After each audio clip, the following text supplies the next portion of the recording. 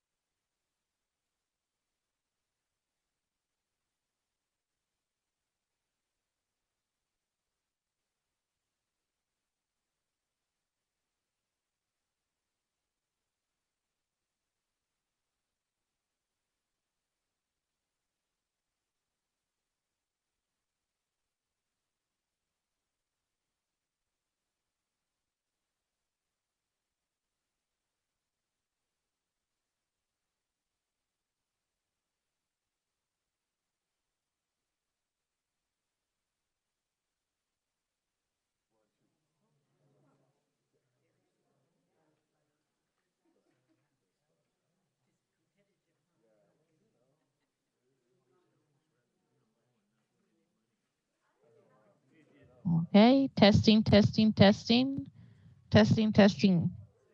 Perfect. Okay.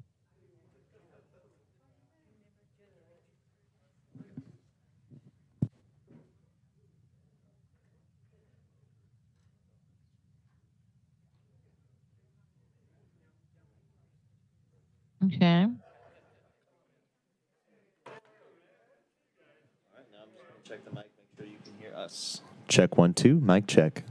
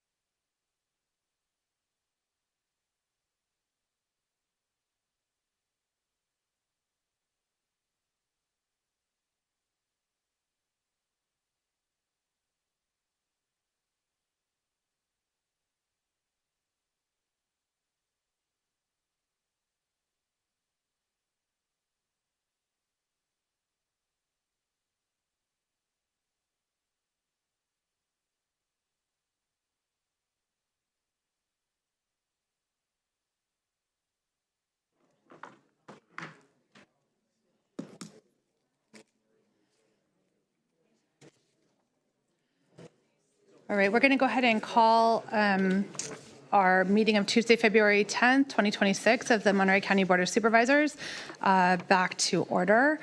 Reconvening from closed session. Let the record show that all supervisors are present today. Supervisor Church will be stepping back into the room momentarily. Could we have an announcement from our Spanish interpreter today? I believe we have, I'm not sure who we have online with us. We have Ana. Yes, good morning, Supervisor. Buenos días. Soy Ana Rueda de Vidales y va a ser un gusto interpretarles esta mañana. Si ustedes necesitan interpretación y que cuando hacen su comentario público, por favor acérquense al lambón. Recuérdense hablar de una forma fuerte y despacio y hacer pausas para que yo les pueda interpretar. Muchas gracias. Thank you. Thank you so much, Ana, and we're glad to have you with us today. Thank you. Let's see here. I think I saw... we're going to do the Pledge of Allegiance. And if I could have Chair Lopez, or Supervisor Lopez, former Chair Lopez, lead us in the Pledge of Allegiance. Please rise and join me. I pledge allegiance to the flag of the United States of America and to the republic for which it stands, one nation, under God, indivisible, with liberty and justice for all. All right, thank you. Are there any additions or corrections to our agenda this morning? There are none. No, right. Okay, check that out. All right, we have one ceremonial resolution, and thank you all for joining us for this ceremonial resolution this morning. I see a lot of folks in the audience today, and that will be presented by Supervisor Alejo. But before we go to the presentation, I'm happy to entertain a motion. Second. All right. Is there any public comment on this ceremonial resolution commending Kelvin Wyndham upon his retirement? Seeing no hands raised, we'll go ahead and all in favor of the resolutions today? Aye. Any opposed? None. Passes unanimously, and we'll proceed with the presentation. Thank you. Good morning. Good morning. It's a special honor. Thank you, everybody, for joining us this day for this special presentation. I'm going to call up our Assistant Chief Public Defender, Tom O'Keefe. And if anybody else who wants to join me in presenting, I'll invite you up. Today, it is my honor as one of the Board of Supervisors and as an attorney to really take a moment, a bittersweet moment, to congratulate and to really thank one of our trailblazing county public servants. So today, we're going to call up for this resolution, Kelvin Wyndham, upon his retirement after 34 amazing years of dedicated public service with the County of Monterey. Come on up. You got to give him a round of applause.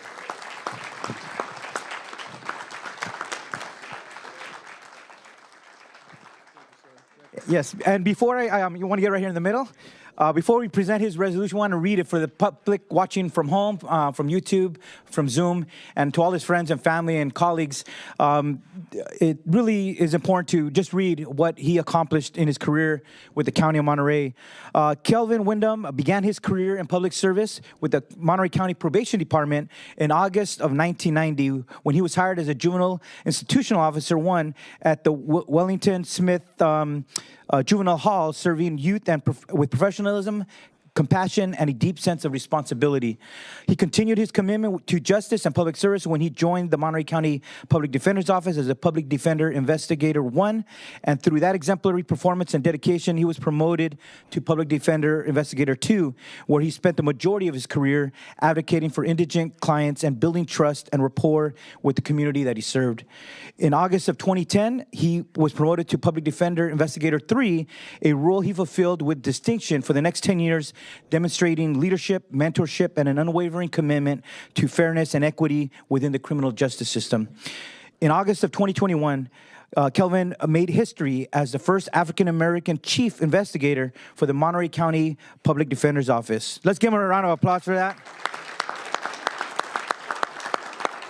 somebody who definitely paved the way. It was a milestone that reflects both his exceptional qualifications and his role in advancing representation, inclusion, and excellence in county leadership. Despite facing health challenges that ultimately required a medical retirement, he continued to serve with professionalism and grace, briefly assuming the role of supervising investigator while remaining dedicated to his duties and his colleagues. Even in retirement, he has remained committed to serving the Monterey County community by supporting nonprofit organizations, including the Village Project in Seaside, California, demonstrating that his dedication to service extends well beyond his official career. Kelvin has a deep love for coaching youth football, mentoring young athletes, and helping them grow both on and off the field. He enjoys playing golf and spending time with his family, who mean everything to him. Therefore, on behalf of the Monterey County Board of Supervisors and all our residents, we hereby acknowledge, commend, and thank Mr. Kelvin Wyndham for his 34 years of exemplary public service, leadership, and unwavering commitment to the people of the County of Monterey, and extends its sincere appreciations and best wishes to him in his well-deserved retirement. And with that, I'm going to present you this proclamation from all the Board of Supervisors and one of our County Supervisor lapel pins as well, and say thank you very much, sir. What an honor, and thank you for being a trailblazer and serving the community with dedication. I'm going to pass the mic to Tom. Thank you, Supervisor. You know, there's a lot to add to that was just read out here by Supervisor Alejo. Working with Kelvin was always an honor. It was a pleasure to come into the office. When I joined the office in 2010, Kelvin was already a leader in the office, and we worked cases together. His dedication to our clients, the work itself, it was always great to see. He was always the leader, not only amongst the investigation team, but across the office, and his dedication to the clientele that we serve. It was an honor to then get to work with him on our executive team, serve on the committee that was part of the group that hired Kelvin to be our chief investigator. He always led the community with such great dedication, and it was great to watch and kind of be in awe of the work he was able to do, and then try and step in and follow him as he led the way in certain aspects of the work. I always enjoyed also being able to talk to him. Golfer, coach, little things that, you know, we always just enjoyed. He's a great to have in the office. Having him retire recently with the medical was sad to see. It's a big loss to our office, but it's great to see him here today. Family, friends, everyone here to honor him. So well-deserved. Really good to see you. Thank you, man. Mike is yours. I tell you what, this is a heck of a birthday party right here. No, really, my birthday is in a few days, and I couldn't have a better gift, really, to have all my family and friends here to be around me. This journey started in Cleveland. Single mom, Beverly Wyndham, 6 boys. And our brother, Dennis Wyndham, the original Coach Ham. My brother Theo and I, we're duplicates, basically. You know, we're not the originals. He's the original Coach Ham, who taught us basically how to operate around youngsters and adults. He was that person. He was that rock. And then when I came here, the Rileys, oh my God. I really don't want to cry too much, so I'm not going to say much about them. They know.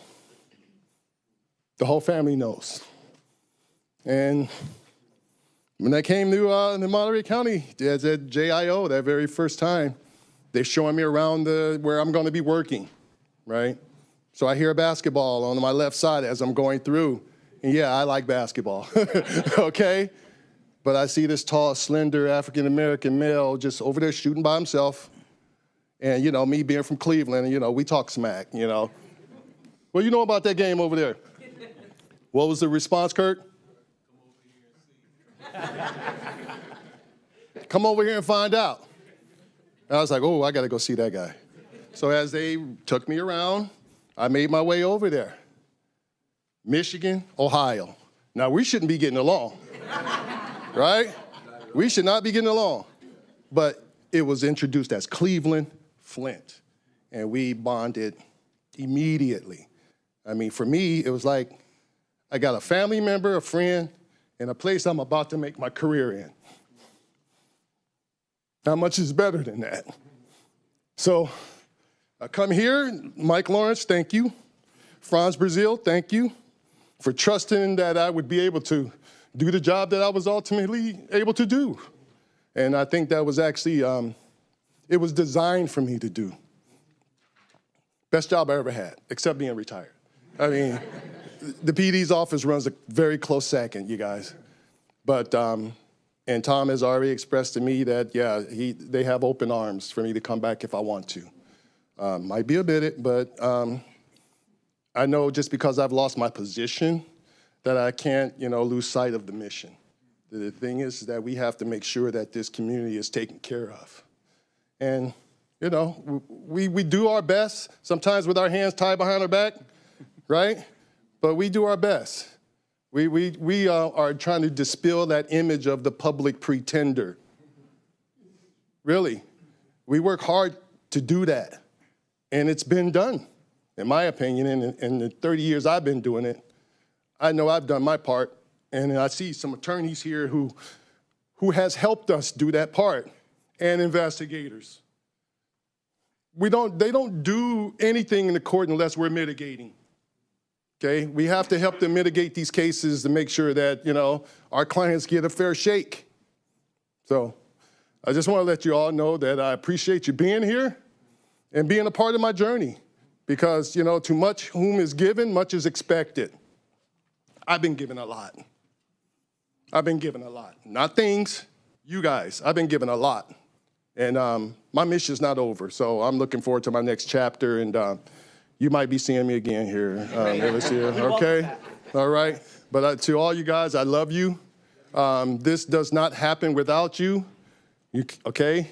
My brother, you have set the standard for me, man. I've followed you wherever you've gone, and it has not been it's been a benefit for me. So I just want to thank you all for being here, and bless you. God bless you all. God bless you all. All right. Take a photo and actually come up.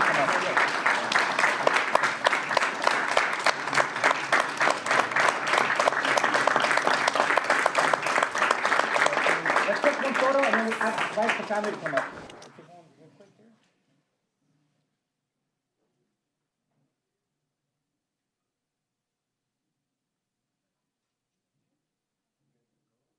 Yeah, now family and friends. Let's go forward. Okay. Let's get any family and friends who want to get on this retirement photo. Welcome, everybody.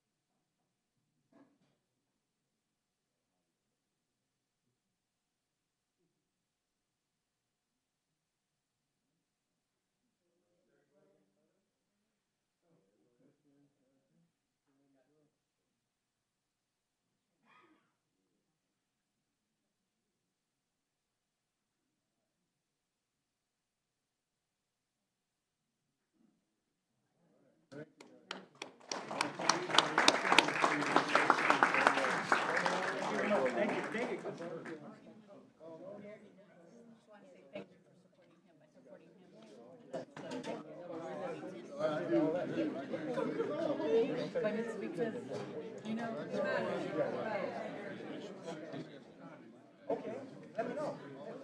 How you doing? I'm gonna see.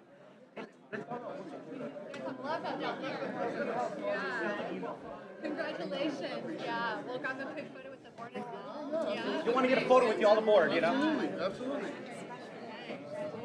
We're gonna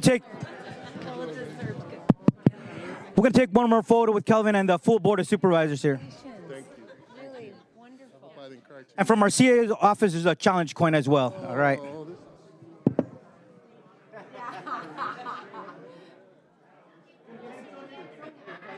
together. Okay.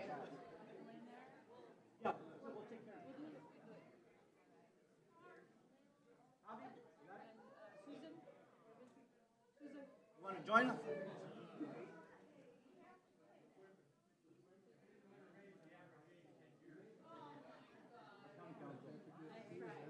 Important, right? All the lawyers in the picture.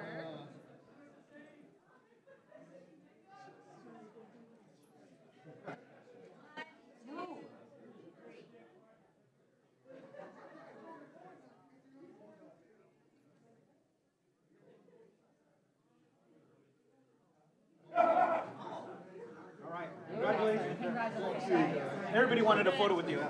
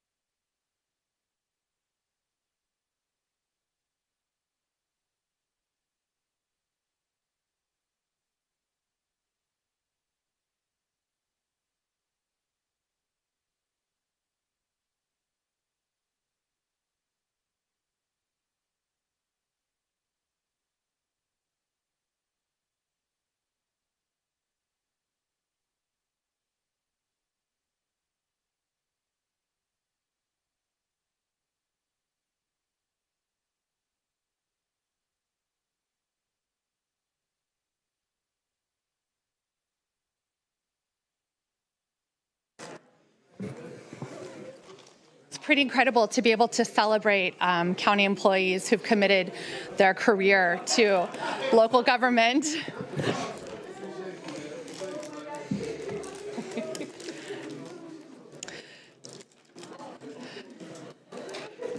Okay, we're going to continue on with the county meeting, so if we could move conversations out into the lobby. Thank you all again for being here to celebrate Kelvin's retirement and decades of service here to local government. We're going to move on to our appointments this morning. We have items number 3 through 16, quite a few appointments today.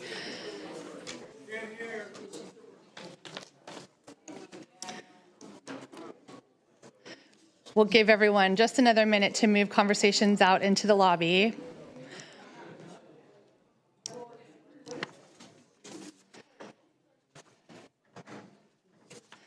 All right, so moving on to our appointments today, we have items number 3 through 16.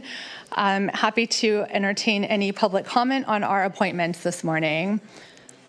I see no one in chambers, and I see no one online, so we'll close public comment, bring it back to the board.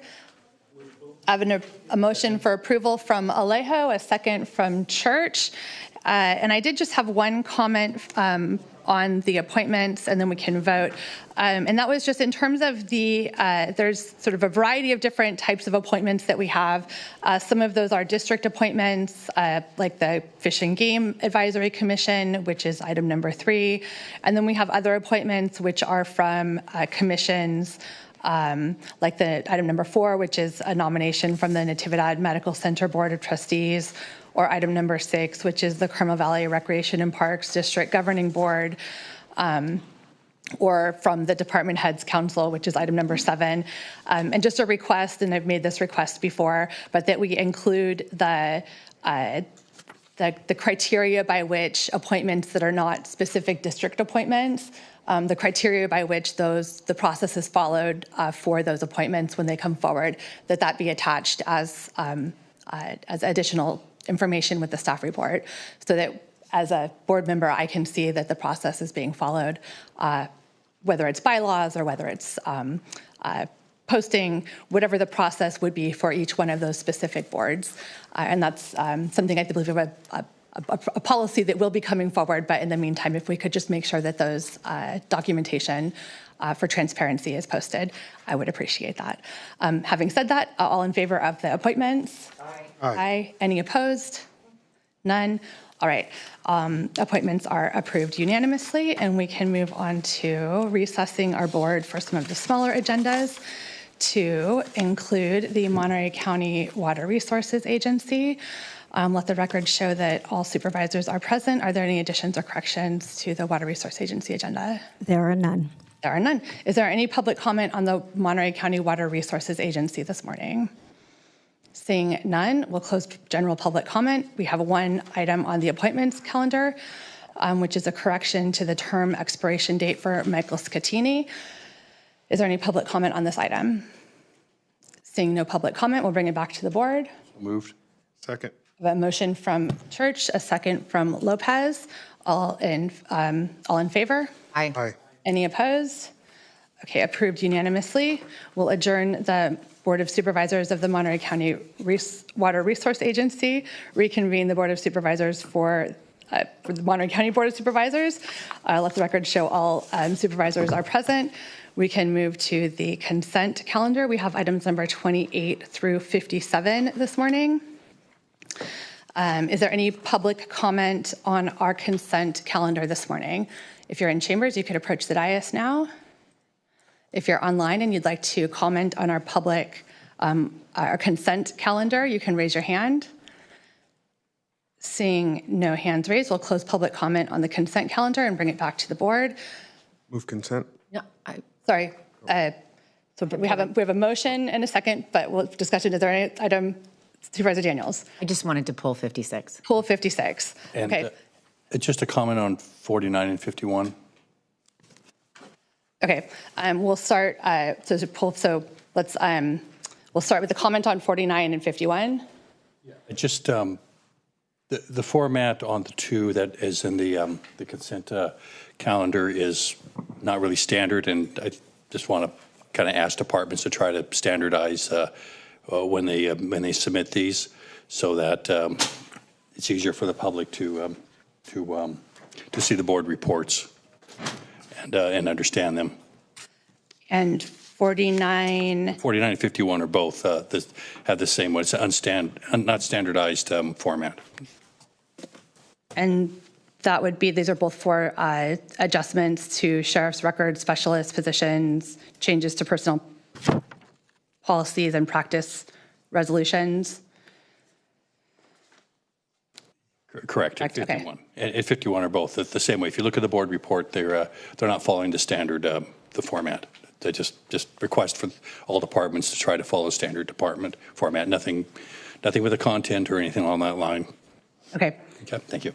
Okay, great. So we'll ask both the departments as well as those who are processing to make sure that okay, thank you. And then so we do have a motion for the full approval, but let's go to 56 and we can pull that out as a second if we need to. Okay. Thank you, Chair. We had a letter that came in regarding item 56, and it was requesting that county staff communicate to the consultant that the environmental review fully evaluate consistency with the Big Sur land use plan. My assumption is that all of the things that were requested in this letter will be part of an environmental review, but just to be clear and ensure that it's on the record, there was a concern with the intensification of use on this parcel, the loss of affordable camping opportunities, the removal of existing employee housing to create visitor serving units, and some concerns about the scale of development as it relates to Table 1 in the Big Sur land use plan. And so I just wanted to know if county staff in the Housing and Community Development Department could just confirm that all of these concerns will be addressed in the course of this environmental review. Do we have anyone from HCD with us online to answer that question? Yes. Craig Spencer with Housing and Community Development, and I can confirm that we will be reviewing the application for consistency with the Big Sur land use plan. We can't approve the project without finding it consistent. And our decision would be appealable to the Coastal Commission on this particular item as well.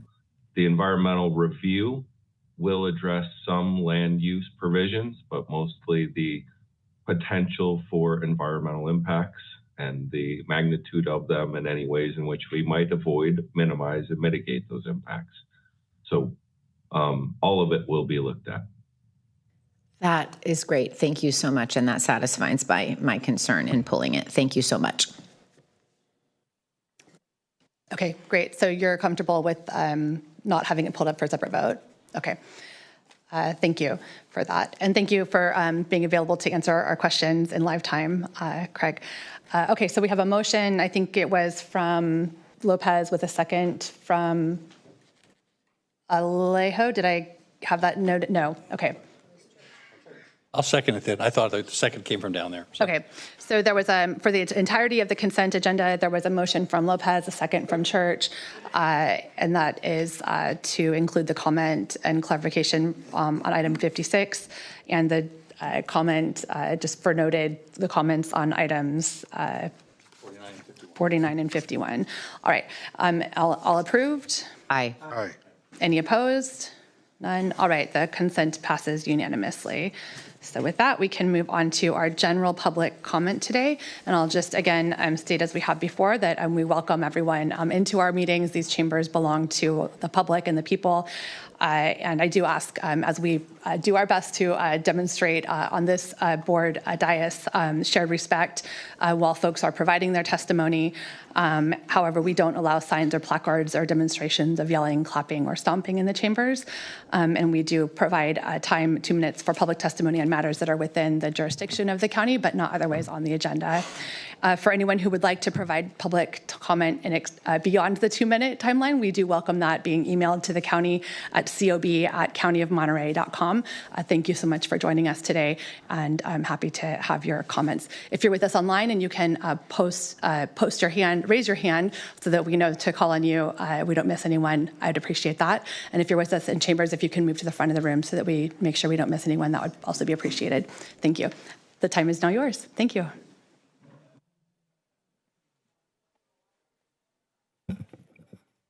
Peter Zalai, North Salinas. I read in the weekly where my supervisor, Alejo, played the race card yet again in his comments regarding your representative on LAFCO. In January, he played the race card against those who oppose Alejo's arch, implying impertinent scrutiny was fueled by racism.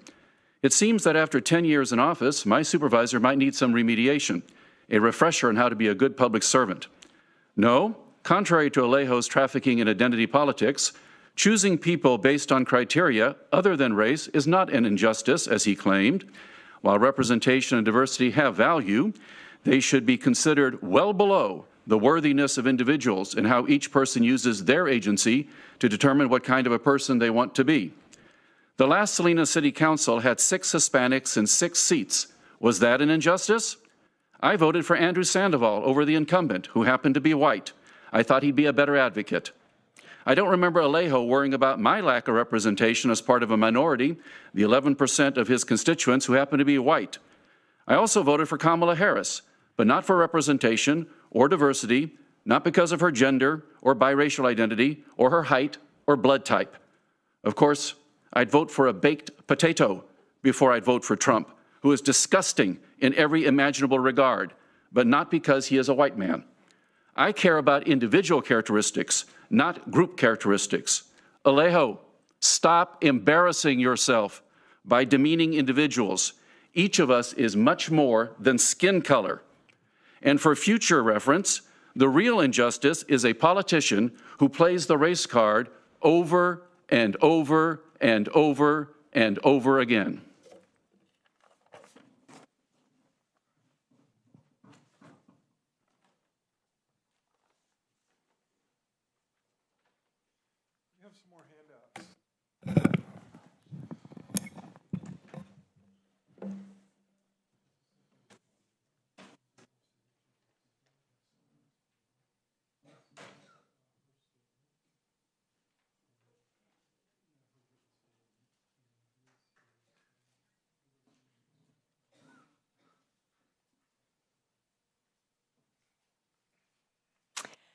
Good morning, Supervisors. I'm Nancy Zwang, and I'm back again to request that you consider and vote on a statement that essentially declares the board will uphold the Constitution and require federal immigration agents to act within its purview. This declaration is not a list of radical or extreme measures. It is a statement that this board, empowered to serve the residents of this county to maintain their safety and security and to improve the conditions under which they live, will prevent indiscriminate federal immigration enforcement.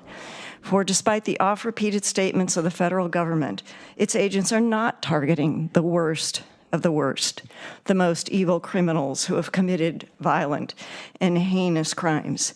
Instead, as we have seen in cities across America, federal agents are sweeping up people solely based on the color of their skin, the language they speak, or the type of work that they do. And not just able-bodied adults, but some who are desperately ill, such as cancer or transplant patients detained without access to life-requiring medicines. These federal agents separated parents from their children and have even detained young children. These people are not threats to our society. They are often the backbone of our local workforces. To date, there have been scattered detentions in Monterey County, but that can change quickly. It is far better to go on record in advance to proactively protect the people you represent than to wait and hope that the ICE raids won't happen here. Santa Cruz County has passed a similar declaration. We've submitted it just now to the clerk for your review. So please put the Monterey County Declaration on your next agenda. Thank you.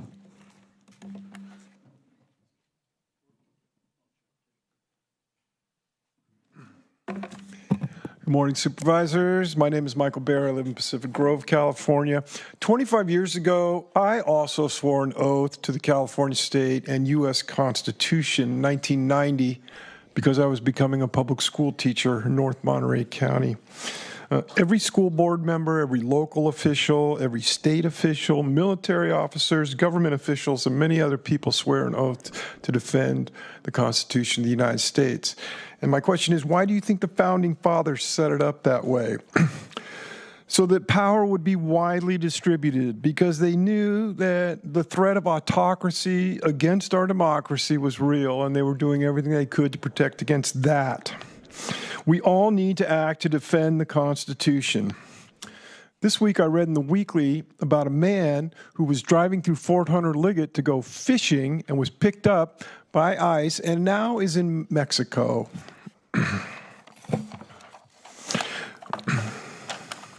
2 weeks ago, the day after we were here last, I sent an email to the chair's chief of staff to ask Yuri, how do we get on this agenda? What's the process for a proclamation that's started by residents of the county?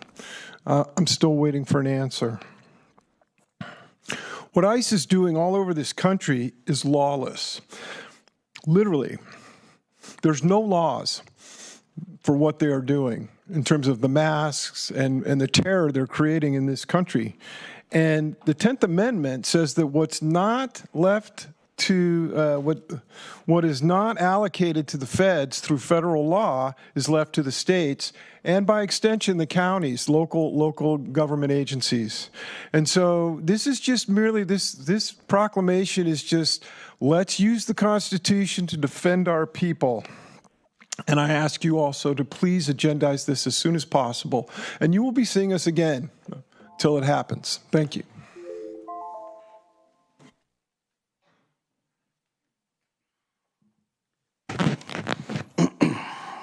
My name is Chris Barrera, president of LULAC Council 2055. Let me be very clear. Opposing this arch is not racism. Calling it racism is a convenient distraction from the real issue, priorities. You don't get to pick and choose when to play the race card to shut down legitimate criticism. The East Side does not lack culture, pride, or identity. What it lacks is investment and action. The East Side needs better lighting so families can feel safe at night. It needs reliable internet access for students and workers. It needs safe crosswalks, infrastructure repair, traffic calming, and streets that don't feel like speedways. It needs real support for small businesses that are barely surviving. It needs a leader who will support the many renters in the district who strive each and every month to pay their rent and deserve protection from exploitation. It needs sustained investment in the LSL Vibrancy Plan, not one-off symbolic projects. It needs to fix the problem for prostitution in the Kern Street area. We already celebrate culture on the east side through the murals under our overpasses, through our families, our history, and our community pride. We don't need a political structure that can be used as a campaign prop during election season. What we need is real leaders, leaders who show that they care how they vote on pesticide reform, by how they treat county workers, by whether they actually listen to their constituents. Leaders who don't block or unfriend residents because they disagree. Leaders who don't inject themselves into city censure drama with immature public arguments. Leaders who get voted off boards then conveniently use that race card as the reason. That's unacceptable. Civil rights is not about optics. Civil rights is about outcomes. And the East Side deserves action, not symbolism. Thank you.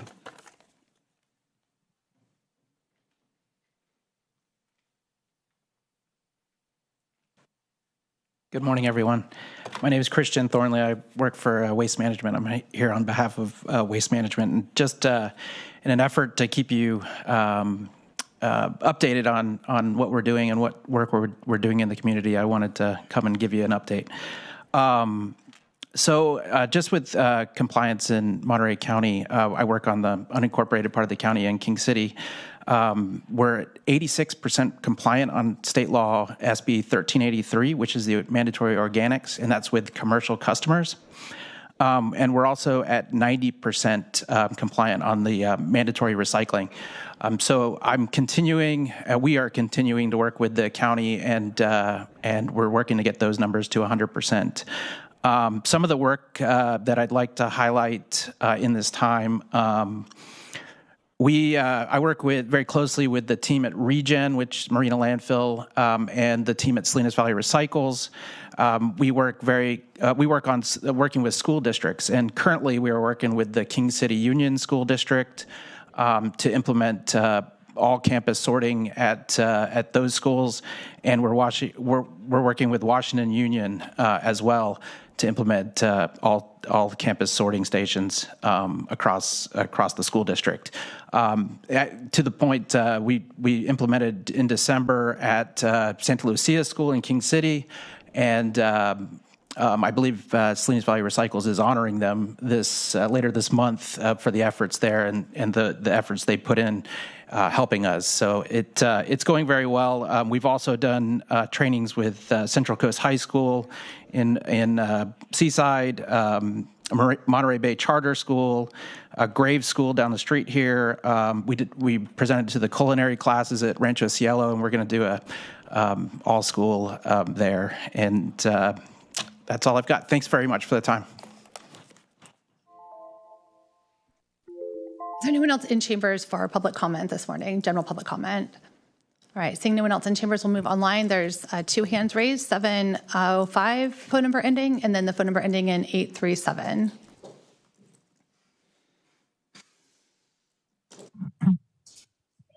Good morning, Supervisors. I cannot impart to you enough the urgency and importance of preserving our magnificent eucalyptus trees on this peninsula in this time of climate emergency. Our eucalyptus trees play a very important part of our forest tapestry. A recent worldwide scientific study discovered and proved that the ET, evaporation from the seas and the transpiration of the trees, create inland rainfall as far as Asia and Africa, where huge droughts are now destroying elephant herds and other species by the thousands. And the harvest of Iowa in our own country. Please do not continue this witch hunt on eucalyptus trees. In my letter to you, I have proved and provided you with the best science that eucalyptus trees are no more of a fire hazard than other trees. Jack Cohen, a fire scientist, respected and renowned all over the world, has stated emphatically, it is not the eucalyptus trees, it is the urban housing. It is building houses with wood. That's the problem. And you, Mr. Church, are leading this witch hunt and creating a terrible, terrible catastrophe. I experienced 100-mile-an-hour winds in the Bay this last year. That's unheard of. In my 40 years of living on my houseboat, never have I experienced such winds. That's because this area is heating up our sanctuary. We have got to start planting trees and saving them, not cutting them down like you are so gaily emphasizing that these trees need to go. Start educating yourself, and please read the information I sent you. It is vital to all of us. Thank you. Next, we have phone number ending in 837.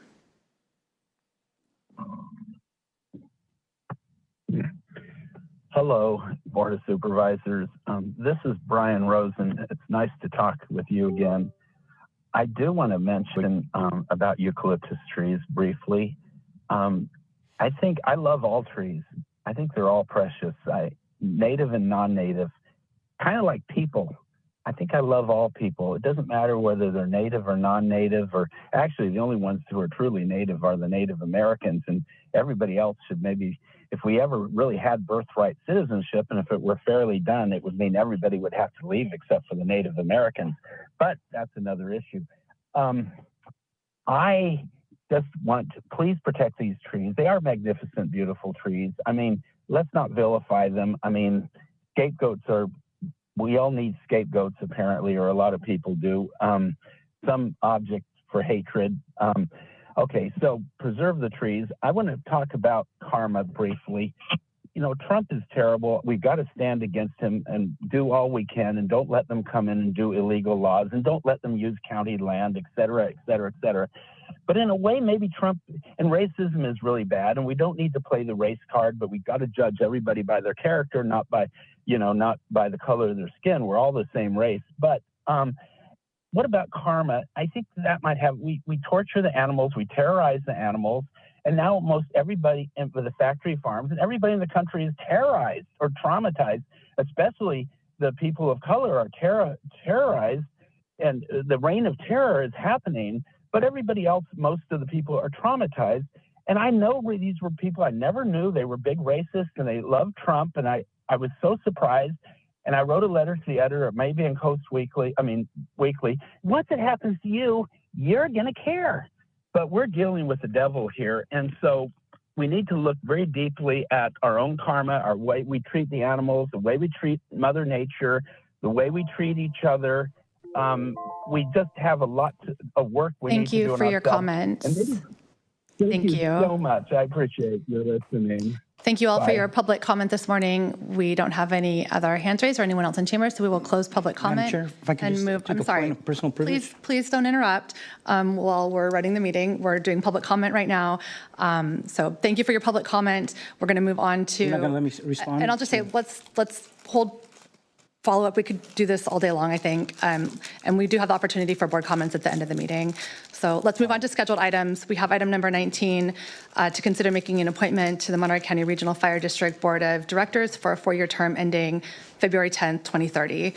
And we have a presentation from staff.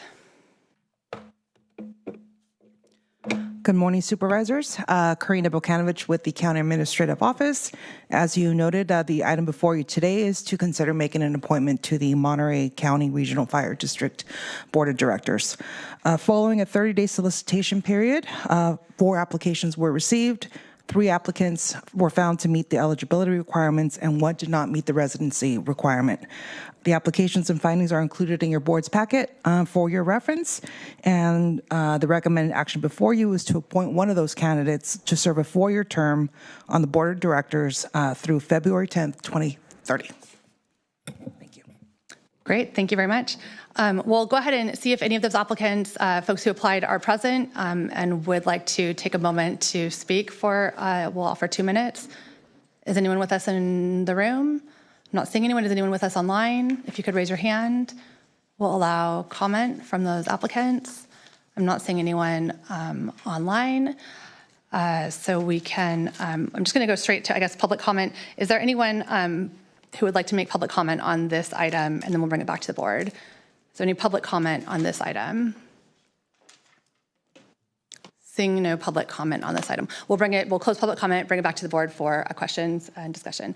We'll go to Supervisor I'm happy Church. to make a motion unless there's some discussion. But I'd like to, I'll make a motion anyway, then let it go from there. I'll move to, for Steve Duran.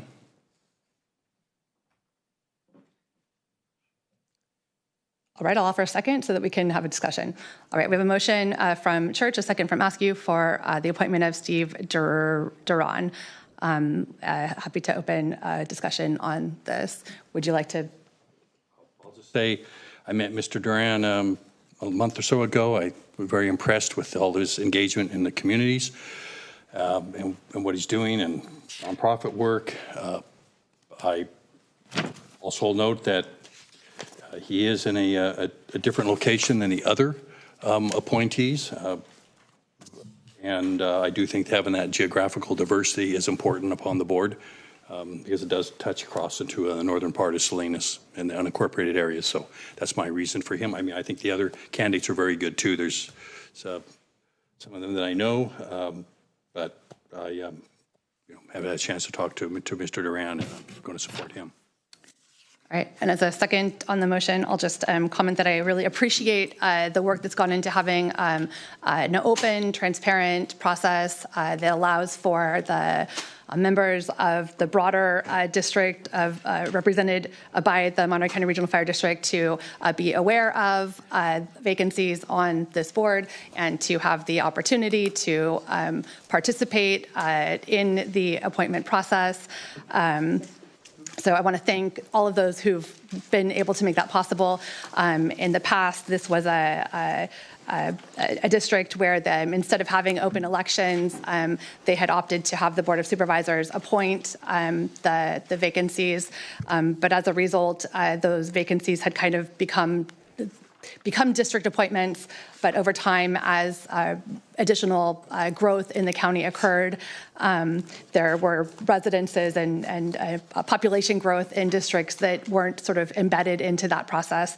And so by allowing for an open, transparent opportunity for people to apply for the vacant seats, we now have the opportunity for someone from District 2 or someone from District 4 to even have the opportunity to apply for a vacant seat. And I think that is important to have transparency in what should be a democratic process. So for that reason, I'm just grateful, and I want to say thank you to all of those who've been a part of that.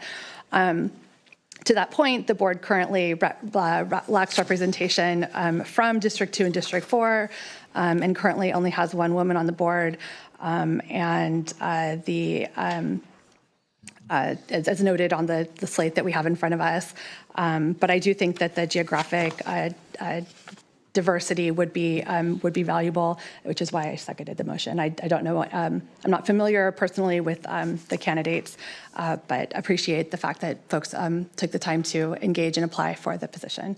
So I saw a hand raised here, and then we'll go whoever's next. Yeah, so I wish that some of the candidates were here to be able to hear from them. This is one of the seats that the board appoints, and so it would have been great to hear from the candidates. I don't know Mr. Duran, but if I understand correctly, we have two current members of the Regional Fire District Board from District 3, two current members from District 5, and then this, if we were to appoint Mr. Duran, then this would be one from District 2. Is that accurate? Okay. And Supervisor Church, you've met him and you're pleased and you've made the motion, so I'd be happy to support your motion. Any other comments, questions from my colleagues? All right, we have a motion. We have a second. So motion from Church, second from Askew. All in favor? Aye. Aye. Any opposed? None. All right, motion carries unanimously.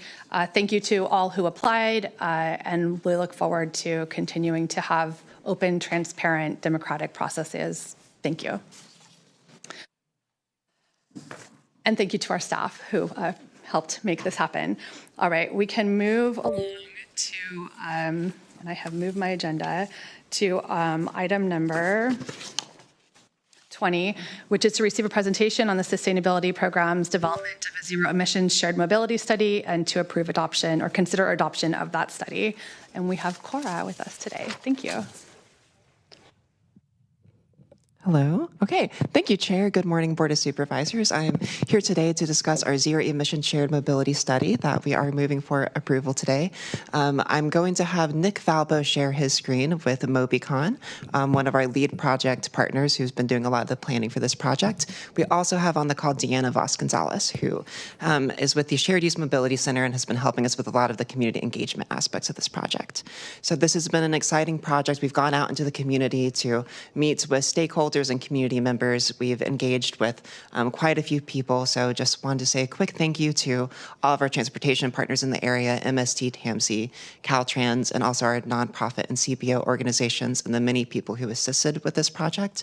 So Ecology Action, the Monterey Bay Area Climate Justice Collaborative. What we've seen is a really healthy appetite for alternative transportation solutions in the county across our communities, and we're really excited to bring this to you today. So with that, I'll pass it off to Nick. Hello, everybody. My name is Nick Valbo. I'm a senior transportation planner here at MobiCon, a planning firm based out of the Netherlands with offices in North America. And for this project, we worked with our Dutch team to bring new, innovative ideas to the table and with our North American team to make sure that it can work well in our context. It's been a pleasure working with Deanna Vasconcelos, the Shared Use Mobility Center, and working closely with Cora Ponterad at Monterey County. And today I'm excited to share with you a quick presentation about the project, followed by a Q&A. The future of mobility in Monterey County, with the addition of zero emission shared mobility, can offer a cleaner, more affordable, and more connected transportation future where residents, workers, and visitors can move reliably without depending on personal vehicles. The goal of this project was to make recommendations that can expand meaningful mobility choice, that can reduce transportation costs by providing alternatives to owning a car, advancing climate goals by shifting trips away from driving, to strengthen multimodal trip chaining. Anyone who uses alternative modes realizes that these trips have to connect to make your life work, and to prioritize kind of a practical implementation approach for this. It's going to take a lot of partners to make these projects work, and we wanted to make sure there was a range of options depending on funding availability and partner interest. When we talk about zero emissions shared mobility, we're dealing with kind of two related things.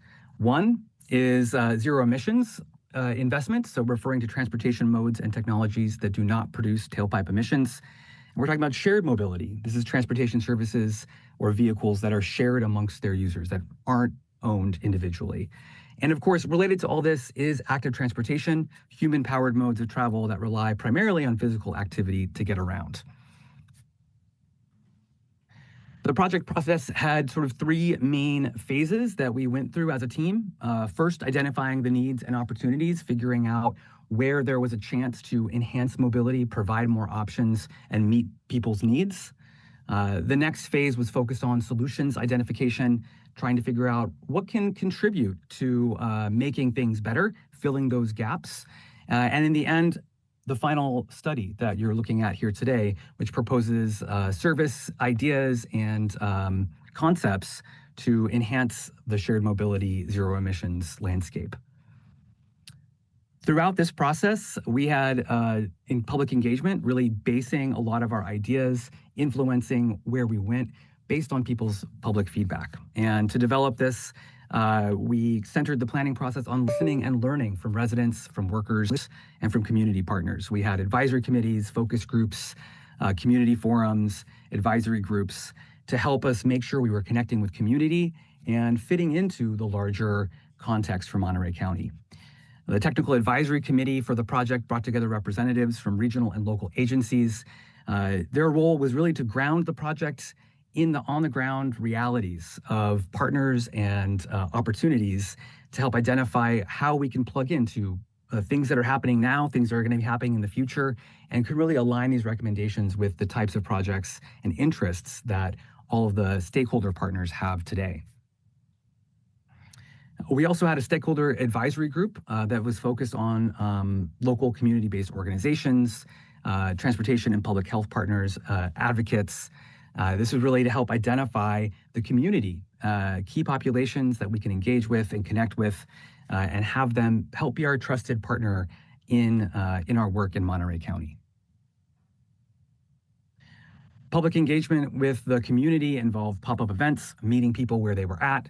It involved community forums to have deeper conversations and activities, focus groups so that we could talk to individual organizations or community members in a kind of a smaller setting. And of course, community surveys as well, so people could look at our assessment of the needs or our potential recommendations and give us feedback so they could let us know what resonates with them, what might help bring solutions to them. We had hundreds and hundreds of responses to our community surveys. There were 2 throughout the process to make sure that this worked well with the public. We also had a public review of the draft plan so people could see these final recommendations and give us comments before the final draft that you are looking at today. Community feedback was broad, but it highlighted the need for safety and infrastructure improvements. If we're recommending new forms of mobility that involve, let's say, biking or scooters, or just required you to walk to a new transit stop, it really highlighted the need for safety and infrastructure on our streets to make those systems work. There was interest in trying new things, especially with the potential for cost savings. These investments, these opportunities can lower costs for you if they provide a viable alternative to having to own a second car or own a car in the first place. And people are excited by the idea for increased independence for families and for children. Everyone knows how hard it is to sort of drive your kids around, your family around, especially if you've got one car and you're all sharing it. More options for everyone can help make life easier. I'm going to share the project proposals pretty quickly, and so we can go through these. The projects are really meant to work together and kind of stretch all corners of Monterey County. Our kind of an anchor for this, we'll spend a little extra time looking at this, is the mobility hubs for EV fleets. We also are recommending shared micromobility services in the peninsula and in Salinas. We like the idea of smaller scale e-bike libraries in the smaller communities so that people can have access to e-bike technology. Similar to that, EV car shares, so people can have access to cars for those types of trips that really can't be made by transit. And then we also have some bigger ideas, perhaps, looking at expanding the Monterey Trolley and a corridor connector along Big Sur. And I'll get into those in a little bit more detail in a second. All of these projects have a kind of sketch planning calculation of avoided VMT potential, trying to understand what is the potential for trips to be shifted from driving to these other types of modes. And this is the fundamental kind of anchor when it comes to trying to calculate greenhouse gas emissions reductions, or just understanding the potential influence that this might have. So all of our projects looked at annual auto VMT avoided by doing estimates of how many trips might be made by this mode, what the replaced auto trip length might be, so we can get a sense of how many miles could be replaced and what that replacement share is. Not every single trip is perhaps coming from driving, but some percentage are. I mentioned the mobility hubs for EV fleets being an anchor in the study's proposals. These are designated locations where multiple shared mobility services, amenities, and transportation modes come together in one coordinated space. And they function as these mobility centers for your community. This is where you're accessing transit, where you're picking up a bike, where you're dropping off a shared car. And by co-locating them, you can make connections between them easier. They can come in different sizes, as you can kind of see in this conceptual map. Some might be major hubs that tie into the rapid transit investments, like the Surf Busway or future rail investments. Some are more mid-size hubs that can connect into our sort of mid-sized communities. And then there's even the idea of minor hubs that can be more neighborhood scaled. The precise combination of modes that go into these spaces, it really varies. It depends on the different networks that attach, the different systems that are in place, but it is something that can respond to and grow as your world of shared mobility grows and changes. And they do come in a variety of sizes. major hubs, mid-size hubs, minor hubs, and even mini hubs. This might even be, you can imagine a bus stop with some bike racks nearby and a bench. Those pieces come together to make interconnecting your trips easier. There are some great examples of mobility hubs being implemented around the country. All of the project proposals in the study identify who might be your kind of key leader for the project, who's leading it, what partners you might have, and provide some examples from around the country that you can point to as inspiration or learn from as these types of projects get moved forward. We also are recommending shared micro-mobility service. This is shared e-bikes, shared bikes, shared scooters in the kind of population centers of Monterey County. This is in the peninsula, in Salinas, and as Watsonville invests in their bike share to bring that to Pajaro across the border. There are some great examples nearby in Santa Cruz, in San Joaquin County, and even up in the Bay Area you can look to as models for shared micromobility services. We're also recommending similar but smaller scale community e-bike libraries in the smaller communities. Those small communities, the more traditional shared systems might not scale down enough, but a community-based e-bike library could. And these are some things that could be implemented by community partners at a small scale inside individual communities.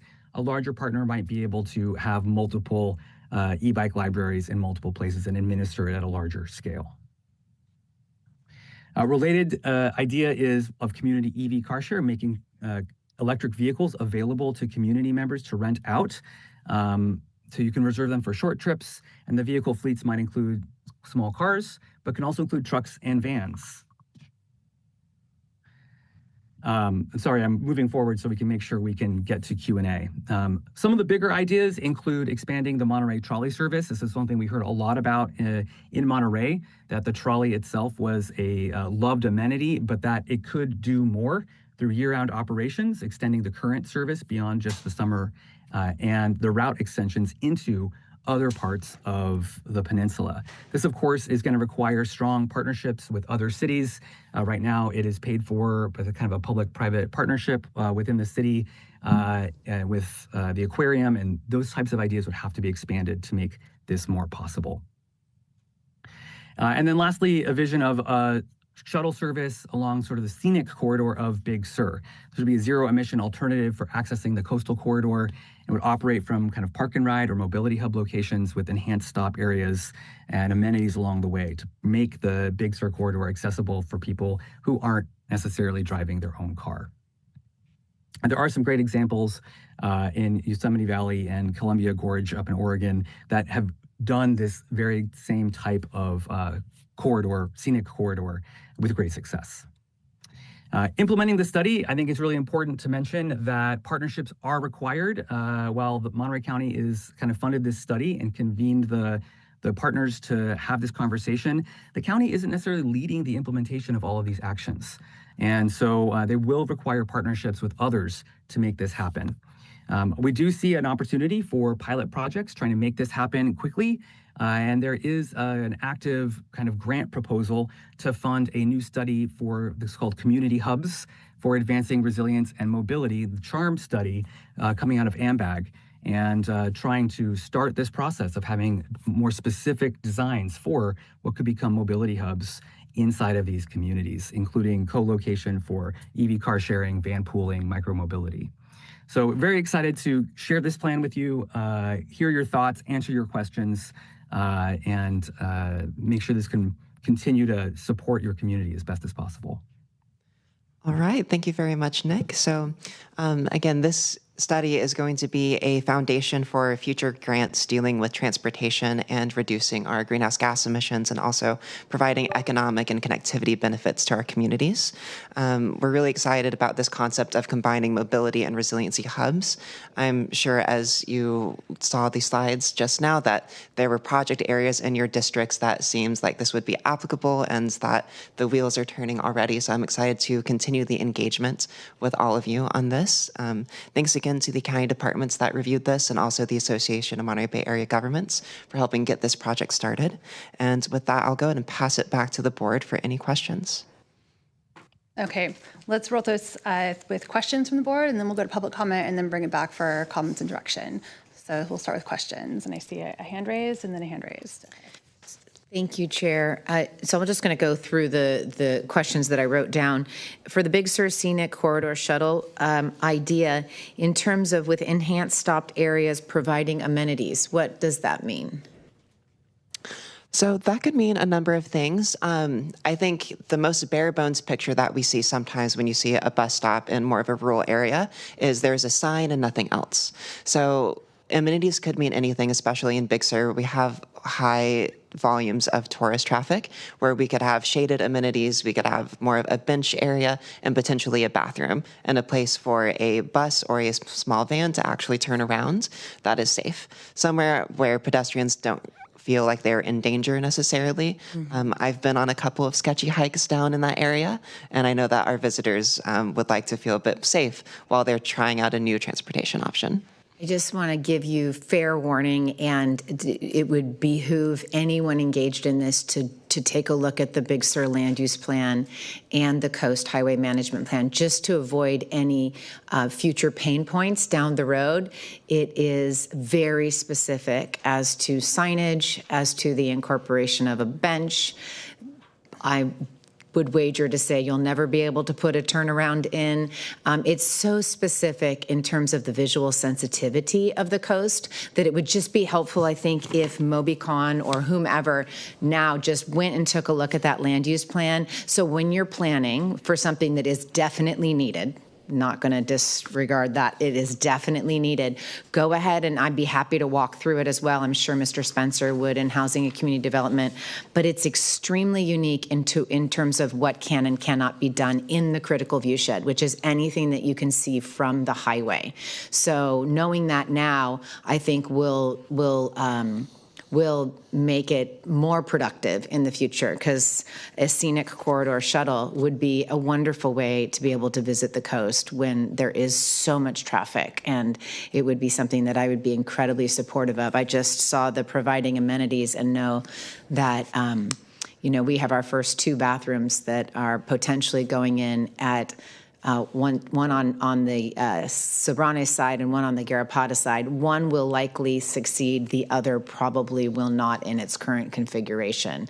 And so it's just it's a very tricky, unique situation that it would be helpful to go look at it all. Look through that plan now, just to know what you'd be dealing with down the road.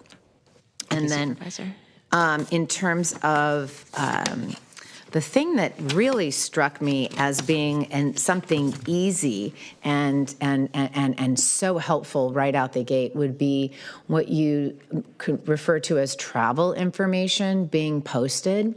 I often feel like we would get out of our cars perhaps more easily if we knew what was available to us today.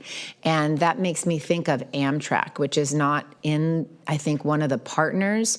And what's, I think, so underutilized is their van service, which, I could go down to the Salinas station at 1 o'clock today and I could go to San Francisco. I could start in Monterey and get to San Francisco. And it feels like we're in a desert where you don't have these options.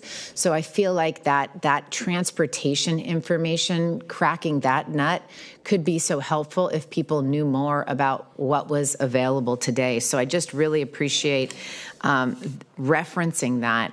And it made me think of the example you gave of the Burlingame train station, and I at some point will go look that up just to understand better how they've effectively done this, because we have the Salinas train station that has virtually no posted travel information at this point in time outside the station.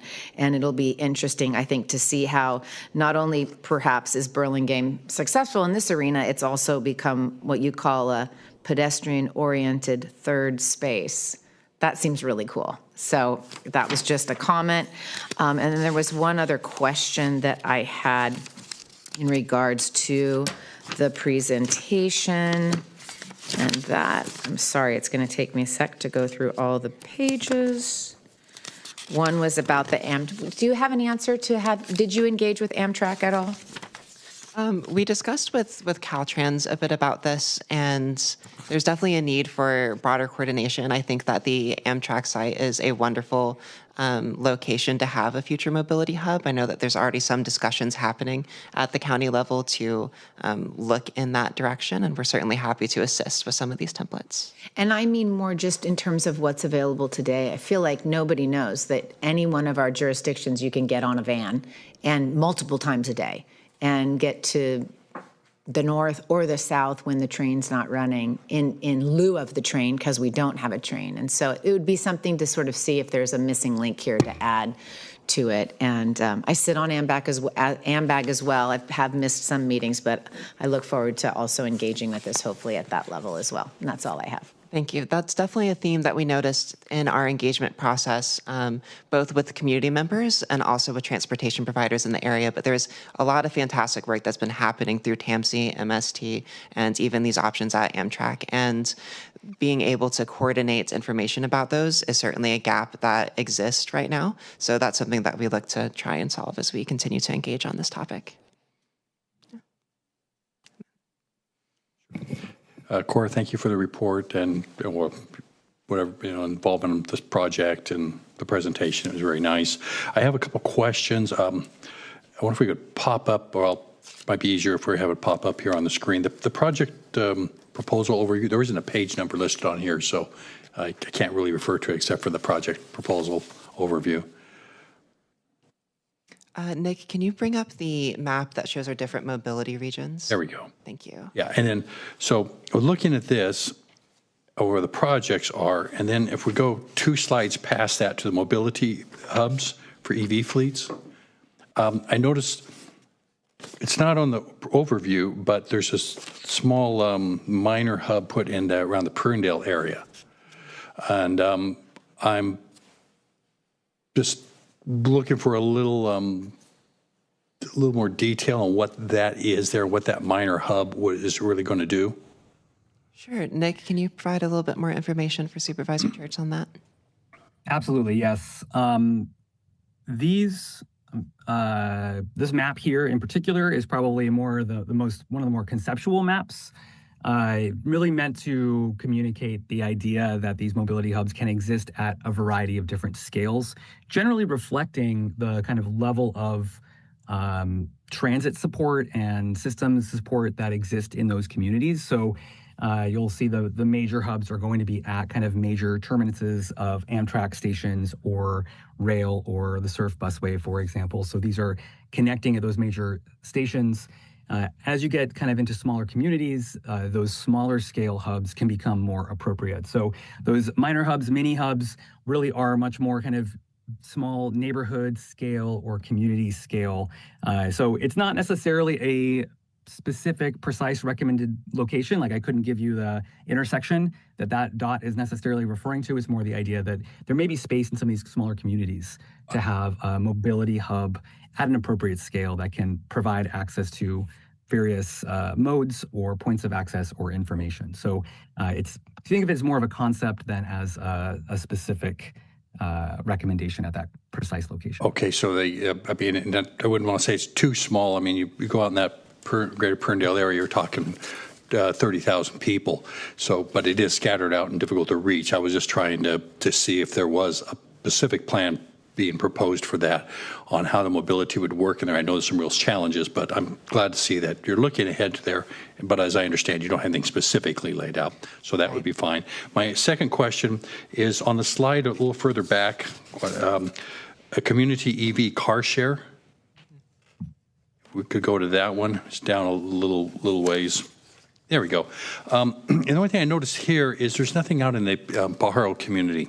And I'm wondering why we might be leaving that out. I know there's a group that's met with me a couple times. I think their name is LEAP, about wanting to set something up. And I just reaching out about why we're not taking, why there isn't anything up in there in the Pajaro area.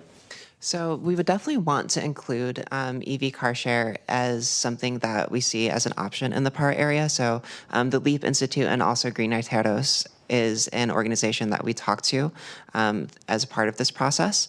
And they are providing a number of different solutions. So they have shared mobility in the form of scooters and bikes now that are for rent. They also have EV car share, and then they perform community trips as well. So they have their own drivers come out and collect people and take them to their medical appointments. So this is certainly a model that we think is applicable both in Pajaro and also in other areas within the county. So we're interested in continuing to engage with them.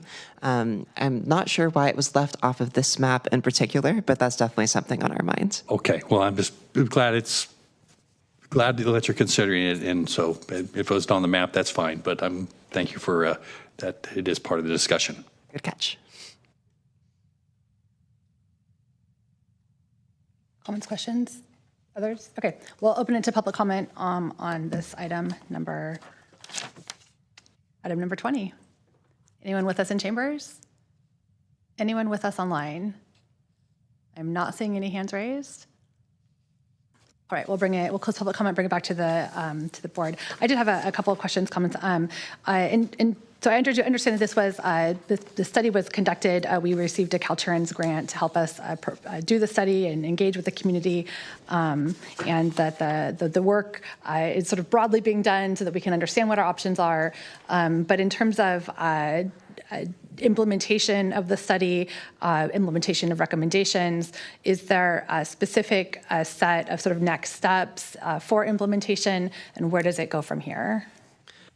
There are a number of different next steps that we're looking at for implementation of this. There is not a single grant study that we're looking at to enact every aspect of this plan. Rather, we have a series of templates for different project types that we want to look at different sites in the community and different partners that we can apply for grants individually to accomplish. That way it's a bit more manageable, and we want to start with pilot sites. So Nick, if you could bring up the CHARM study at the end. I think this is a really interesting proposal that we're looking at. So this is something that the Association of Monterey Bay Area Governments is looking into, and it's a grant opportunity to pursue more of the resiliency and mobility centers option. There's a couple of different sites that we're looking at. So Pajaro is one of those. We also have EV chargers that are going in the libraries in Castroville and Greenfield. So those are also prime spots to have increased infrastructure and mobility hubs. And in addition to that, there's also the Transformative Climate Communities grant that we are finishing up our planning stages of in Pajaro, and we're looking to do an implementation grant that would be due for submittal for the application in the fall of this year. So that's another area where we're looking at incorporating some of these templates into that grant application. Got it. Thank you. And then who else has received, will be receiving the presentations on this? Will it be going to TMZ or MST or other organizations? Who else will be receiving? So TAMC and MST were participants in our technical advisory committee. So they have been along with us for the journey of creating the study. They are not receiving a formal presentation, but we're definitely going to make sure that they receive final copies of it. AMBAG is receiving an update as part of their sustainability program updates, and that is it as far as formal presentations. Okay, and I think that groups such as like the Monterey County, the Air District, the Air, I'm going to say the name wrong, but MBARD, in terms of the shared goals of reducing greenhouse gas emissions in the region, and so much of this is really targeting those same shared goals. I think there could be benefit in having some. And sharing the presentation and sharing the study, not just with the staff of those organizations, but with the boards of those organizations as well, because there could be ideas or many projects within the study that trigger ideas or projects within individual communities that could be beneficial. One in particular that we were able to do at MBARD a couple of years ago was like a mini the idea of a mini hub of using some embarred funds to be able to help residents purchase e-bikes. We're helping residents purchase electric cars, but to allow residents to purchase e-bikes. The implementation was more challenging, but there really are other opportunities, specifically when we're looking at, CHISPA's building more low-income housing out at East Garrison. There's parking limitations in those spaces, but we are also working on the trail system that's going to connect those properties with the rest of our regional trail network and the MST surf bus line, for instance. So being able to have funds that allow for like a mini mobility hub of e-bike accessibility at a CHISPA property, for instance, would be a low-cost way to increase mobility with no emission, limited additional emissions for a whole population of folks. And there's a desire and an interest to do that. And so we know that there's interest in some of these spaces, but with a limited amount of funding could really make a huge impact. And so I think helping to have the details and the ideas already vetted and documented would then allow those places, those organizations, those spaces to take it to the next step. So I think this is it's a good baseline to be able to then to build from, but recognizing that the county isn't necessarily the main implementer moving forward. So that's helpful. And then in terms of from the county's sustainability program and the sustainability committee, will there be follow-up work that occurs or follow-up check-ins? How do we make sure that this isn't a study that then sits on a shelf, I guess, is my next final question. So there is no planned formal check-in with this, but we are very excited about this project. It is referenced in the draft climate action plan, which should be coming out fairly soon, and that will be headed to Alternative Energy and Environment Committee. So that will be the mechanism that we have as a short-term action to implement this plan, and also to really highlight the modular aspects of the templates that are included in the study so that we can, as you're saying, work with the many organizations who are interested and have opportunities to build and iterate off of this study so that we can really see these projects happen in our communities. So there will be regular check-ins through the Alternative Energy and Environment Committee. Okay, great, thank you. We'll take it back, yep. I just wanted to follow up on what Supervisor Church said about the LEAP Institute and the Green Raiteros program, because I did write a support letter when they first got an assessment grant with the California Air Resources Board, and now they got funding to actually bring programming to Pajaro and in Watsonville. But they are looking to locate at the Porter Building, and that would facilitate actually having a North County location where they're having the Green Rides program, but also the electric bikes and trikes, as they call them. But it would be one real example where they're operating in North Monterey County, but with the hopes that, and with our support, hopefully, that they could go to other disadvantaged communities across South County, for example, where they might be able to do that work, where we basically support them, but they get the grant monies to expand programs to other counties. So hopefully it will not be a report that collects dust. It'll be one that we're actually starting to implement where funds are feasible and available. Absolutely. Thank you, Supervisor. We are looking into the Porter Building for increased EV chargers. I know that Public Works is already planning that. There's also another potential site that we're looking for the Transformative Climate Communities grant that may be a resiliency center, and I know that the board recently had a discussion looking at other sites in Pajaro as well. So we're definitely keeping all of our options open to get this thing implemented as soon as we can. Any other discussion or direction requested from this board? All right, so I think there's no, other than receiving the report today, there's no clear direction and adoption of the study. We don't have a sort of a request for clear direction, but I do think asking to have this sort of at least an annual check-in back with the Environmental Committee, which again, if we could clarify the name, the Alternate Energy and the Environment Committee of this board, just to let us know what has transpired, and if there's been additional presentations made to groups, maybe it's 3C or sharing the report with the staff and the board of MBARD or the Transportation Agency for Monterey County.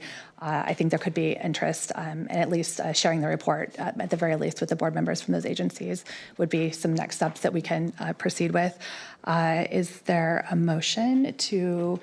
So moved.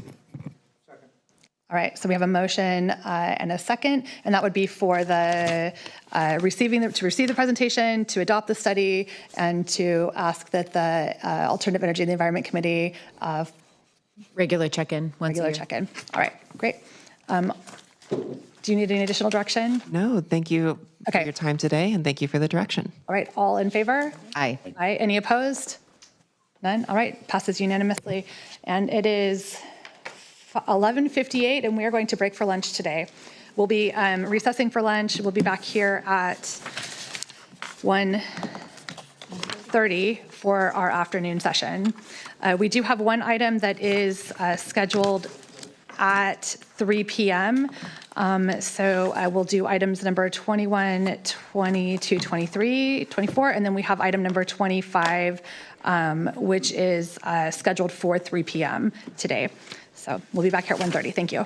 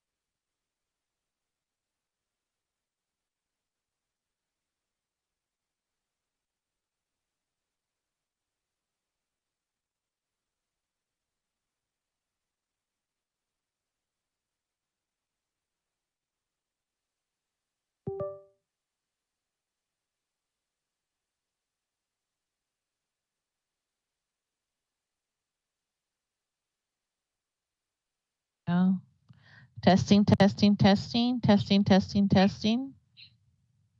Okay. Yeah, well, I'll stay in the English to make the announcement.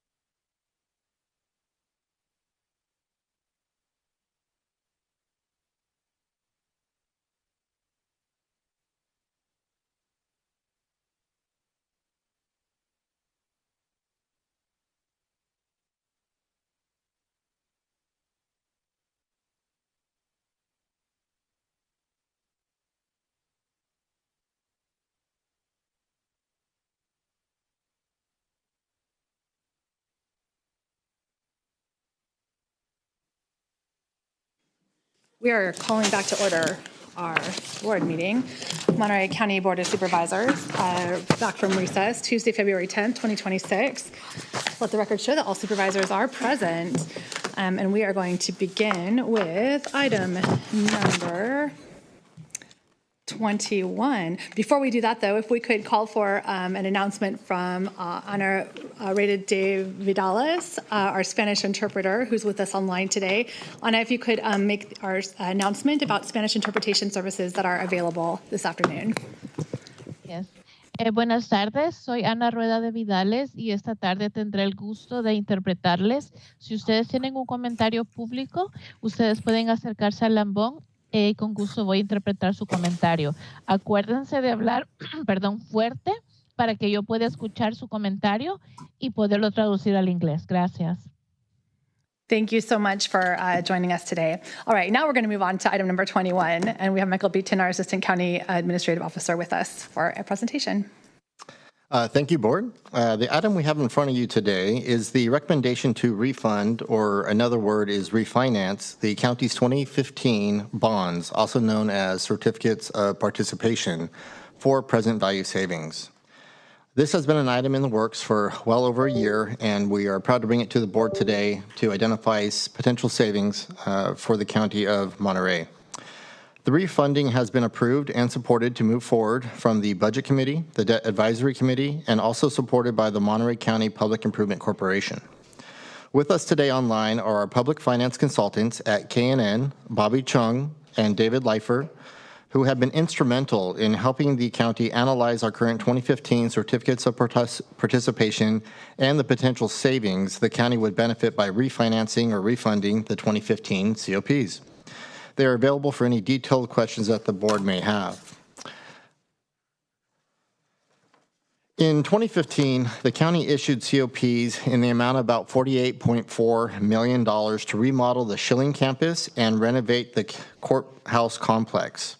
Currently, the county has paid over the last 10 years, and we are down to $39.2 million remaining principal on the 2015 financing. The initial term of the 2015 COPs were a 30-year term. We currently have about 20 years remaining. After 10 years of paying on that debt, we are eligible to refinance or refund that. And based on the current market conditions, the rates are actually lower, and we would actually save money for the county.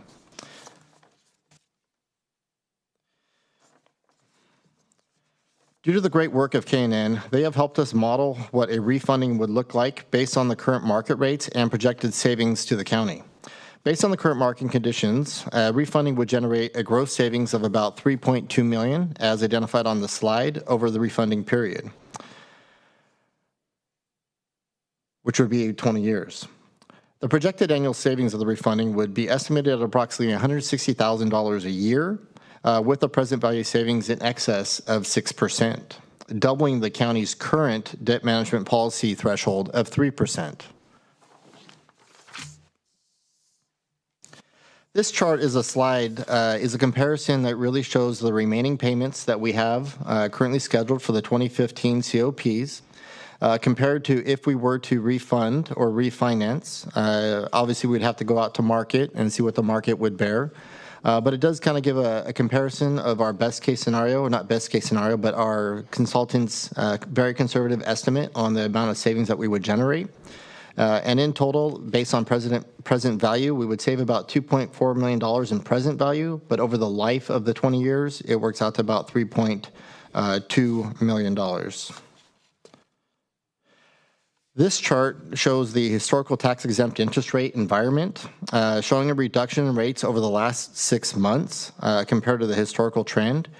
Currently, our consultants are predicting, based on the attractiveness of the county's offering, the low debt the county currently has across the board, offering a tax-exempt fixed true rate cost of approximately 3.59% is their best case scenario, or not best case scenario, but their conservative estimate, which would be below the 20-year average as presented on the slide. The next steps in the process that we're looking at is if the board approves this item today, we would meet with our Standard & Poor's, who would do our rating agency for our county. They would rate our current bond issuance and determine a bond rating for the county. The issuance of those certificates would go potentially to market the first week or second week of March of this year. And it is anticipated that the final pricing will be determined via competitive sale. So we would issue our bonds for sale, hoping the lowest bidder wins, which would identify the best value to the county. As the market conditions are forever changing, if the time of competitive pricing, it is identified that the county will not generate the anticipated savings, county would have the discretion of not proceeding with the transaction.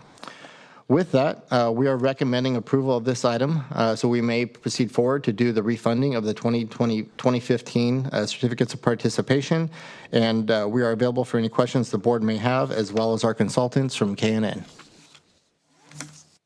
Thank you, Michael. Thank you for the presentation. We'll start with any questions from the board. Seeing none, we'll open it up to public comment on this item. Is there anyone in chambers for public comment? Anyone online for public comment? Seeing no public comment, we'll close public comment on this item, bring it back to the board for any comments or direction. I'll second. Okay, I have a motion from Daniels, and I catch it second from Alejo. Was that, okay, perfect. Okay, a motion from Daniels, a second from Alejo for the staff recommendation. All in favor? Aye. Any opposed? None. Motion passes unanimously. Thank you for the work, and we'll look forward to saving some money if that's what the opportunity presents itself with. Thank you. All right. Moving along to item number 22, we have our County Administrative Office pre-budget workshop. We do have some time scheduled here for this, and I think the intent was that there would be a level of detail presented that maybe we haven't had presented to us in the past, as well as an opportunity for some discussion among the board with our CAO team, and potentially some additional opportunity to hear from our department heads about how we move forward with the preparation of the upcoming year budget. So I'll pass it over to our CAO to introduce the item. Good afternoon. This is a pre-budget workshop discussion, and we will have a budget workshop discussion that will occur in April. But this actually provides a primer that'll show how we go through putting together a budget, some of the challenges that are identified, what our anticipated general fund rates currently look like, or in terms of available dollars, what we've committed to in the prior years, and then some of the activities that are done before it actually comes before your board, including input from departments. So before this pre-budget workshop, we also had a department head meeting where we presented a similar presentation to all of our department heads and allowed them for an opportunity to give us feedback, and then share some of the challenges that they're having with reductions in grants, reductions in dollars that are coming either from the federal government or the state, and in terms of planning what it looks like when their salaries are implemented, and also their base wage studies.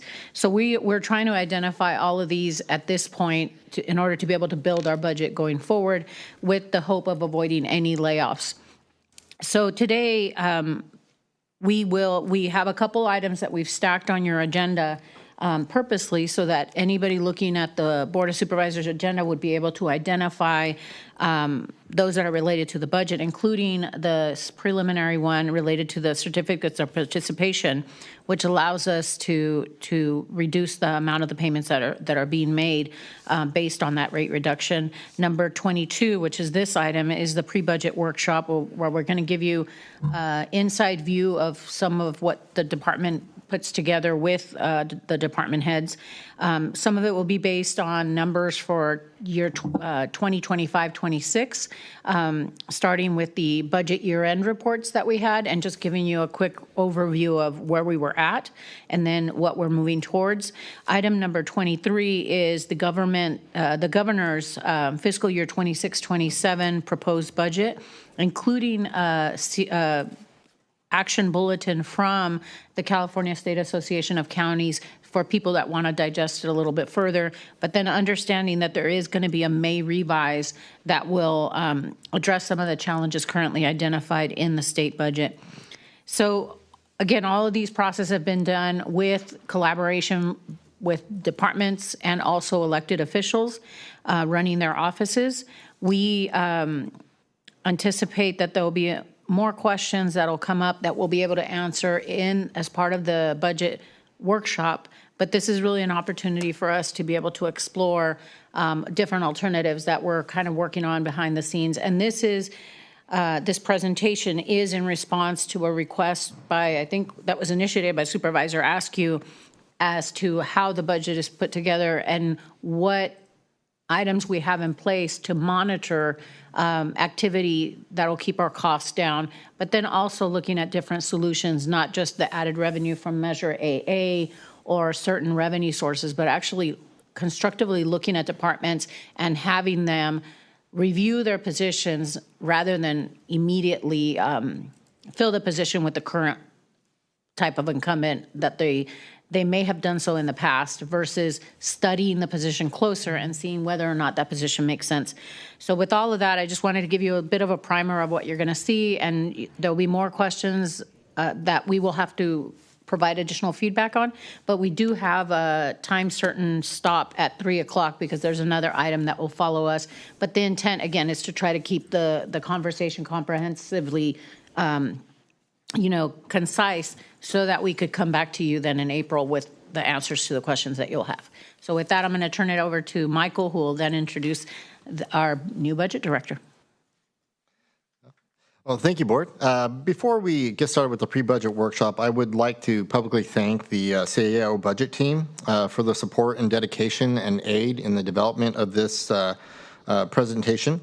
I would also like to take this time to introduce our new county budget director, Deja Cerro, who has recently joined our team. Deja comes to us with formal education from Purdue University, earning her master's in public administration. Deja is a transplant from Texas, where she has served the last 7 years as the budget director for the University of Houston. We are excited to have her join our team and really looking forward to benefiting from her years of experience and expertise in public budgeting and leadership. Would you like to make a comment? A round of applause. Sorry. Thank you. Yeah, just very quickly, would just like to, thank the board and everybody and those that I've met and those I have not, and that I really look forward to working with each of you and becoming a partner and a collaborator as we move forward through this budget cycle. Excellent, excellent. All right, so this pre-budget workshop is to obviously identify what CAO De La Rosa mentioned, as to help provide the board with a clear assessment of the fiscal outlook for the county and policy options that the CAO's office is actually considering internally here as we develop the budget for fiscal year 26-27. While preparing this budget workshop, we did reach out to the different departments, elected officials, soliciting any concepts or ideas that we should include as a potential option for consideration. This presentation is not only that of the CAO's office, but also incorporates the recommendations from the department heads, the elected officials, the CAO office budget team, to incorporate what the recommendations are that the CAO's office is planning on looking at as we proceed forward with the fiscal year 26-27 budget. If I can get the presentation up, sorry about that, board.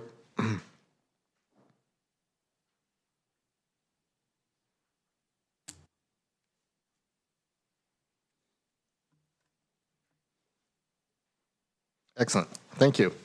The main topics being presented today are a quick look at the current financial projected shortfall presented during the budget end of year report with some changes and modifications that we're aware of since that time. A look at options the CAO's office is considering to reduce county general fund costs across the board and areas where revenues can be enhanced to help ensure that service levels to the community don't get negatively impacted as we work towards addressing our GFC shortfall. We are also presenting on the county's pension liability and strategy to alleviate the demand on general fund due to the projected significant rise in pension costs that we are seeing over the next 9 years. During this presentation, we'll stop and summarize each section we cover with the recommended options we are considering to elicit Board of Supervisors' input, suggestions, and ideas.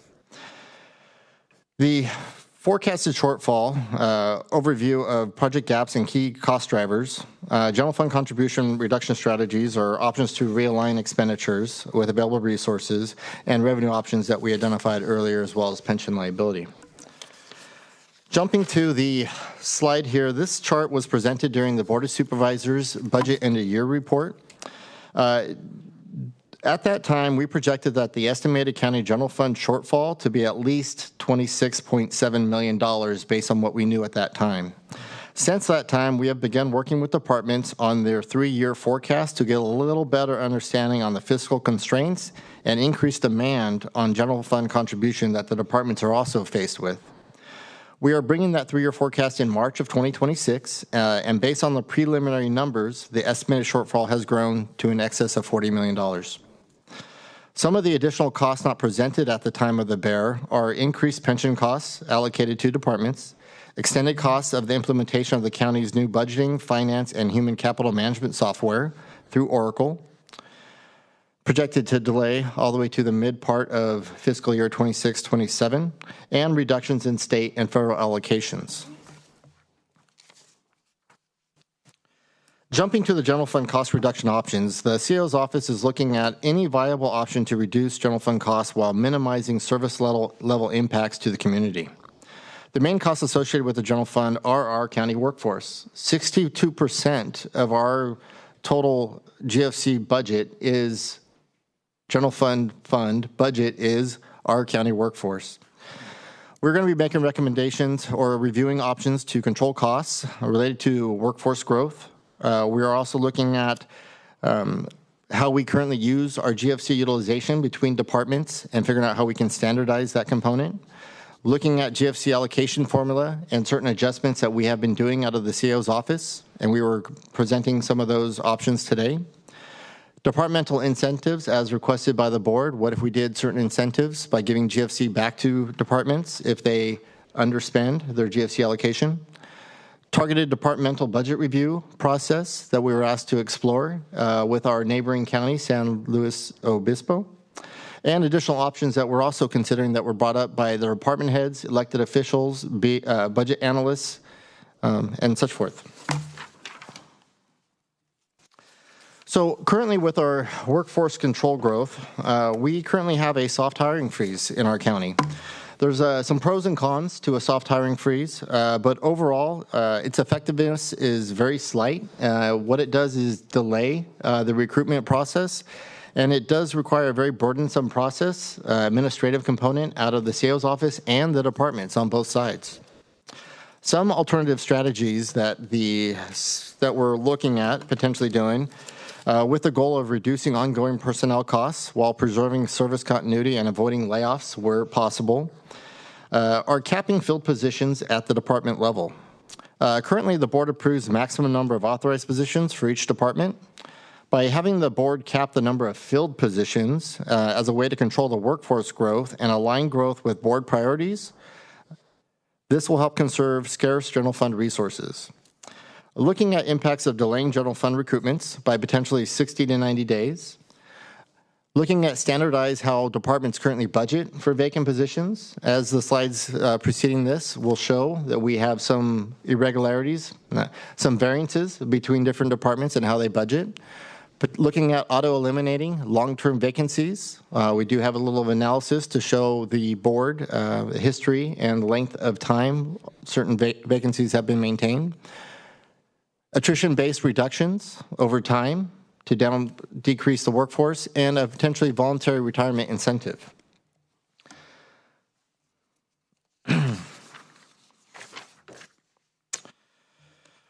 So this chart is basically looking at the county workforce and was presented during the budget end of year report. What it basically identifies at the start of each fiscal year, going back from fiscal year 2020 through fiscal year 25-26, the current level of authorized positions that the board has increased over those years, with the authorized positions peaking in fiscal year 24-25 with almost 6,000 positions. During that same time, only about 5,000 of those positions were actually filled. Looking at the fiscal year 25-26 column, we did have a decrease in over 100 positions in the authorized position column, and we happen to be at the highest filled level that this county has been in the recent times with actual filled positions. Yes. This chart is an attempt to kind of explain how did the department start this fiscal year as far as vacancy rates. So what the numbers depict there on the very top, it says under 5%. What that means is those departments that started with the current vacancy rate of under 5%. We had 7 departments countywide that started with less than one person, or with one person or no vacancies when they started this fiscal year. On the other end of that spectrum, we had 4 departments that actually started this fiscal year with greater than 20% vacancy rate. That's 1/5 of their department was identified as vacant when you look at the approved positions from the board to their actual filled position rate. 2 of those departments actually had a rate greater than 25%, which is 1/4 of their department identified as vacant from what this board has approved as authorized positions. This chart is basically an analysis of what those vacancies are. In concert with the Human Resources Department, and a big thank you to their team for helping us pull the data, as of January 22nd of 2026, we had 772 total vacancies at that time. What the vacancy report showed was the length of stay that vacancy has been. We have 61 positions vacant longer than 3 years, 155 greater than 2 years, and 236 positions that are greater than 18 months. We were asked when we were developing the pre-budget workshop to have a look at the attrition rates of our departments. At that board request, we brought forward and tried to work forward a attrition chart. And so how you read this chart is it lists all the county departments on the left-hand side, and it lists the last 4 calendar years for each individual department. In the square underneath each calendar year, there will be a number, whether it be a positive number or a negative number. And how that number is determined is the total number of actual hires of filled positions minus the total number of separations, whether it be retirement, resignations, or whatever purpose.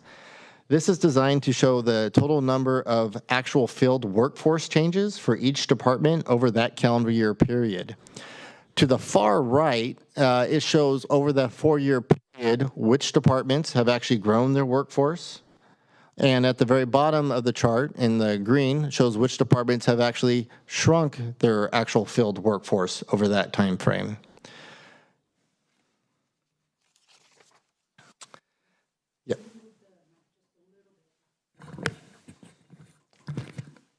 Apologize, I tend to mumble a tiny bit, and I will try to speak a little bit more clearly. The next slide was in 2020, the Human Resources Department, in concert with the CAO's office, worked on a voluntary retirement incentive potential proposal as a way to help alleviate some general fund cost increases at that time. The potential concept that we did, and thanks to HR, or Human Resources, is we dusted off that plan and tried to realize what would that look like if we were to implement something like that now for fiscal year 26-27. What a voluntary retirement incentive program would look like is we would offer an incentive to potential retirees, whether it be a cash incentive or a health care benefit incentive, for them to take an early retirement. Of which the department head would have to agree to that retirement, and also agree to hold that position vacant for at least a year time frame or longer, or whatever gets determined on how this program gets rolled out. The fiscal impact, based on the quick back of the napkin, is the break-even point is about 5 months. So if that position were vacant and funded by general fund contribution in some way, shape, or form, you should have general fund savings with months 6 through 12. The chart at the bottom is just to give a perspective of how many current number of employees that we have in our county that currently have 20+ years of service, and right now it's identified as 864. So with that, we're coming to the recommended options that the CO's office is planning on exploring for the fiscal year 26-27. This is also the stopping point that we would ask that we entertain some conversation and discussion about with the board with the recommended options that are presented, or if there are additional options related to our workforce that we should consider.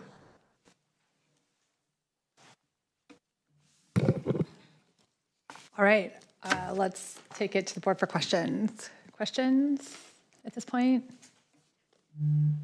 Is there a list of the long-term vacancies, the 155 positions, that the public can be made aware of at some point? Because I think it's important we get that input as well. Yes, we can absolutely make that available, and we can share that with the board. We do have it in a file. I just don't necessarily have it with me in front of me.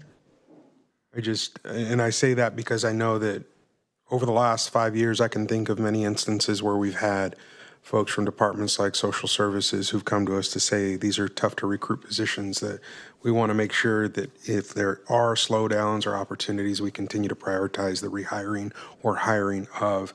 And I worry, based on some of that history, that some of those positions may be on this list, but for the workload question of certain departments, making sure we are able to meticulously work through those and pick those that are important would be, I think, a good thing for us, not to do blank slate, but to be able to parse those would be critical for me. So yeah, just a thought. Questions? Yeah, first of all, thank you for the presentation. DJ, welcome. Good to have you here. We need the support, I think, now more than ever. We have some challenging times, fiscal times ahead of us. But with good advice and having these discussions earlier than usual, I think it's helpful. So I appreciate that.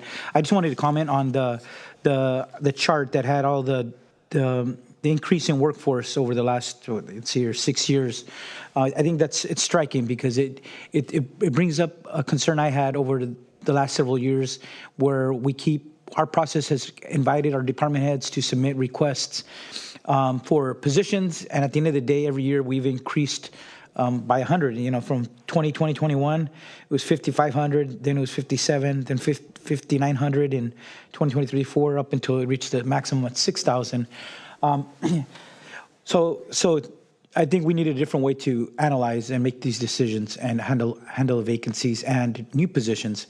And I just wanted to speak to this only because I know as our department heads are hearing, or as our county employees are hearing, we know that sometimes just looking at a position doesn't tell the full story. We know that in some positions there's new challenges, right? Like social services this year, well, despite the same positions, their workload is going to be double, right? When they're having to re-verify Medi-Cal and CalFresh recipients, only because of a bureaucratic change made last July 4th under HR 1. So I just wanted to state that when we're looking at these positions, we're going to have to analyze some of these differently, especially these hard to hire positions, but also these positions that this coming year we know are going to have an increased workload that didn't exist once before. So thank you.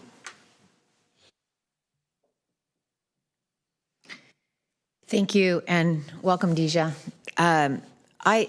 It seems as though there's this opportunity to sort of get right-sized when it comes to the strategies. I don't quite understand, the best route for doing that.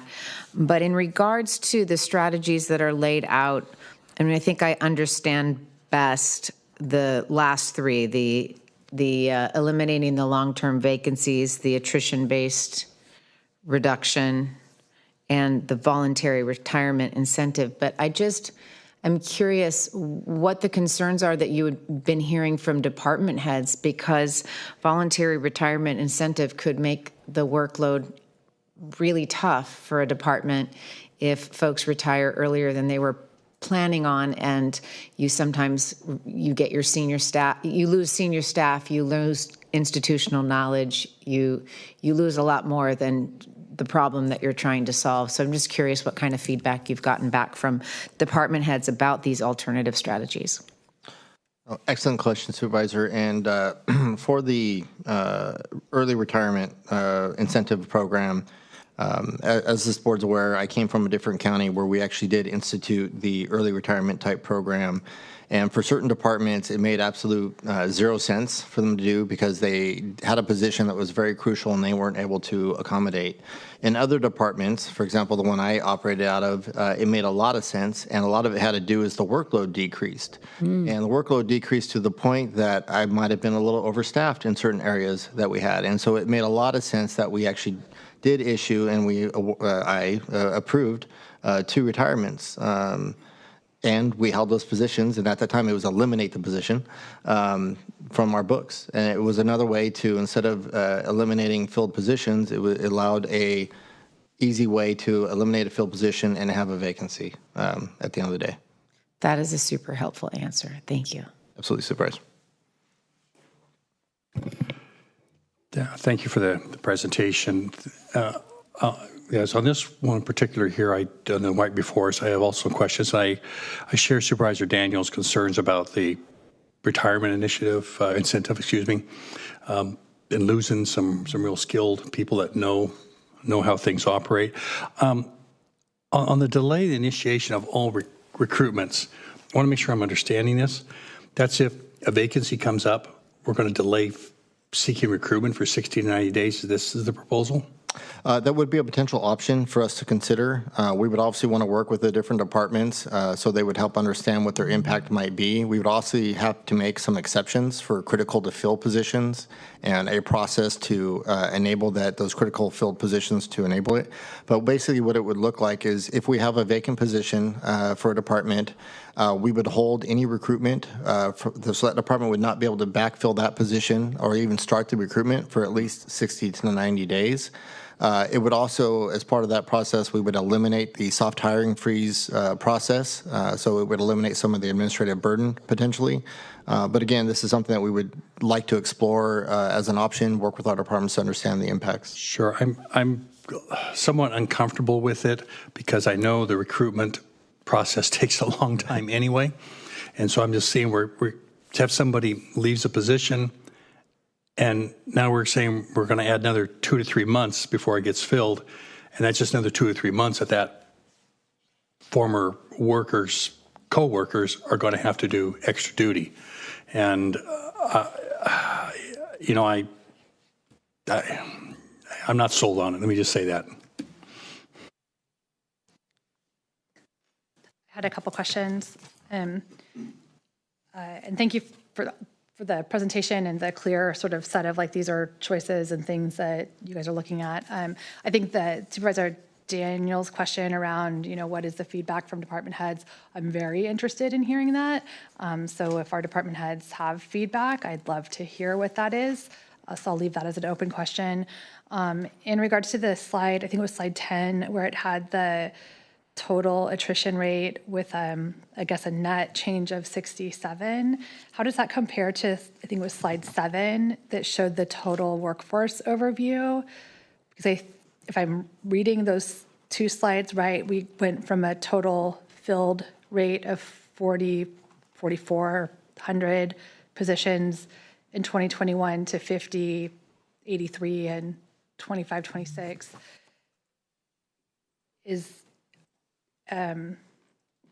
But the attrition rate total on page 11 shows a net of 67. Is my math wrong? No, I don't think your math is wrong at all. I know that the time periods are different between the 2 charts, and that's actually a question that we did ask of our personnel department when we pulled the reports. We are noticing that there is a variance between the fiscal year representation numbers as well as compared to the actual calendar year numbers. The calendar year numbers based on the chart here for the historical attrition rate are actually based on the gentleman gave me an answer, and I'm blanking on it right now in my head, but I know there's a variance, and I think it has to do with the calendar year versus fiscal year. There's also a class of positions that we removed that wouldn't be considered as part of the historical attrition rate that are considered as part of the chart identifying the total filled position based on the reports on how they classify them. I do believe that allocation on loan got counted in in the bigger number and not necessarily this historical attrition rate number. So there is some slight differences that we are aware of. Okay, because we'd be closer to like a total increase of 500 positions total. Yeah, we can definitely go back and look at the charts and the data that we have and try to do a reconciliation. We are aware that in the 22-23, I think, year, it does show 4,561. I believe that was the year that we had a department that was separated. I think it was RMA. We believe that it might be a timing issue with the report that was pulled, and it's not picking up those positions based on the report. So we are aware that there is a gap here, and we did catch it, and I appreciate you catching it as well. I wish we probably would have fixed it before we came to the presentation today. No, that's okay. And there was some changes in all of that. I just was like wanting to make sure I wasn't missing a piece there. Okay, thank you for that. And then on the in regards, I think from where I sit, we do have a structure, like from where it's a structural deficit looking out into the future, and I do think we need to figure out how to make intentional choices that right size us while we have time to make thoughtful choices so we're not backed into a corner about how to react. And so I think this is a really thoughtful way to look forward and make thoughtful decisions in partnership with departments and allow us to take some feedback from the departments who really know best about what the needs are and the operational nuances. So I am hoping we can get that feedback. So from where I sit, everything has to be on the table, and we have to be willing to look at everything and talk about everything and have some really difficult conversations. And also, having said that, when we look at these alternative strategies that are in front of us, I think I do have reservations about a couple of them. I'm concerned about options that are just bureaucratic for, bureaucratic strategies that slow process down by adding bureaucracy to the process. So things like a soft hiring freeze, which just kind of create more steps in a process that add frustration and impact morale and slow the process of hiring by, gumming up the system. I see, a delayed recruitment as kind of being in that same lines. If our strategy is to reduce our workforce, I think we need to do that intentionally with thought and in partnership with the departments that would ultimately have a downsized or capped workforce.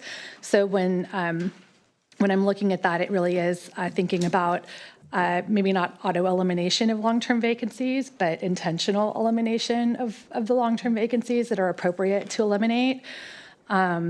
It's looking at the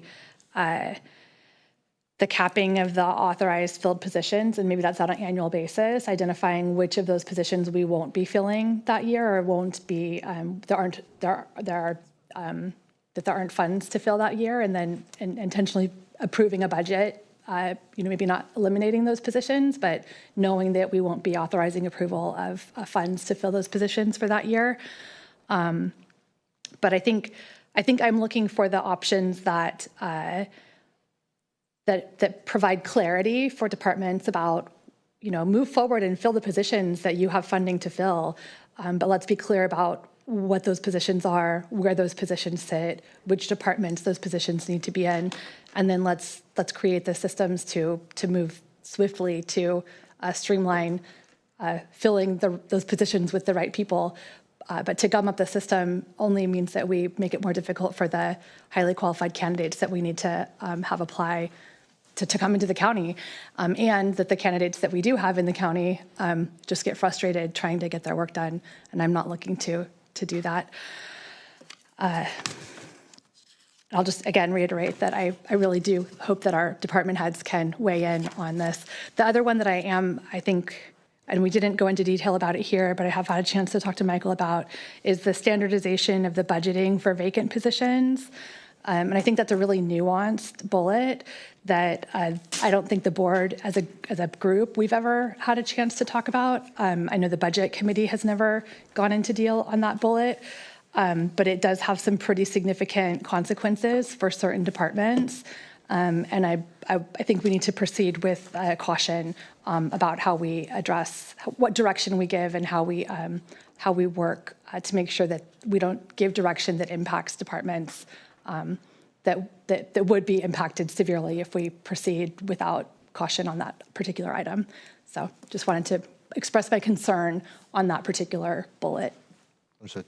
All right, I'll pass it back to CAO and then we can continue. Absolutely.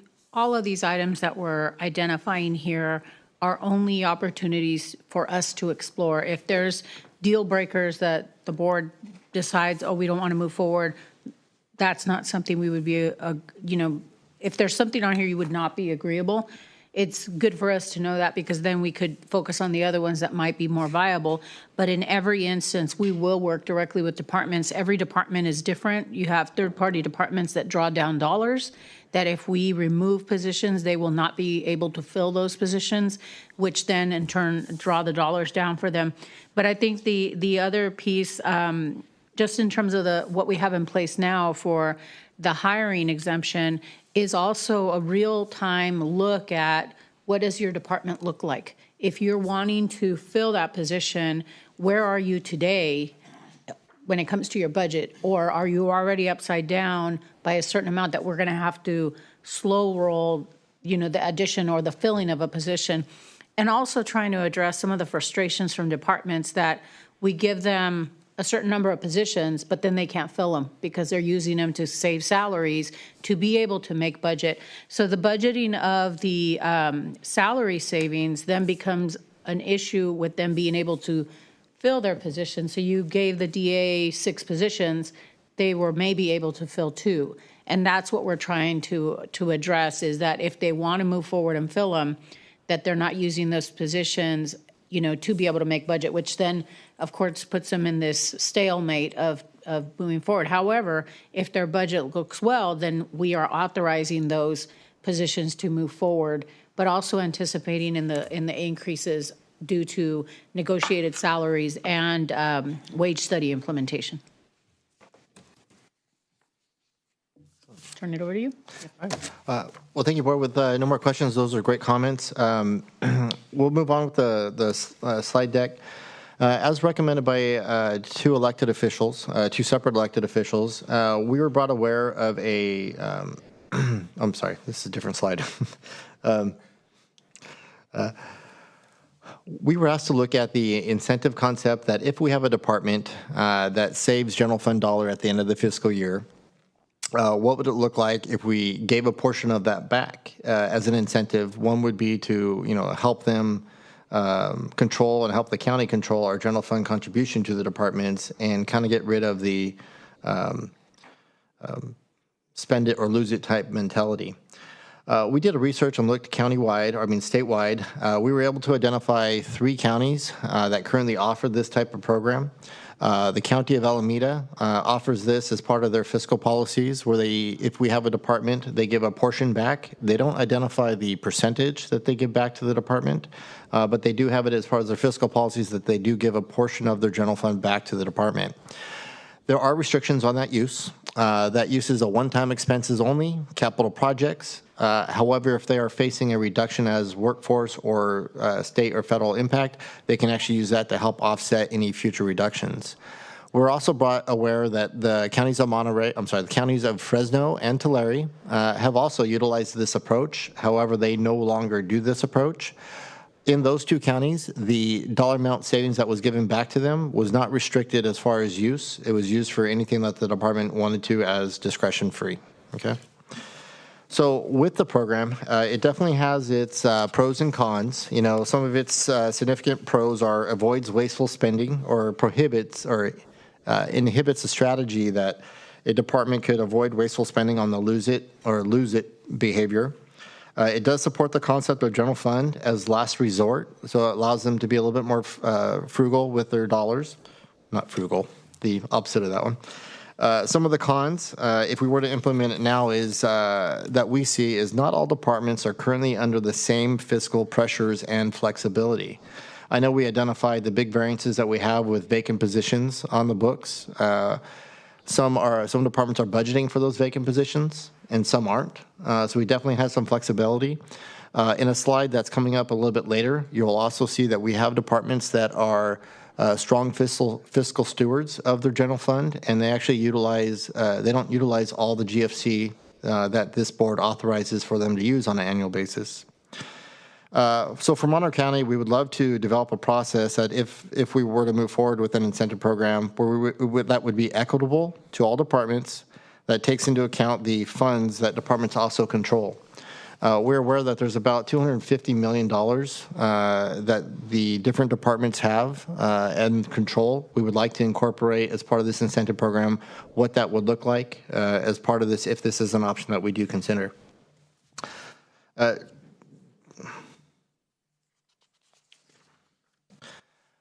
This slide is the reference to what I was just mentioning. What this slide basically shows is this shows the utilization of general fund that each department utilized for the last 3 fiscal years.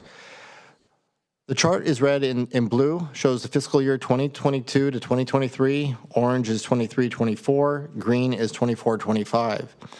And basically how you read it is the departments on average for under 80%. So we have about 8 departments on average that consistently underspend their GFC allocation. They don't utilize it all every single year.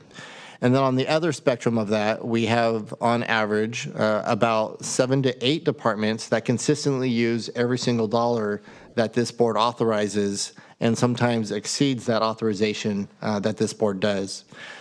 Now, when you couple that with the bottom component slide chart, it identifies what the current fund balances are for those fiscal years, and this is the start of each one of those fiscal years or the end of each one of those fiscal years of what those departments currently control. So we are looking at trying to figure out how we can develop our budget process where we actually do take in consideration and a review on an annual basis of the fund balances that the department has to ensure that the departments are doing general fund as the last dollar used of last resort. We were also asked by 2 different elected officials to explore the San Luis Obispo County. So we did a little bit of a case study. So a few years back, the county of San Luis Obispo was facing about $40 million shortfall. And so what the County of San Luis Obispo did is they established a budget review process. And this budget review process was designed to avoid across-the-board cuts, ensuring that the essential programs that the board was supportive of maintained and were not impacted, and to ensure that the alignment with the county board priorities. Basically what they did is they established multiple teams. And they went department by department by department, and these teams were comprised of department heads, the CFOs from each department, chief financial officers, their fiscal agents, contracts and purchasing, legal, and they basically went to each department and they had a program review team that would look at the programs that they have to see if they're mandated, non-mandated, what was discretionary and what's not discretionary. They looked at the revenue to see if there's options to leverage what their current activities are, maybe between across departments, whether it be like medical administrative activities, which can be spread across all departments. They also looked at if they were to do cuts, what would the impact be to the stakeholders, the community, the environment, the different cities, the different jurisdictions. They also looked at pass-through contracts. So these are contracts that potentially their board approved many years ago, and that they got reviewed on an annual basis and looking at the process. So ultimately with the case study that we did for San Luis Obispo, those teams came up with a recommendation of about $50 million to the county administrative officer, county executive officer. I think they have a different title there. Of which the board ultimately adopted a cut of $37 million across the board. So this was a case study, so we really looked at what they did, what worked, what didn't work.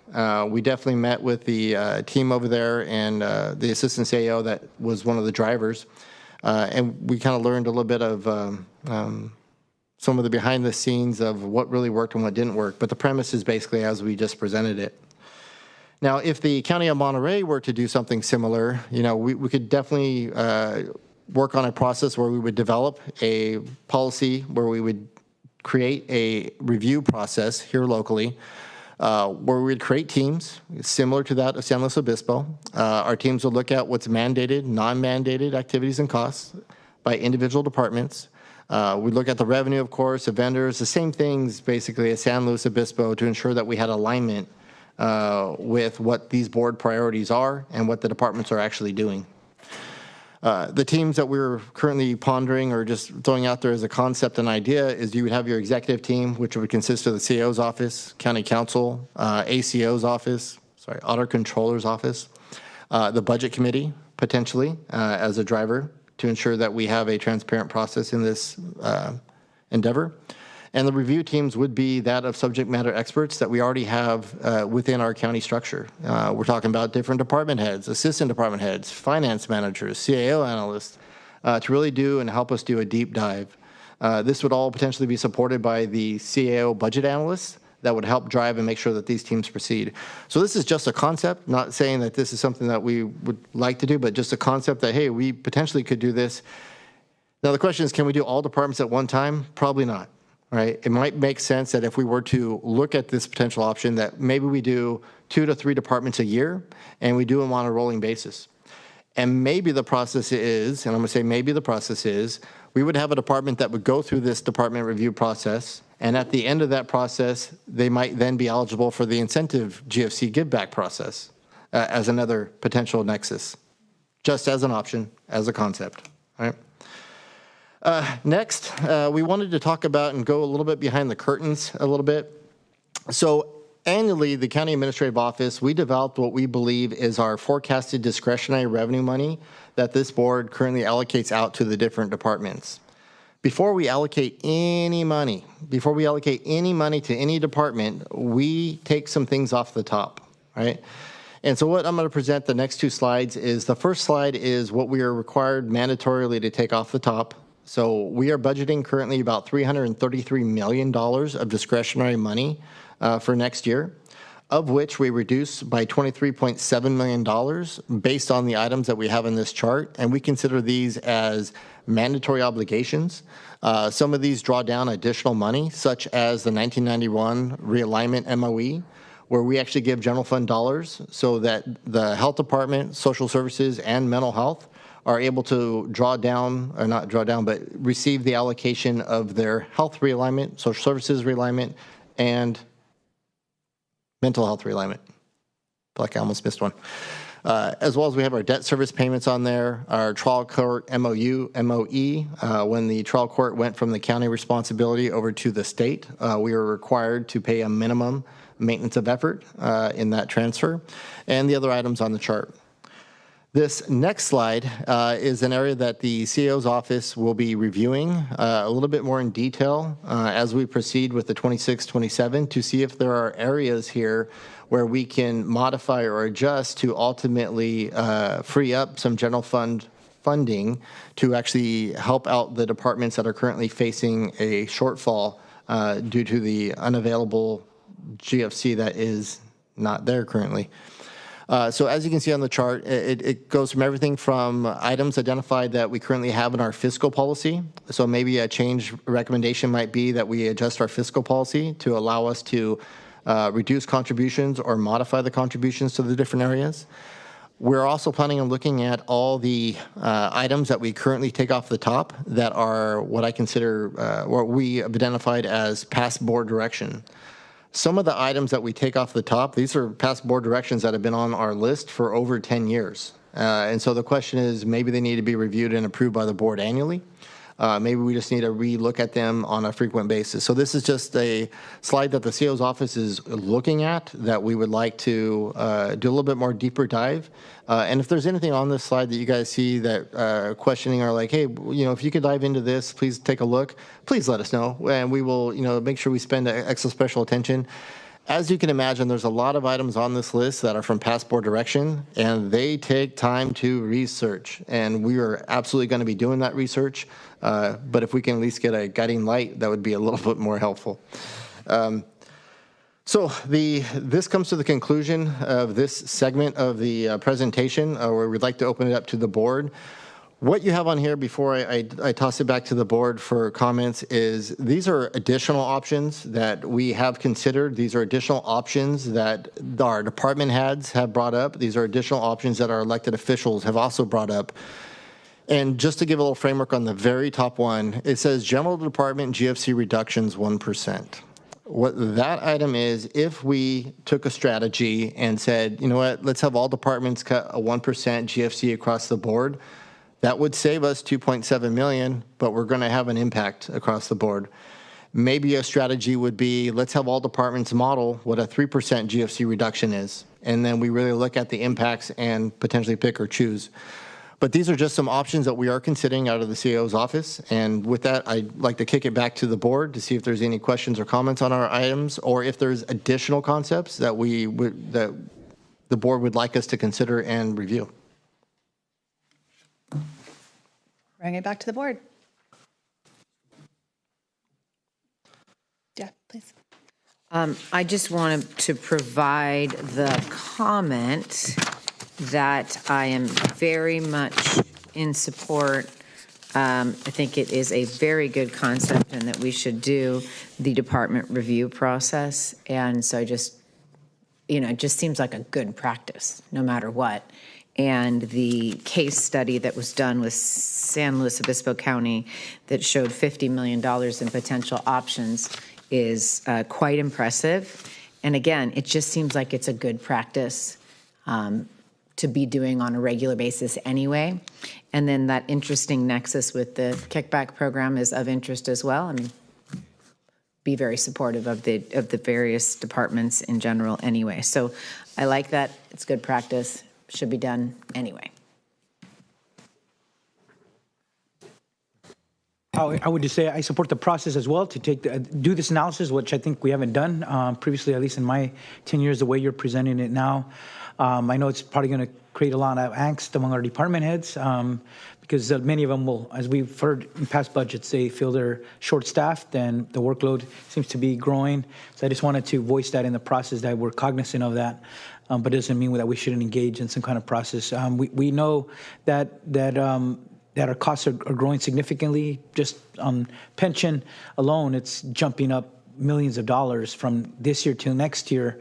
So our challenge is trying to keep the same level of service is just getting more expensive when some of these basic costs that are critical to our county family staff are just skyrocketing, and we don't have much control over that because it's a statewide PERS pension system. So anyways, I just wanted to reflect that, but I'm glad here in February, mid-February, we're starting this process.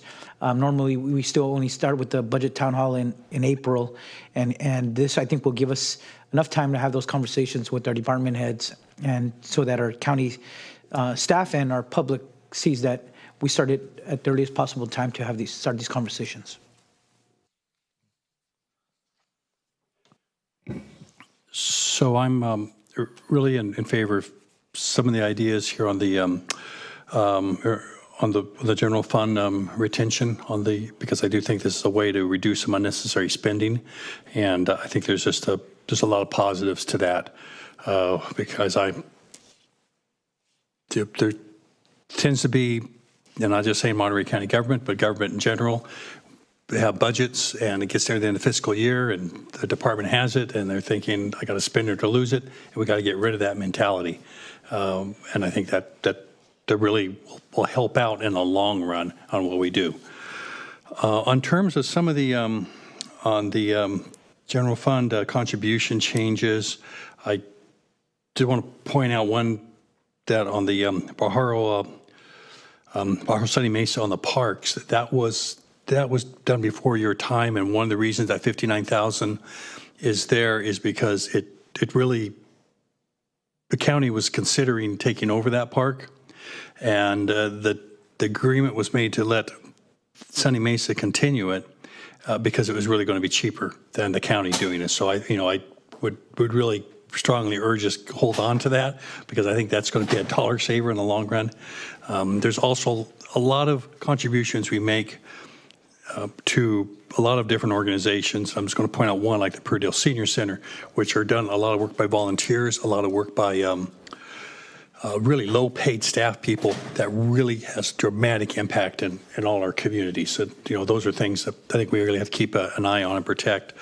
In terms of the next slide, I think it was the next slide that you had some things down. No, I guess that's a slide. Sorry, staying on this one. I wouldn't mind. I'm sorry, I've been going back there. I forgot where this one was. There are some, there are some things I'm not quite sure of. Like, why are we doing a discretionary, allotment to AMBAG or, and MBARD and some of these others, a number of these down here. I think we really need an explanation on some of these and why they're here. I'm not quite sure why we're just giving the money as for a particular purpose or a project. I have no idea. And going back, and then I guess to the next slide, this is probably that would follow down on the general fund cost reduction options. I'm really opposed to starting to pull this major AA money out and allocate. That was kind of the purpose that this was set up, is to really go in and fill in gaps that there are in the budget. I mean, this was what the discussion was. This is what we sold it to the community and the county on. And the one I think that I do have some looking at here is the vehicle fund.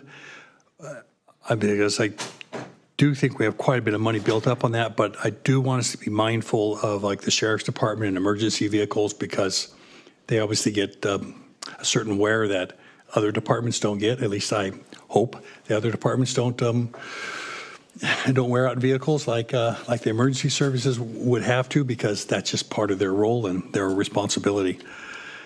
And I think that's the general direction that I'm seeing where I would like us to go. Thank you. Supervisor Lopez. So I missed the question, but I understand the conversation is around these particular allocations and whether we want to see a change. And personally, I think explanations on the bottom half of this, much as Supervisor Church pointed out, back to the allocations that had gone out to. I think we're going in the wrong direction. But sorry, I'm trying to get there. No, you want to get to that last slide. I really enjoyed that one. So, but that bottom half there, I mean, just some general explanations on those. Even as long as I've been here, some of those I'm not aware of where they came from. But big picture, I see a lot of these investments as we have traditionally treated them as economic development investments and don't want to see those changed. That's just my personal belief on where we're assigning these dollars and the positive outcomes I've seen from them, whether it's filling hotel rooms in Salinas with the Salinas Regional Sports Authority, or watching graduation rates soar with the Salinas Valley Promise. I can go through each one of these, including the Arts Council and the incredible artwork that's been popping up all over South County. I recently went to an event in New Orleans where somebody had created this beautiful visual of all the murals throughout Monterey County and presented it to somebody, said, "This is who we are." And I think that beauty in itself draws people here. So to me, those are economic development investments that I'm not really interested in seeing a lot of change come to. I also share the concerns as pointed out by Supervisor Church around touching AA before creating that, following through on the commitment to community to make meaningful change with reasonable investment through those funds in infrastructure that's visible and highly used. Great, thank you all. My thoughts I'll add.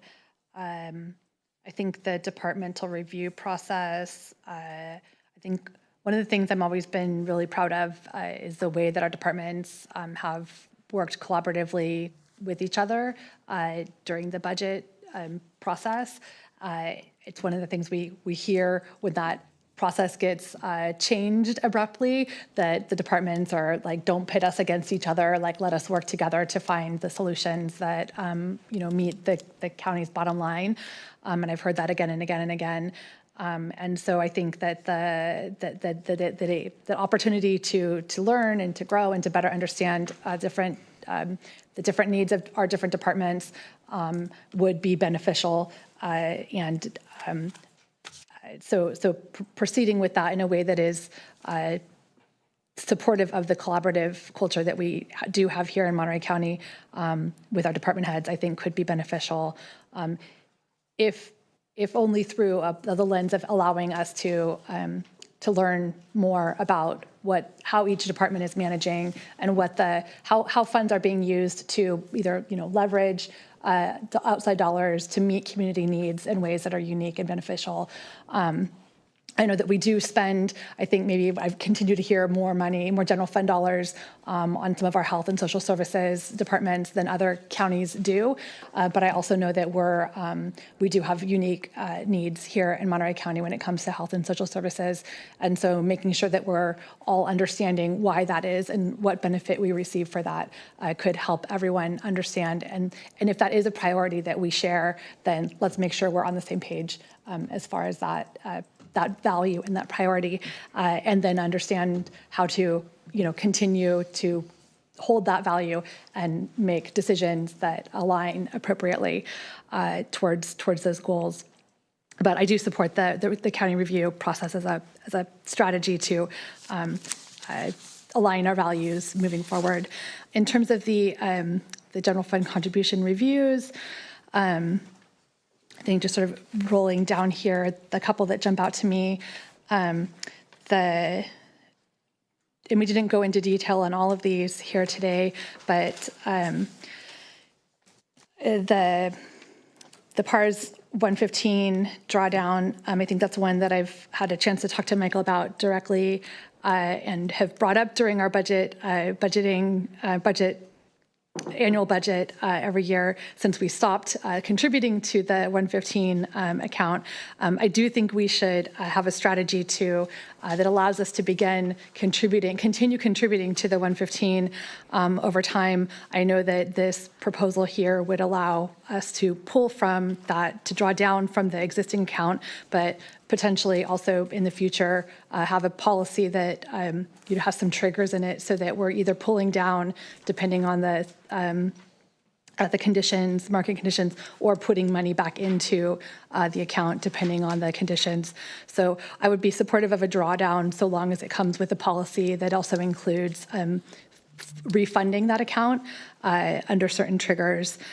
In terms of reducing current allocations to capital projects, I actually would take a different approach. I think that I just had a chance to sit down and review the master facilities plan that we'd had our initial workshop on, and it's clear to me that there's probably a need to look at how do we provide funding beyond the fund for 478. The current way the Fund 478 is set up, it's I think maybe it's sufficient for general maintenance, but it's clearly not sufficient to meet the ongoing capital needs of the county. And so how we think about funding capital project needs into the future for the county beyond Fund 478 is something I think is actually a funding need that we need to consider moving forward. It's not listed here. And then on the other page around the discretionary options, there's a lot more past board direction items here than I think I was even aware of. And I'll just honestly say that I think maybe they've been grouped together in past budgets. But the one point that I'll make, and maybe this comes in with sort of the broader review process, we spent some time in the 4-H committee, the Health, Housing, Homelessness, and Human Services Committee last year, reviewing all of the different funding and help me out, Louise, if you could, but the funding sources that pass through the different departments that fall under that committee. And there are a number of contracted sources of money that pass through those departments, whether it be the Community Action Fund or the CSBG funding. And those all, of course, come with their specific programs and services. But there's a lot of dollars. There's millions of dollars that are flowing through those departments with contracting back out into the community. And I would assume that many of these With the Prunedale Senior Center would qualify, CASA would qualify. I would look at Pajaro Sunny Mesa Park would likely qualify. And I think that, so I would hope that we could maybe think about, I think there are times when we make an initial allocation because there's a need and we need to get something done right away. But I would wonder and be curious if we think about some of the alignment of some of those broader funding, like how we're aligning all of the county's funding opportunities towards these bigger goals. And we do have economic development goals, as Supervisor Lopez was saying, but how are we aligning all of the dollars that are flowing back out through the county in a way that's helping us achieve the bigger picture county strategic plan goals that we have? And that's a question that I just ask more broadly. I know that I've talked to Roxanne Wilson as well, and we have a county Lead Me Home plan, but yet are we asking all of those contracted and funded agencies to also align, the work that they're doing with our shared goals and values and initiatives? I don't know that we're doing that in a way where we actually be working at cross purposes in so many of these places and areas. So it doesn't get to this specific set of lists that you have, but it is this sort of broader issue that I see playing out in so many places that we're putting a lot of money out back into the community, and a lot of places beyond this discretionary options. But could we be using some of those dollars also to achieve the goals of what we're achieving here? And I definitely think we need to find some way to have accountability with any dollars that are flowing out of the county's accounts. The fact that I wasn't even aware of some of these dollars is not demonstrating that there's accountability, and what are the criteria that we're showing for the funding that flows out. So I think those would be my comments in regards to the items listed here. Oh, and then the realignment swap was another one. I think that was like $1 to $3 million. And I would definitely, there's a handful of additional items here. And I understand that there's opportunity for funding there. And that those are, again, questions I would want to be able to, I think, hear directly from our county departments. Like, what impact would that have? What would the long-term consequence of that be? Is that, tell me more about, from the department perspective, what that means. So, okay. Yep. Yes, I didn't comment specific on these discretionary option considerations, but I did want to comment just on these two parks that are outside of our park system, but I think that we really leverage a lot. Obviously, with the sensitivity towards Pajaro and wanting to invest more there, I agree with Supervisor Church that the county applied for a Prop 84 Parks grant that helped fund that. I think the state gave us $5 million for that park. And obviously the O&M for any parks is much more expensive than this small amount that we are providing. And it's not only Pajaro Park, it's, I think, Cayetano Park. I think there's a parklet that we renamed Cortez Park right off of Salinas Road there. So it's 3 properties that they're upkeeping for the community and even helping lead raising money for replacement of some of the recreation equipment. On the Salinas Soccer Complex, I agree with what Supervisor Lopez said. It's not only now bringing more TOT tax in Salinas, but our restaurants and businesses. But once that park is fully built out, it will serve 18,000 youth and families per week. I don't think there's another park that will have as much traffic. It already has, I think, 8 to 10,000 per week, but it will increase even more. And it is a county property, but the reason I always brought that up, just for our staff that are here, is that my district is all in the city limits. They get no park money, and I've supported all my colleagues in making those reinvestments in the hundreds of thousands, sometimes in the millions of dollars. But District 1 gets 0 parks money except this to expand green space and recreational opportunities for our families. And it is the entire parcel is a county property itself in my district. So and we know good things are happening there. The small amount we give, they're able to work hard and continue to fundraise from numerous sources, and they've been very successful moving on to the other phases to provide some more opportunities and amenities for the family. So that's why that one, I just wanted to mention it as important and why it's kind of unique compared to the other county properties and parks that we have elsewhere. All right. Going. Oh, excellent. Just a quick time check. We've got about 15 minutes until our 3 o'clock item. Perfect. So we are getting close to the conclusion of our presentation. Next, we were planning on jumping over to a little bit of the revenue side of the house and potential options about increasing revenue. And the concept behind increasing the revenue is to help with the anticipated shortfall that we are seeing with the general fund for next fiscal year and even the years beyond that. Looking at alternate revenue options that would help limit the impact and service levels to the community that may be recommended by some of these departments if we aren't able to identify additional GFC. The areas of that we're going to go over real quick, and I'll go a little bit faster because I know I really want to get to the pension discussion. Looking at the sales tax, transient occupancy, utility user tax, and departmental fees, and having them incorporated as part of the 26-27 budget. On the sales tax side of the house, we did a quick comparison. Just shows the Monterey County unincorporated area, currently at 8.75, compared to the neighboring jurisdictions and neighboring communities. The county unincorporated percentage is still one of the lower rates within the community. So if the board, or if we wanted to consider a potential rate increase for each quarter point increase, it would generate about $6.25 million.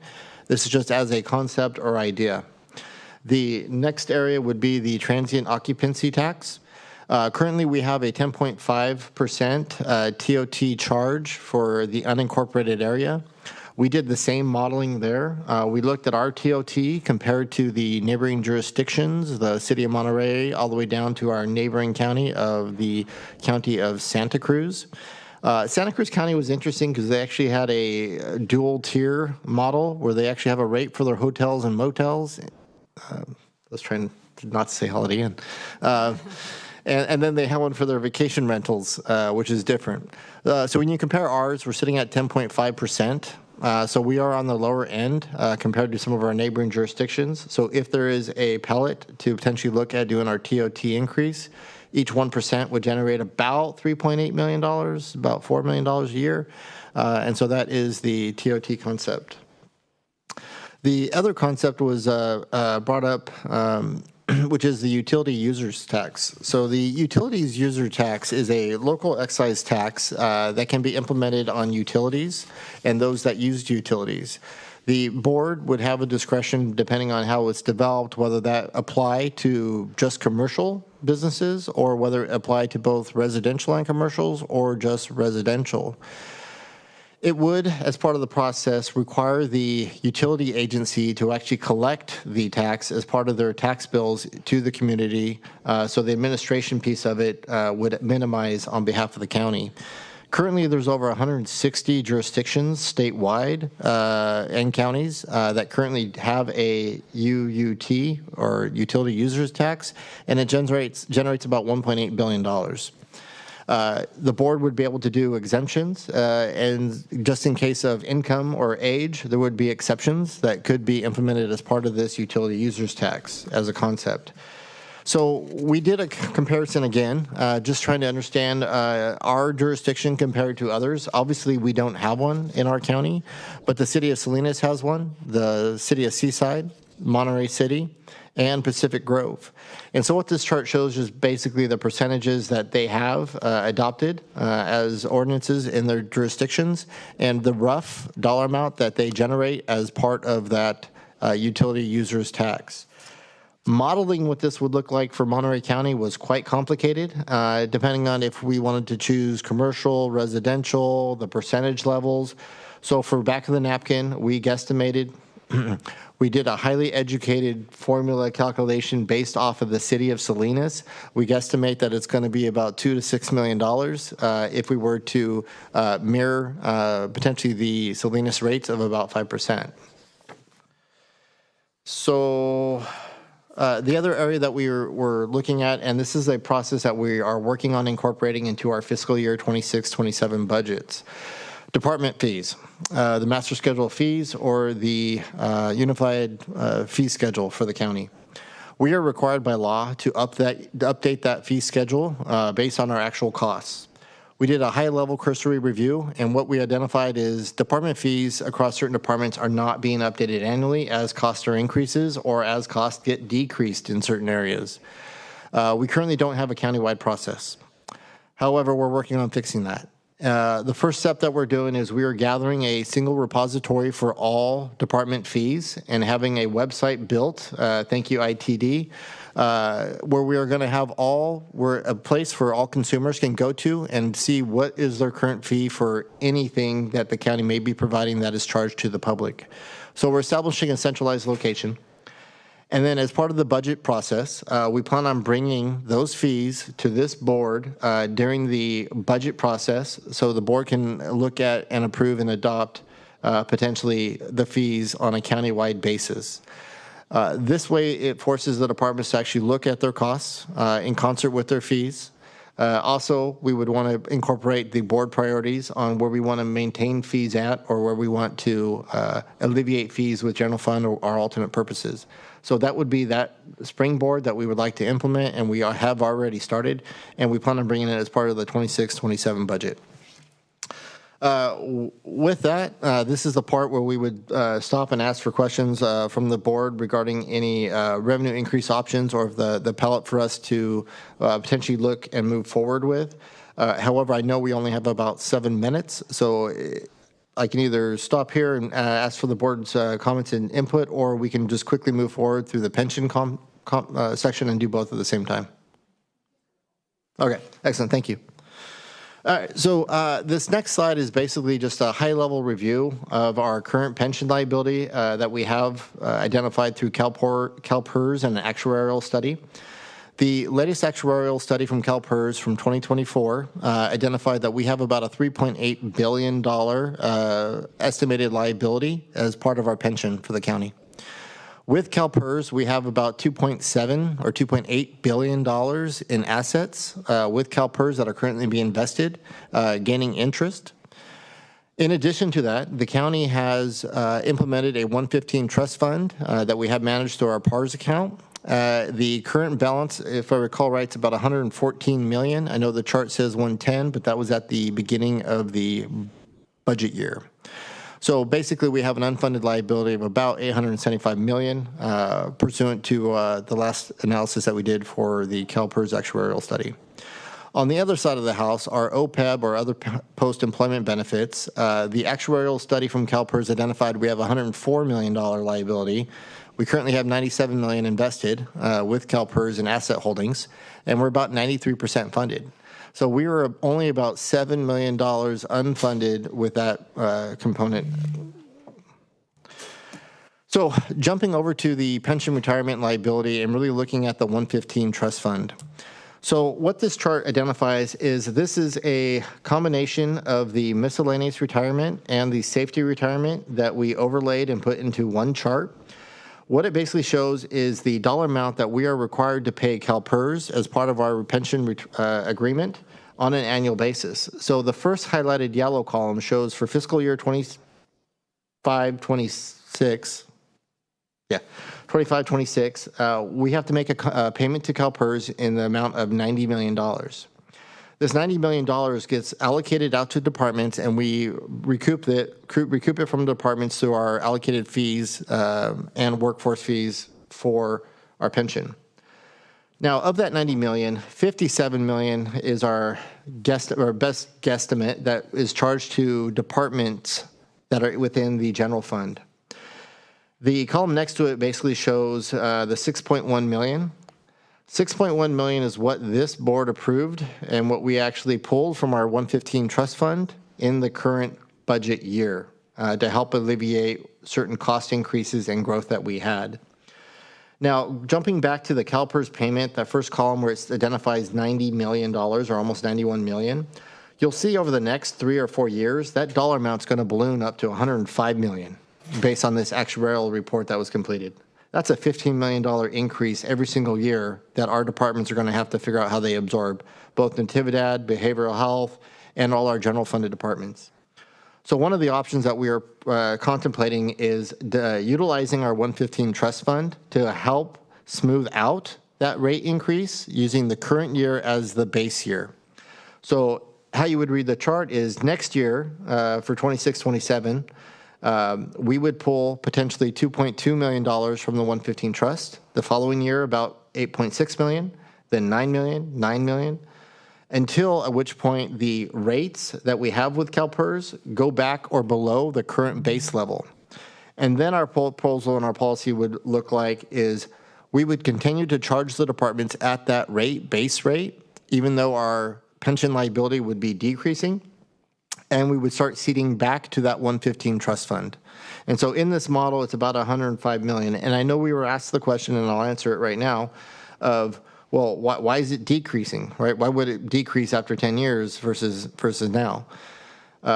A lot of it has to do with the pension reform that was completed, I think, and implemented back in 2012, where we implemented multiple tiers for retirement, Tier 1, Tier 2. I think some of us that have been around for a while are in the Tier 1 category. And then, so as our new employees are getting on board, the cost of their pension and cost of retirement is a lot less than our current employees. In addition, the way the actuarial studies work, that if we have a increase in pension costs based on the actuarial study, or if we have a loss of investment with CalPERS, they amortize that over a certain period of time. And for this component, it's about 18 years. So we end up having to pay for those losses or pay for that change over an 18-year period. So as those bigger losses come off the books, we start having a decreased cost in pension liability. Now, the great news is, not great news, but the good news is on the other flip side of the house, our other pension and employee benefits, we are at the point where we are 93% funded there. The actuarial tables have identified that we need to quit making payments to the level that we have been in the past. And so we are actually seeing a $2.3 million reduction for departments. And so the departments, as part of their 26-27 budget compilation, they're actually seeing decreased rates as part of this OPEB. So that's the positive side. Got to have a positive side with everything, right? And so with that there, I just had to add a little levity, but planning the annual budget is kind of like all over the board. So with that said, we'd like to open up for the board for any questions, comments on the sections that we just identified, both the pension and the revenue options. Okay, just on the revenue increases, I'm on the sales tax. I'm pretty much a hard no. We just did this. I mean, I don't see any way I can go down and support that at this point. Department fees, I mean, they're open to taking a look at it. I'm uncomfortable. I just got to state, just because the fees keep increasing. We're over services all the time. It doesn't make things user friendly, and when we're dealing with the public. But I'm not going to be as hard no on that as I am on the sales tax. The utility tax, I'm not sure how some of it would work like on water, honestly, because we have a lot of small water systems, and I don't see how we'd do it. And the other thing is just coming down, and this is where it gets down with the fees at this point too. I'm really uncomfortable on doing anything a tax right now when we've got some really major water infrastructure projects out here in this county. There's a $1 billion brackish well injection project that nobody's come up with an idea on how it's going to be paid for, and that's going to be a burden on everything but the northern third of my district, all the potentially all within the valley and Salinas, and it's just, there's a lot of unknowns, and until that's really settled down and we know what direction we're going, I'm hesitant to do something that's going to increase some fees on residents, just because of the enormity of that potential project. Now, having said that, I don't know, was it last year, a couple of years ago? I can't remember now. When TOT came up, I was advocating for a possible increase on that. That's not a tax on the residents. It is on people coming in. I am open to that. I mean, I think we've seen here that it's at least a 1.5% below the next lowest, something like that. I think don't know where we go into here, but it seems to be a potential possibility. But if we were to do that, I want to make sure that maybe we go back and we look at the DSA allocations, because we're going to have more money coming in, so maybe there needs to be a way which we can support some more economic development through those partners in the DSA, as well as having the more revenue here for us. So I think that's a full discussion in itself if we go down that possibility. So those are my general thoughts on it, and I'm just going to be brief.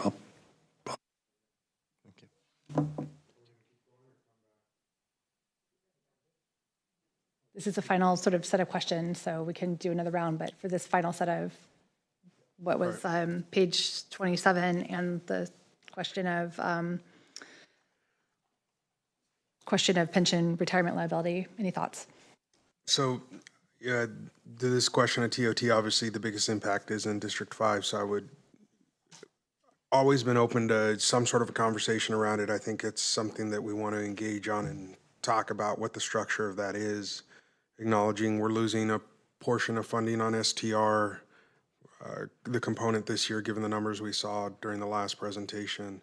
And I also just want to point out at this point in the conversation, we're also going to see a reduction in taxes. And I know Marina was in the room earlier, but we're having a bit of more than a bit of a huge crisis in agriculture. We're seeing a lot of grape stakes ripped out. And the reason the grape stakes are ripped out is because we actually tax on the stake and the foot of wire as an unsecured tax. And so I've been approached constantly over the last 2 months from industry just to make me aware of the thousands of acres being piled and burned, especially this morning with the rain coming in. We saw those fires get lit again.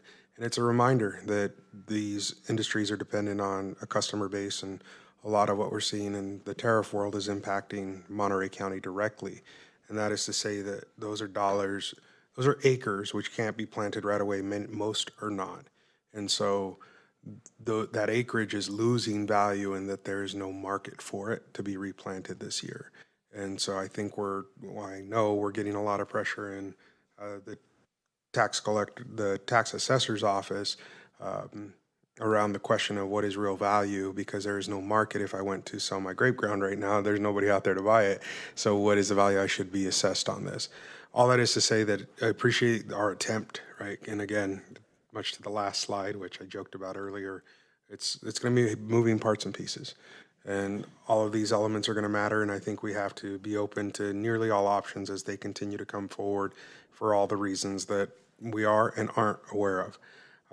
For me, the pension piece right now, given the great structure that we put in play many years ago, is on fairly solid ground, even though it is disconcerting to see a big number, to see 2/3 of it covered, knowing what many of our other jurisdictions are, where they sit in terms of a position. I think we're in an okay position, but during times of crisis, right, you circle the wagons. And for me, as we look at how we allocate numbers, I know we have a lot of our workforce watching right now, and I want to be clear, as we have been in the past with them, that the goal is to do this in a way that supports them as well. There are folks who have chosen to live a life of service to our residents and work for Monterey County to be able to give back to these places that have, in many instances, made them who they are as local residents who went off to school and came back to really serve. And so I want them to know that we see them in this process, and that, to me, that's a core value that, as we're having this conversation, looking purely at numbers and questions of how we get there, will always, for me, be at the core of the conversation and the decision-making that I'm making on behalf of the residents of the 3rd District and our workforce. But to the question of prioritization of how we tackle this right now, I would like to have a deeper conversation about TOT. I think it is a good time to do so for the reasons Supervisor Church brought up, and just look forward to the continued engagement on this, knowing that we have not yet seen all the cards put down on the table, but as they get laid down, we're going to have to respond appropriately. Thank you. I wanted to weigh in also on the TOT. I think the timing is right for that conversation to happen this year. It wasn't right 2 years ago when we had the other measure before the voters, but certainly something that should be in our strategic work plan for future years to look at once again.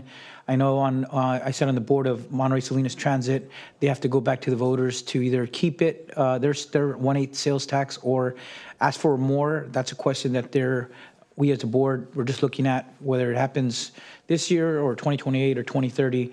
It just what you have to plan to what is the right timing in future years to have that conversation and to take it to the voters once again. Utility tax, I'm a little hesitant, obviously because of all the discussion right now on affordability, and when you're talking about something that could increase water or electricity or gas, I'm not sure the timing is right for that this year. Just my initial take. Certainly looking at department fees, we've done that sometimes by department, but perhaps not as comprehensively as we should. And last issue on the pension, I just wanted to go, if we could go back to that slide, I think it's eye-opening, right? If for our residents and our county staff to look at just the budget pressures that we have, we're looking at June 30th, 2026, that first yellow highlighted amount. Our liability is almost $91 million, and then 2 years later, it's expected to go to almost 105. So it's another $14 million in just 2 years that we have to come up with the money to pay that, and we're not without having a clear answer of where else are we going to take from our county budget to meet that obligation. So it definitely has me concerned, and that's what we were talking to this earlier. You put out a plan here to take from our 115 trust for the next decade, it looks like. And that I did have concerns with that because when Supervisor Askew and I sat on the budget committee, we pushed to incorporate this as a way to try to put some money aside to meet that future obligation, and not just ignore it and not just let it keep increasing. But after these 10 years here, if you could explain, because everybody assumes pension costs are just continue to rise because that's what we've seen in our lifetime. But here, expected in 2036, 10 years from now, your estimates are that pension costs for Monterey County should start to decline significantly. If you could explain why that is. Yeah, no, absolutely. And if it's okay, I'm actually going to ask if our resident retirement expert, so we are lucky enough to have Debbie Pianelli here. She has been in a retirement system in a different county, and I know she knows this a whole lot better than I do, so I'm going to defer over to Debbie. Thank you, by the way. Is this on? Okay. So the schedule right here is based on the liability, and there's a smoothing period. And the number one thing that drives your pension costs are gains in the market, gains and losses in the market. So if you go back 15 years, so this is a 15-year schedule on the smoothing.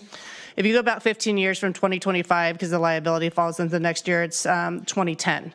So if anybody remembers back in 2010, the market dropped 7% in 15 minutes. I mean, it was one of the largest losses in the history of this country. So, and then we start going into the Great Recession, and then we come out, we start coming into the pandemic, we start making more money, and that's why right now, if you keep going down, the market as of yesterday was the highest it's ever been in the history of the United States. And so those losses are coming in and they're smoothing. This chart right here will look completely different next year because the gains and losses from this year, which the way it's going right now looks like they're going to be gains, are going to fold into this, and those numbers will be slightly reduced going up and down. So this is a rolling schedule of it. But if you could answer the question, did it have to do with PEPRA, the reforms to pensions, and should be kicking in come 2036? 2035? There's a piece of it that has to do with PEPRA, but 90% of it has to do with the market. This is all investments. The gains and losses in our policy, it has to do with investments in the gains and losses. There's no way any county can put in enough general fund dollars or dollars to make it. This is going to assume, I think our rate of assumption is 6%, EPERS? 6%. So we assume a 6% increase, which is way more than we could ever even imagine putting in there. So the gains and losses, and this is actually, the UAL is broken out into normal cost and gains and losses. So the normal costs are what's really going to just happen because of people, mortality rates, changes in assumptions, that type of thing. But this kind of goes through the losses. And so that's your big portion here is the gains and losses, and that's why you see the swing right now. Okay. But on the 115, they're usually set up to do exactly this, is to stabilize it so that counties don't see big swings. So we're not sitting there going, we need $10 extra million this year, now what do? We have it set aside. And then in good years, on the right side, the add column, then we put it back in, and then when it swings, because the market will swing again. Yeah, Ms. Paglianelli, I only raised this because I questioned these numbers, right? That we're going to go from 105 million in liability to down to less than $1 million in 2044, right? That's why I'm asking, are these numbers real? And are those numbers real? Will that at 10 years from now, we start putting 5 million in per year or more back into the 115? That's what I was questioning, whether these numbers are real. I know they change every year, but this is giving us an estimate for the next 20 years, and it seems like our pension costs are going to go down when I was skeptical that those numbers are realistic, even in those future years. They are real as of today. I can't promise you what the market's going to do tomorrow or in 5 years from now, but as of today, those are the real numbers, and that is the numbers from our actuarial report. Thanks. I'll just stick with that one just to make a couple comments that real as of today, I get it now, because on the one hand, it looks too good to be true. And so, but I will leave that to the experts at this point in the conversation, and glad that we have this utilization program, trust utilization 115. In regards to something I'm hoping we can all agree on, the need to update the department fees. That seems like an easy opportunity that's at our disposal to at least go with these recommendations, and that seems like something that can be done right away. And I think that's something that should be done. And then we should have a program to do regular updates so we don't find ourselves falling behind, because that's money left on the table, and some fees go down. It's not always an increase. And so it's beneficial, I think, to everyone all around.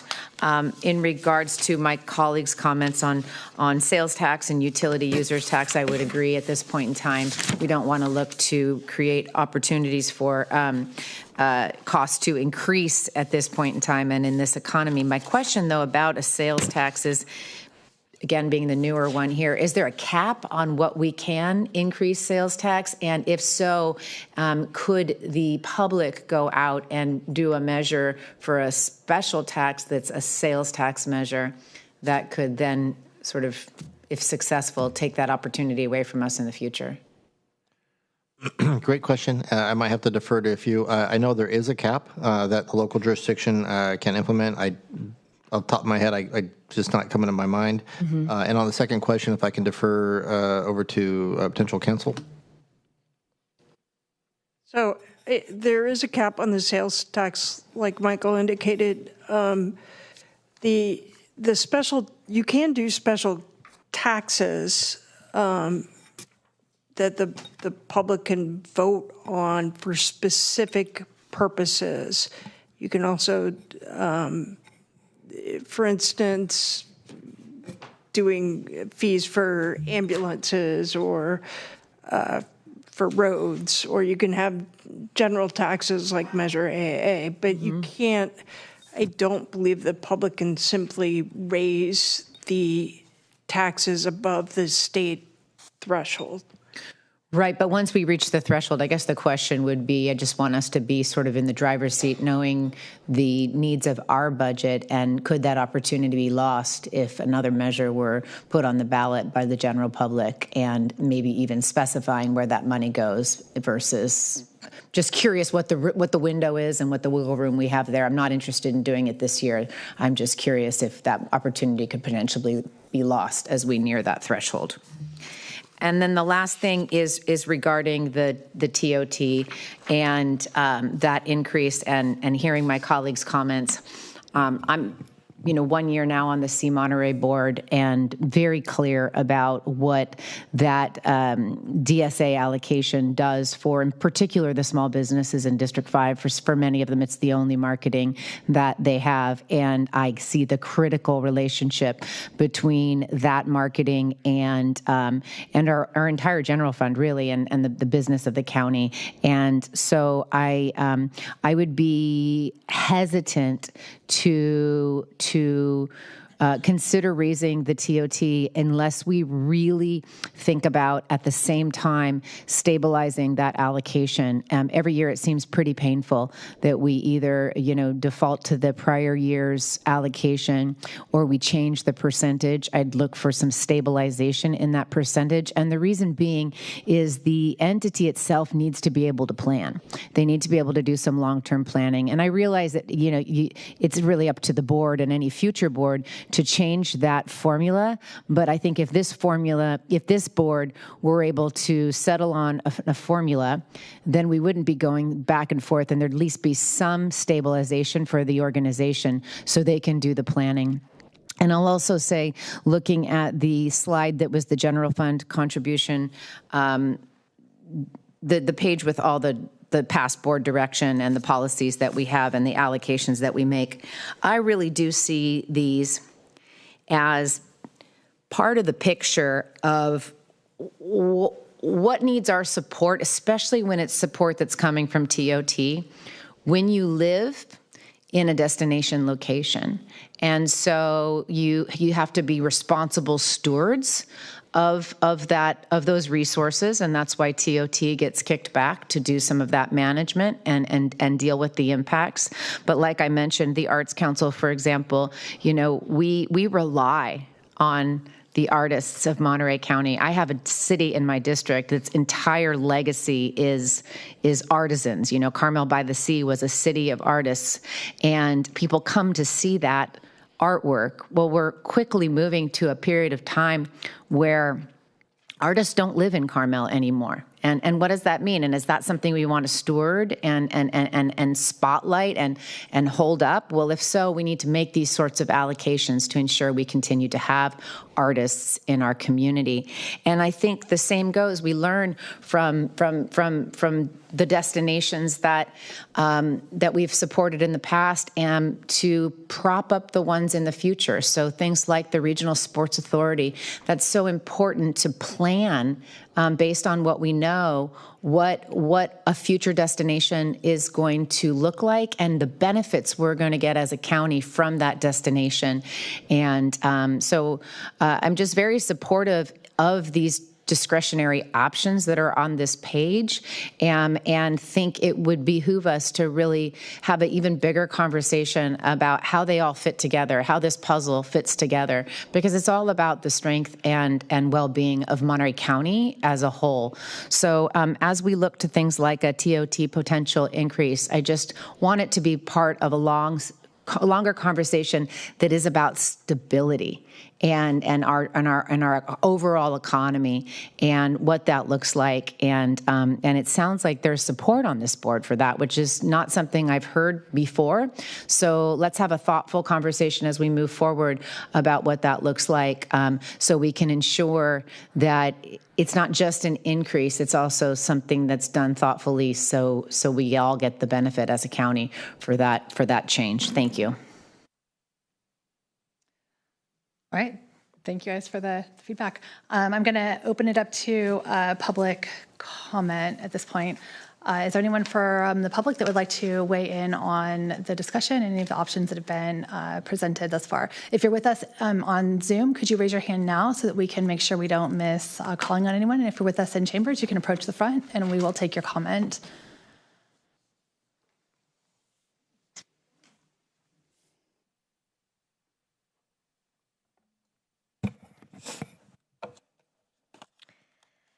Good afternoon. My name is Leticia Hernandez. I grew up in Salinas and now live in Marina. Whew. Many of you have met me before, and you may know me from my work with the Center for Land-Based Learning, where I've supported youth workforce development in Monterey County for the last 7 years. Others may know me from my community work, helping to create and manage a Natividad Creek Park Community Garden and Learning Lab, one of the largest public urban agriculture spaces in Salinas, where we not only provide access to land to grow food, but also build confidence in science through place-based, multi-generational programming. I've been blessed to find meaningful quality work in this county, and as a new hire to the Reservoir Farms team, I am excited to serve as the site manager for their Salinas campus. I'm especially excited to help build a high-quality site that adds real economic value while also being thoughtful about its impact on the surrounding community. I wanted to be completely transparent in sharing that I only recently learned Reservoir was receiving public dollars to support this campus. As you can imagine, that raised important questions and concerns for me, rightfully so. There are not just my taxpayer dollars, but the community's hard-earned money, and I take that responsibility very seriously. From what I've seen so far, Reservoir does as well. With the right partnerships and accountability, I genuinely believe Reservoir Farms can be a practical economic development and workforce initiative for our county and our region. The focus of Reservoir Farms is straightforward: bringing early-stage ag tech companies into Salinas, connecting them with local growers, talent, and industry, and helping them move their products in the field. When that works, the benefits stay local: good jobs, paid local contracts and services, and long-term investments as companies pilot, grow, and scale. I'm committed to helping ensure Reservoir follows through on what it said it would do, and I see my role as a bridge between the community, the county, and the company. Thank you. Thanks. Thank you. I don't see anyone else in chambers, and we don't have any hands raised online, so I'm going to go ahead and close public comment. Thank you for joining us today for our pre-budget workshop, and we'll bring it back to the board. Is there any additional direction that you're looking for, Sonia, CAO, team, budget team? If there's anything on the list that gives you a great deal of heartburn, we'd love to hear that, just so that we know where to direct our focus. Certainly just hearing about the hesitation to seeking, an additional tax without having that further input and community involvement will be key. So definitely hearing that. But then into the future, if there is an opportunity to maybe pursue, just hearing, again, stay the course, don't, maybe not now, but into the future. The department fee structure is something that when I first got here, there were some departments that where their fees were more up to date than others. And as we've moved forward, there's been significant increases in, the workforce, not just salary-wise, but also in terms of need. Some of those items we just never revisited them. And I think there was hesitation maybe to add, fees that would recover some of those costs. I think we're at a point now where the departments are struggling because there are additional needs, but we don't have the staff to be able to send to provide that relief. So we have started bringing items to your board already and focusing really on those that have been, a challenge actively. But overall, we want departments to take a good look at what their fees currently look like now, and if there are options for the board to review and assist from that respect, that would be something that we would help solve some of this budgetary challenge. In addition to that, our goal is to maybe research all items and then bring them back to your board for the budget workshop for you to then make a determination of whether or not to move forward based on that additional information or perhaps explore other items further. In April will be the budget workshop, and then towards the end of May is when you will have budget hearings. So at that budget workshop would be when we're receiving that direct input from you. And what we'll do in the meantime is work with our departments to make sure we understand what the challenges are going to be from their perspective if we were to implement any of these items or, move them forward, but maybe not as we currently brought them, maybe in portions, and then, do the budget reviews kind of in tandem, which we've had to do whenever there's been challenges within departments where there's a loss of revenue or we've exceeded what's been budgeted. Okay, thank you. All right, well, we'll say thank you very much for the level of detail that's been provided. I know that there was some of the items that we didn't, some of the alternative strategies and different, items that were listed under options that we didn't go into a great level of detail. So I'll just encourage my colleagues here and any of our department heads who are I know watching and paying attention, that if you have questions about any of the items that have a box next to them that you don't understand or want more information about, to pursue getting those questions answered, meeting with Sonia, meeting with Michael, so that you understand what might be being looked into or being discussed. And if you have concerns, to make sure that you're raising those or getting more information so that we don't find ourselves farther down the process and then realizing that there was something that's being explored that you maybe did or didn't want to go down a path. But please do keep engaged in the process and know that we do have revenue that is not keeping up with expenses, and we will need to be making decisions, and we want to make sure that we're doing it in ways that are thoughtful and intentional and don't leave us in a situation where we're reacting to cuts. We do have an opportunity right now to be proactive, and the choices that we make today will prevent us from having to be in difficult situations tomorrow. So I really appreciate, Sonia, you, Michael, your teams for being thoughtful and bringing these opportunities for us to have these conversations early. Thank you. Thank you, and I appreciate all the work that Michael has put into this presentation, and also the budget team. What we will do is we'll update the latest version of this presentation, and as part of that, we'll include Michael and Deja's email information, so that anybody with questions, once they've reviewed the presentation, they could reach out directly to Michael or Deja, whether it be departments, staff, or the community, will be able to receive that information through that avenue. Great, thank you. All right, so it is now 3:30. We do have an item that is scheduled for a time certain, 3 o'clock. Michael, were you also going to do a full report on the governor's fiscal year budget? I took care of that. We did. Yeah. Sorry about that. I took care. What we wanted to do is we stacked them on the evaluation. I'm sorry, in the agenda. Sorry about that. To make sure that if folks were looking at the agenda, that information was available. So that's why I included that in the comments at the beginning. The only intention whether it was just to make it available. Okay, Yes. so it's here, it's available. Yes.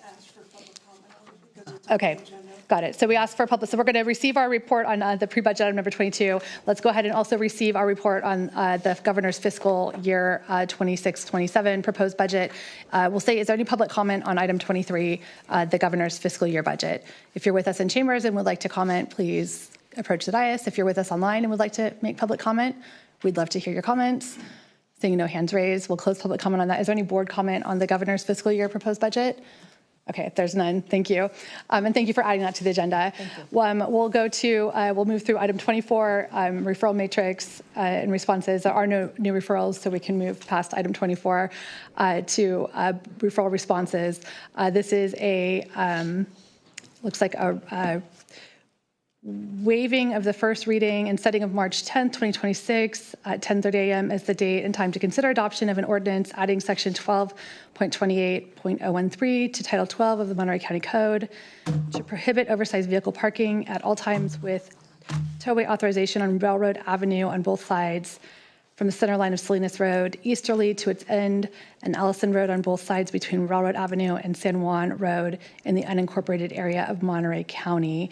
And we will welcome Director of Public Works, Facilities and Parks, Randy Ishii, to provide some additional information. Thank you. Thank you very much, and good afternoon, Chair and members of the board. As introduced, I am Randy Ishii, Director of Public Works, Facilities and Parks. And with me today online are various staff members from various departments in the County of Monterey. And also, as introduced, staff has a presentation for the board and for the public today regarding the item before you, which is, again, to introduce, waive the first reading, and set March the 10th, 2026 at 10:30 a.m. as the date and time to consider adoption of this ordinance, which adds section 12.28.013 to Title 12 of the Monterey County Code, Again, to prohibit oversized vehicle parking at all times with tollway authorization on Railroad Avenue on both sides, as stated from the center line of Salinas Road to its easterly end, and on Allison Road from Railroad to its end with San Juan Road. And also define the adoption of the ordinance as categorically exempt under the California Environmental Quality Act pursuant to sections 15301C and 15308.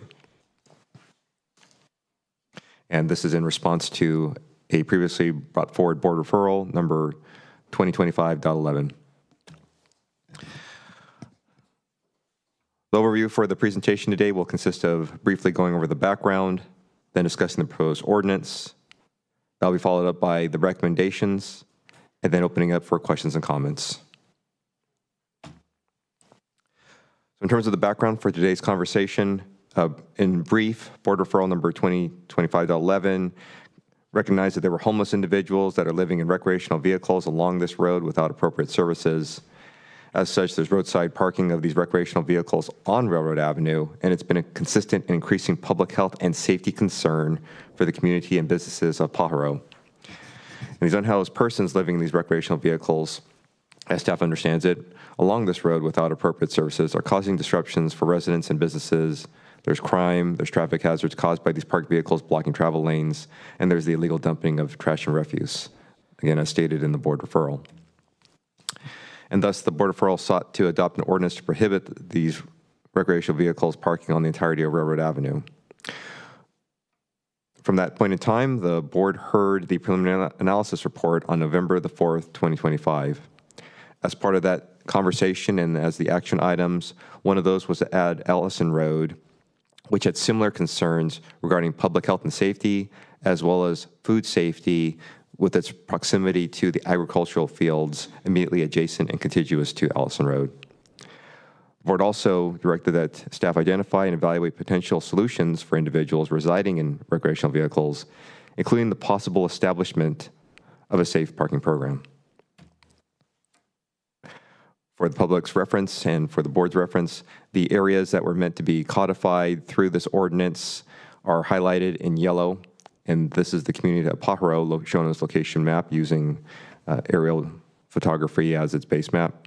And Railroad Avenue is the east-westerly running road, and Allison Road is the north-south aligned roadway. These pictures were brought to the board previously at the preliminary analysis report, and this showed the conditions of Railroad Avenue as of 30 October 25. And this shows our recreational vehicles, i.e. oversized vehicles, parking along Railroad Avenue. And the next picture is demonstrative of the type of refuse that is seen along the road shoulders of Railroad Avenue, as well as another view of the oversized vehicles parking along Railroad Avenue.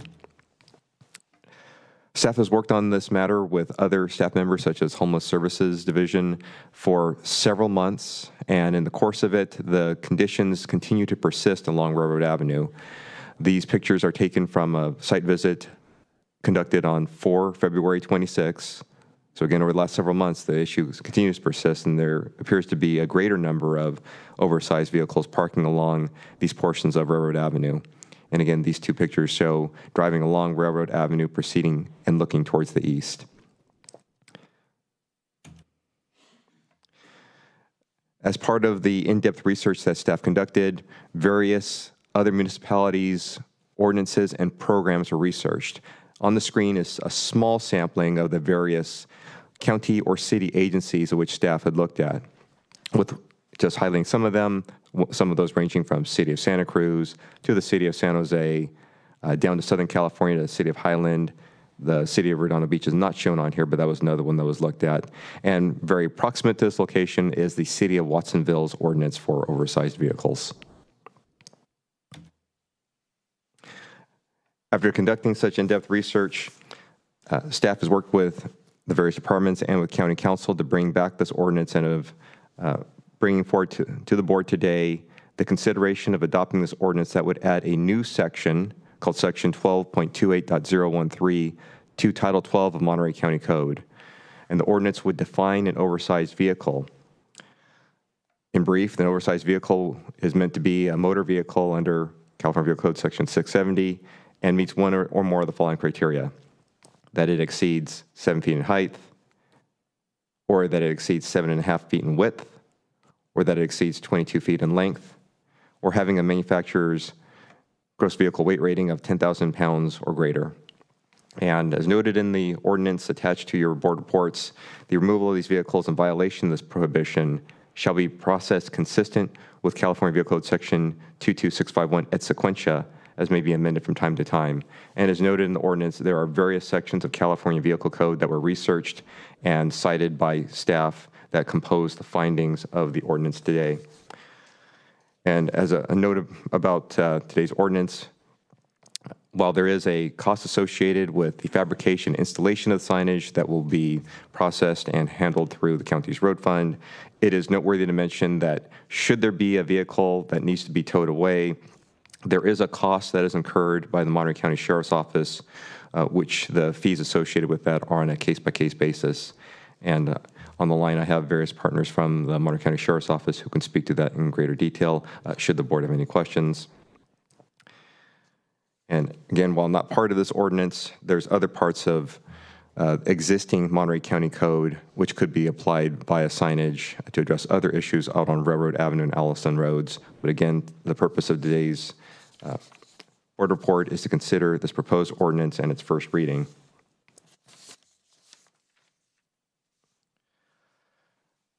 And thus, staff's recommendations for the board today, as stated in the board report, are to find that the adoption of the ordinance is categorically exempt under CEQA pursuant to sections 15301 Charlie and 15308 of the CEQA guidelines, and to introduce, waive the first reading, and set March the 10th, 2026 at 10:30 a.m. as the date and time to consider adoption of this ordinance, which adds section 12.28.013 to Title 12 with the details as shown on the slide. In closing,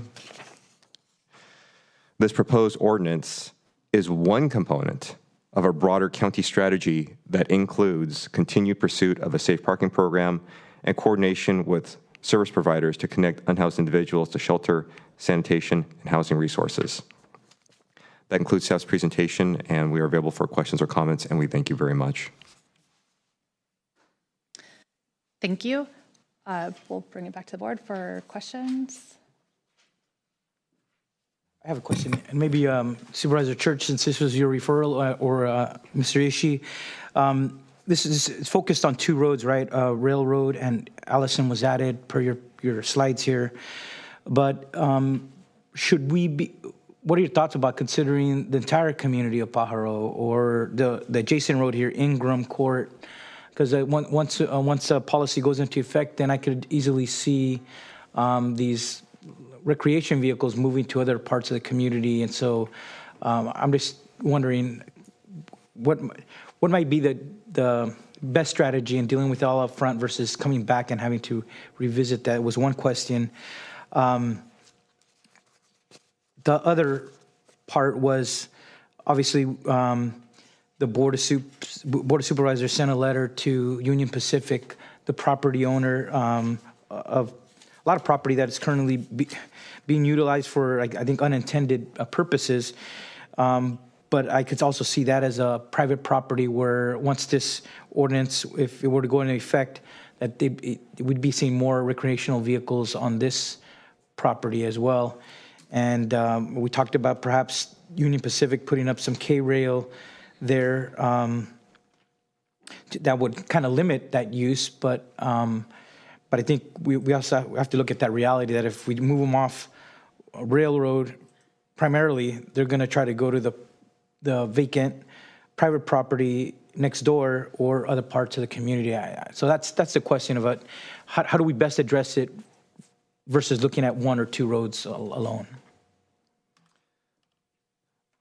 Thank you very much, Supervisor Alejo. Those are excellent questions considering the gravity of the issue of which is at hand.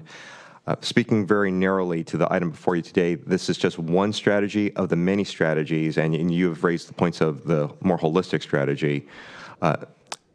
Speaking for Public Works, Facilities, and Parks, as an initial starting point, one should look at where one can start and where areas of refinement could come up in the course of the process of looking at the results and then expanding from there.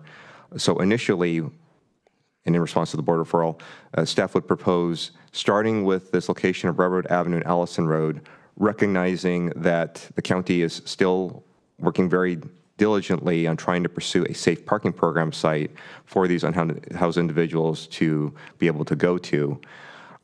And by approaching this from that multi-pronged approach, as which you pointed out, such as notifying the private property owners that there's issues that are now developing on their properties and getting some enforcement action through that course, the measures of success of that will have to be recognized at that point in time. And while there's other strategies available, we propose starting here, again, with these two roads, and then also looking towards the other things that the board is looking at, such as notifying and asking for people such as Union Pacific Railroad to address the issues on their land, while also on another prong addressing the unpermitted food vendors who are doing business out in the community, all of which your board is considering. I just want to flag it for conversation, starting incrementally or looking more comprehensively, but maybe that'll be a continued conversation as this moves forward. And last thing, I don't know if we could reveal how many of these recreational vehicles are registered in Monterey County versus the neighboring Santa Cruz County. Public Works staff would like to ask our Homeless Services Division for some more detail about the vehicles that they have found on Railroad Avenue. And that's a very good point that we'd like to also bring up, is that there's been a lot of outreach that has been done over these last several months continuously by our Homeless Services Division staff, as well as the service providers. And staff have also been in contact with some of the growers along this area to get their feedback into this proposed ordinance, of which we have generally heard agreement with bringing an ordinance like this forward. But with that, if Ms. Wilson is available on the line to be able to help speak to the registration status of these different vehicles, that would be greatly appreciated. Thank you, Board. I am on the line. Thank you, Randy. From what we have been able to discover, partly with our partnership with the Sheriff's Office, but also with the engagement that our team has led ourselves, the vast majority of those individuals are registered to Santa Cruz County. We have identified one person who is from Monterey County. Thank you for that, Ms. Wilson, and I appreciate the outreach that has been done. But just so, like, when we are talking about these folks, at least it lets us and the public know where most of these vehicles are coming from. But also, we know that the number of recreational vehicles on this particular street has increased over the years, and it seems like when the word spreads and people know where they could park their vehicles, it becomes a growing issue there for the neighbors and for that particular neighborhood. So I just wanted to bring that out, as we're discussing who's being impacted here. Thank you. Thank you. Thanks. Other questions, comments? We can take some comments here. I want to get it out to the public, but this is a step, yes. I mean, there is a problem here. It could go out broader into the community, but the community hasn't been engaged at this point. And I think if there's going to be something done on the whole community, it needs to really be engaged at that point. This is, obviously there are concerns and we are going to try to help some of these people here and get them to other locations that are safe and where they can be taken care of with the services that they need. But there are some that may move on to other places. They tend to congregate. This has really congregated in the last year. Pajaro has become,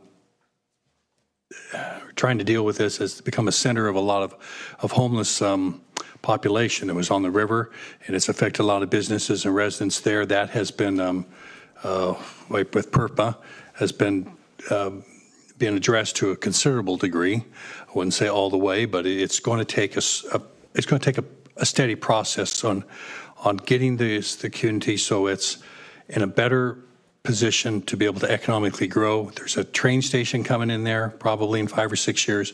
This whole area around these tracks need to be cleaned up. Last week I was up at Speaker Rivas's office. I did bring up the part about this, whether Union Pacific representatives were there. I brought up the part about that illegal flea market. We sent a letter out this last week. I've had multiple attempts at contracting UP. I know the health department last week reported they had. So there's a lot of,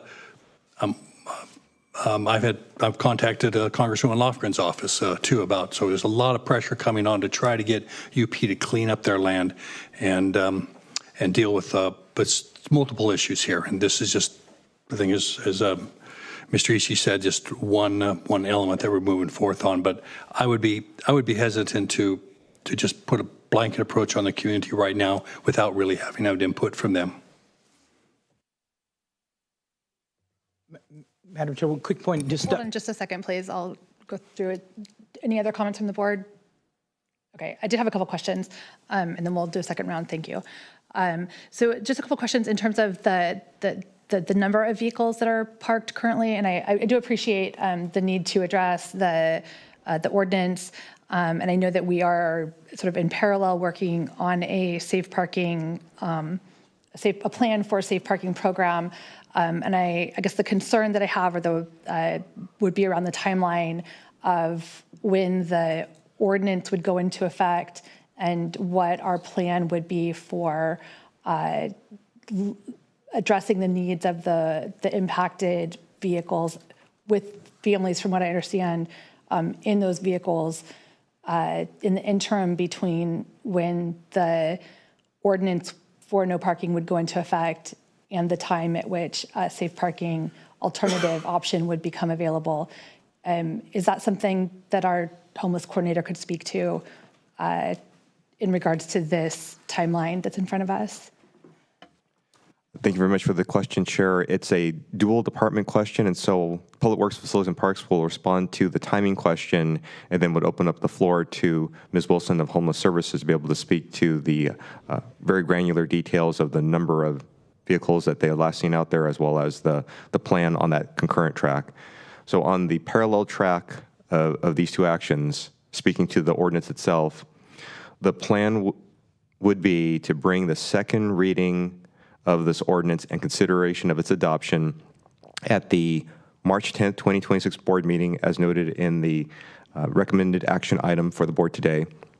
And then as a regular due course ordinance, it would take effect the 31st day after its adoption, or said a different way, it becomes effective after 30 days of its adoption. And so that's another 2-month period from this point in time where on this concurrent path, there could be a guidance for these individuals for other services. And with that, I would like to yield the floor to Ms. Wilson of our Homeless Services Division to speak to the remainder of the question. And thank you. Thank you, Randy. On any given day, there's about 12 to 15 RVs that are parked on that road. Many of those RVs own their own regular vehicle, so oftentimes it would be up to 24 vehicles that can be over there. During our engagement, we were able to speak to 9 people who are living inside of the RVs, and we identified 7 children that were out there. All of them go to school in the city of Watsonville. As far as the timeline goes, from my perspective, I think it is possible for us to lean on existing contracts with service providers, whether it's with the service provider that's currently running the county's safe parking program or the organization that is running the tiny village that the county had partnered with Santa Cruz County with, which is close in proximity. Or we can do a full bid process, which can take 3 to 6 months. Okay, so I guess the question would be, is, March 10th plus 31 days would be March, let's say the end of April. Is that sufficient time to have placement for the 12 to 15 RVs, knowing that we've only made contact with 9 people of the 12 to 15 that are there, I'm not sure that that is. I guess is there some assurance that that is, and I'm not hearing that that is. No, I do share the concern that the ordinance and our ability, the county's ability to stand up a safe parking program is, the timelines are not in alignment. The reality of us acquiring a property, doing community engagement, finding a service provider, identifying a funding source, that can take a little bit of some time. Okay, so to be clear, I'll just be very clear. Like I'm supportive of, and I was supportive earlier, and I remain supportive of. We need to address this. We need to address this. It's not a safe situation for children. It's not a safe situation for nearby residents. It's not a safe situation for the roadway, and also it's not a safe situation to set up our service providers or those who would go to displace the individuals who are currently at this location without an alternative placement. And so we do have some safe parking programs in place. Do the current safe parking programs that the county has contracts with have capacity to, the location is not ideal, but would the current county safe parking programs have capacity to accommodate how many additional vehicles? Do we know? We do. I did explore the county safe parking program. There are currently openings for 2 small RVs. It must be noted that the RVs that we have engaged with are actually quite large. I would say off the top of my head, maybe in the 30-ish feet range. They're really large. There is a safe parking program in Watsonville that can also accommodate 2 small RVs. In both cases, the safe parking programs are only 12-hour programs, so that individuals would have to find somewhere to park in the daytime. Okay. And then I know that in the Monterey Peninsula Unified School District also runs a safe parking program, overnight safe parking program for students of the school district. Is there anything like that in Watsonville for students who, you said there were some children in the district? There are definitely children that we had identified living in those vehicles. The only safe parking program that we identified in Watsonville is the one I had stated earlier. Okay. Okay, so I guess I'm fully supportive of moving forward with this, but I would feel more comfortable with it if I knew that our timelines could line up, so that we were aligning the transition of people from the location that they're currently at into a service provider situation. Because otherwise it's clear and we know what we're doing is just simply displacing people from one community into another, causing more displacement and more trauma, and setting up additional distrust and difficulty with placement in the future. Whereas we do know that safe parking programs are one of the most effective ways to get people into case management and permanent housing. So I would, if there's a way to adjust the timelines, and I'm going to look to our staff. Is there a way to have the timelines align in a more structured way? Is there a way to have this come back to us when we have a timeline for safe parking ready to go, or is there a way to have, we just talked about a contribution that the county makes to Pajaro Sunny Mesa Community Park, where that could be available in the after dark hours for an interim period of time for vehicles to be used for an interim safe parking nighttime program while we continue working towards a county program that is more permanent. I want to get this addressed, but I also recognize that we need something. Otherwise, we're just simply sending people off and hoping for some magical solution that there isn't one.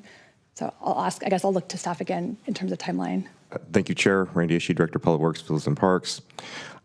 In general, staff foresees from the Public Works, Facilities and Parks Department 2 different pathways that the board could choose at this juncture to address the timeline concern.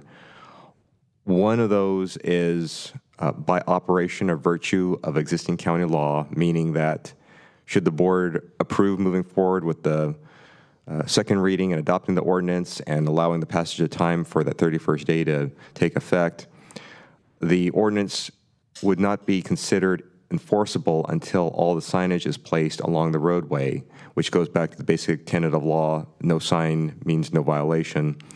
So a suspension of the placing of signage and suspension of enforcement could be an operational matter that could be looked at on this one pathway. The other pathway would be to consider having staff go back and suspend this reading for now and come back at that future date to here again go through the due course ordinance process at a date to be determined. Okay, thank you. Yeah, I just wanted to add and bring to the attention that it might be a bigger issue because I just looked up that the city of Watsonville is making their recreational vehicle ordinance stricter. They took a first vote on January 20th. Their second reading of that ordinance is tonight. So we could see more vehicles. And if you read the news articles, the council members were addressing getting recreational vehicles from Santa Cruz. That prompted them to then make their ordinance stricter. So we could see, once the enforcement happens, to see more of those vehicles come into Pajaro.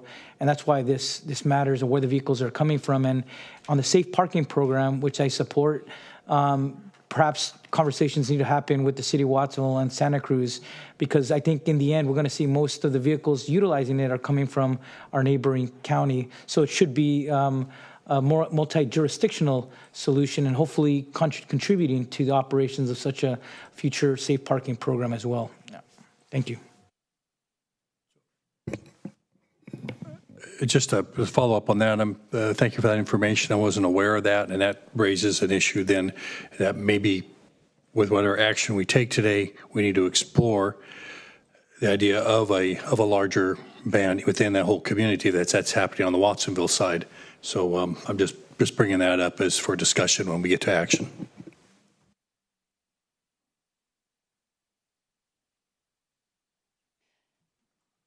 And in terms of action, this is looking for direction on a first reading of the ordinance. I guess I'll just, I'm not sure I can support a timeline that doesn't align with safe parking. So I'll say that real clearly.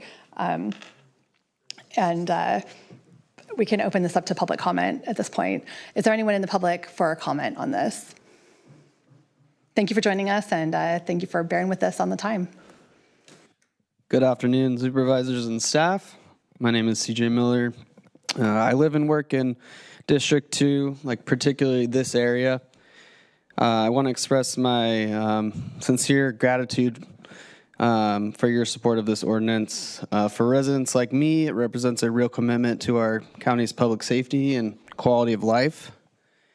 In addition, this ordinance is also vital in protecting local farming operations as they comply with FDA's Food Safety Modernization Act.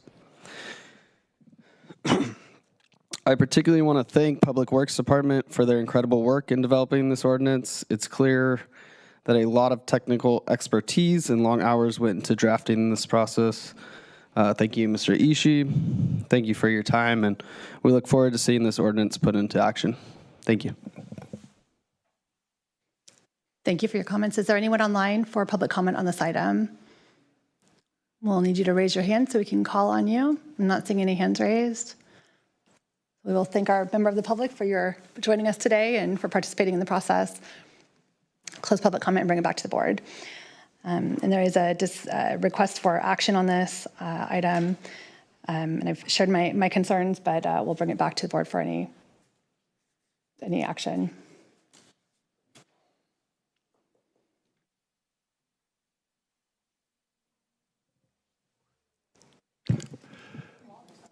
Yeah, just to try to find a way to, I mean, I'm just going to make a motion, and I'll be open to amendments if we got to take some into here, but I'm going to make a motion to follow staff recommendation with the addition that look at a larger prohibition into the whole community, and exactly what that will be, I don't know. I think it's important to see what happens out of Watsonville on that will lead that. But so that's going to be my my motion, and I realize there might be some amendments on here, but we'll want to hear what those are specifically.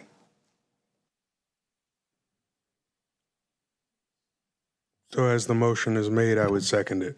I worry about some of the potential amendments, but where we're sitting today, I know you're hearing directly from your community. This is necessary, so happy to give the second there.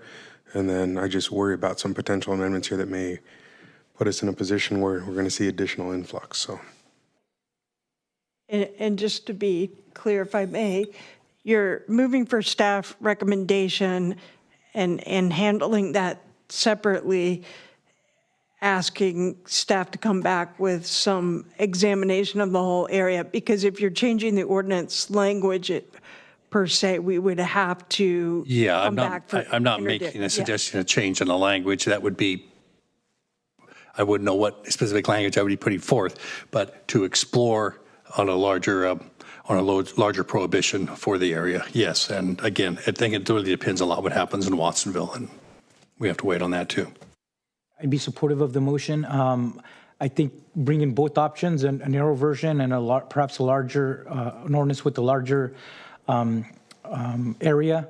I think we perhaps need, I don't know, a map so we can know what areas are covered under this new ordinance, just to be clear to the community. But I think we do have to look at this a little different in light of what is occurring with our neighboring jurisdiction. Just clarification, and I don't know, maybe let staff know if Supervisor, if you're suggesting we'll come back on March 10th with an ordinance on a larger for the community, a potential. We're going to make a decision on the first reading, right? So we could approve an ordinance and the first reading for a narrow 1 or 2 streets, or you'd have to come back with a revised ordinance to introduce and we're reading again. So I think, if I understood correctly, Supervisor Church's motion is to move for staff recommendation and then separately to ask Public Works to explore the possibility, come back at a later date to explore possibility of a more global ban on RVs and parking. Okay. Yeah. And I think Supervisor Lopez seconded that. Supervisor Church, would you consider a friendly amendment that addresses the timeline issue so that we wouldn't be activating the ordinance with the placement of signage until such time that we have an alternative placement? My concern with that is this could drag this out months. Is really my concern on to here. I mean, if we the community's waited a long time, that's fine. If to get support here, it means some short period because we're already going to have to hold off a month anyway, possibly. But what kind of timeline are you thinking of here, and specifically for me to adopt that? Well, I'm thinking that we would be including direction for aggressive outreach efforts from our team to provide placement for those individuals who are going to be displaced. We're talking about families, we're talking about children, we're talking about seniors, we're talking about individuals who are simply going to be, who've been basically living in their vehicle, and we will be displacing them without providing any alternative. Well, they are already displaced. We'll be further displacing them without any alternative. And so I'm looking for some commitment on our part that we're going to be providing an ethical, humane commitment to an alternative place for people to get services and stability moving forward. I guess that's what I'm looking for. So I don't have a hard timeline. For me to go and to bring in an amendment that I can support, I would need a hard timeline onto there. I mean, the community is being disrupted. These folks don't have a place, I understand, but whether they're on Railroad Avenue or they've moved off to another road, they're in the same situation. The only advantage right now is that we know where they are and they're conglomerated in one area. I would need to hear either from staff, from someone about how this could be done quickly. If we've got to hold off another couple weeks or so, but I don't want to go another 4 months. Supervisor Church, if I may suggest you could move as you have moved. When it comes back for adoption on March 26th, 10th. You could have direction to Public Works not to begin enforcement and putting up the signs for a certain amount of period, if you wanted. Yeah, that's a good idea. It's going to come back. We can discuss it then. We can see how the activities have been over this next month in terms of finding placement. So did you have something? Yes, I just want to make a comment that we, through Roxanne Wilson, our homeless program manager and director, we actually strategically are looking at the different locations in different areas where our homeless population is distributed throughout the county, not just in the community of Pájaro, actively looking for alternatives, accessing grants as able, and this is no exception. We are familiar with the folks that are on site because Roxanne and her team have actually had eyes on who's in that area and what their needs are. What we have found is that they are going to school in the community of Watsonville. There is a want, or either in the community of Watsonville or in the area of Pájaro in some form. What we want is make sure that we do not disconnect them from the services they're already receiving.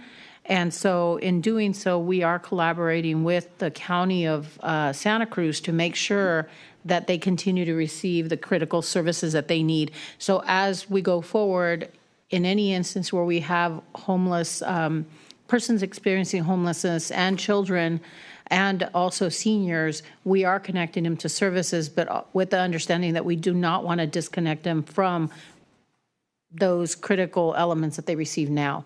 So I think as a matter of concern, this measure is being brought forward, the ordinance is here, but that's simultaneously being worked on ensuring that these families have the resources that they need, that we're not just relocating them.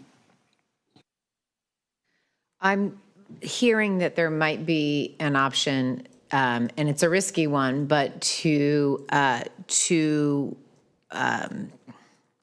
waive the first reading today with the expectation that when it comes back on March 10th, we are going to have from Roxanne and others alternatives for these residents, and further expanding upon the services that we could provide and identifying alternatives. And then we would have the opportunity to vote against the second reading if need be. Is that accurate? You have the opportunity to vote against adoption. Okay. So I'm going to leave my motion as it stands, as a state, knowing that we'll see what happens in next month and where we have to come back to on this. Okay. The second holds. We have a motion and a second, and there was so it's a staff recommendation plus a request for some additional options regarding broader community. Can you just restate the additional portion that you added on to the motion, just for clarity? The additional, the additional aspect was to for staff to study the possibility of a larger ban to the community. Okay, and then I'll change my friendly amendment then, just to ask that we also have clear information about the services provided and clear placement alternatives and a timeline for those individuals. Sure. Placement options. That's when fine, it comes back on the 10th. Yeah. Okay. And the second can include that? Okay. Great, thank you. Okay, with that, we have gone to public comment. We've already gone on to public comment. We have a motion from Church, a second from Lopez with some additional amendments to the staff recommendation. And we will say all in favor. Aye. Any opposed? None. All right, this will come back to us on March 10th, and we'll look forward to having the concerns that have been addressed, at least some additional information. And thank you for hearing the concerns and working towards ensuring that all of our residents, whether they be registered in their vehicles here in Monterey County or not, have options for remaining safe in their, however they're residing. Okay, moving along, we will go to item number 26, which is our county administrative officer comments. Sonia. Thank you. Just acknowledging this weekend is Valentine's Day, and in honor of love and friendship for all of those that we work with and serve and our families, I just want to thank everybody for staying the course and serving with heart and love for all that they do. In addition to that, I do have information from the Public Defender's Office in their key achievements during the last year, which includes the appointment of our new public defender, Ray Buenaventura, and new chief investigator, Sergio Zamundo, and just the strengthening of the operational oversight and continuity within the department. They've had a success in securing grant funding to sustain expanded holistic defense services countywide, and in addition to that, have conducted many immigration consequence reviews identifying actual and potential immigration impacts and eligibility for relief. They've participated in 26 Know Your Rights events and continue to provide education and outreach to immigrant communities. They do have a clean slate program where they secured post-conviction relief in 560 cases, reducing long-term barriers related to employment, housing, and stability. And they have provided individualized legal reviews for over 1,000 clients regarding record dismissals, sealing, reductions, pardons, certificates of rehabilitation, and related relief.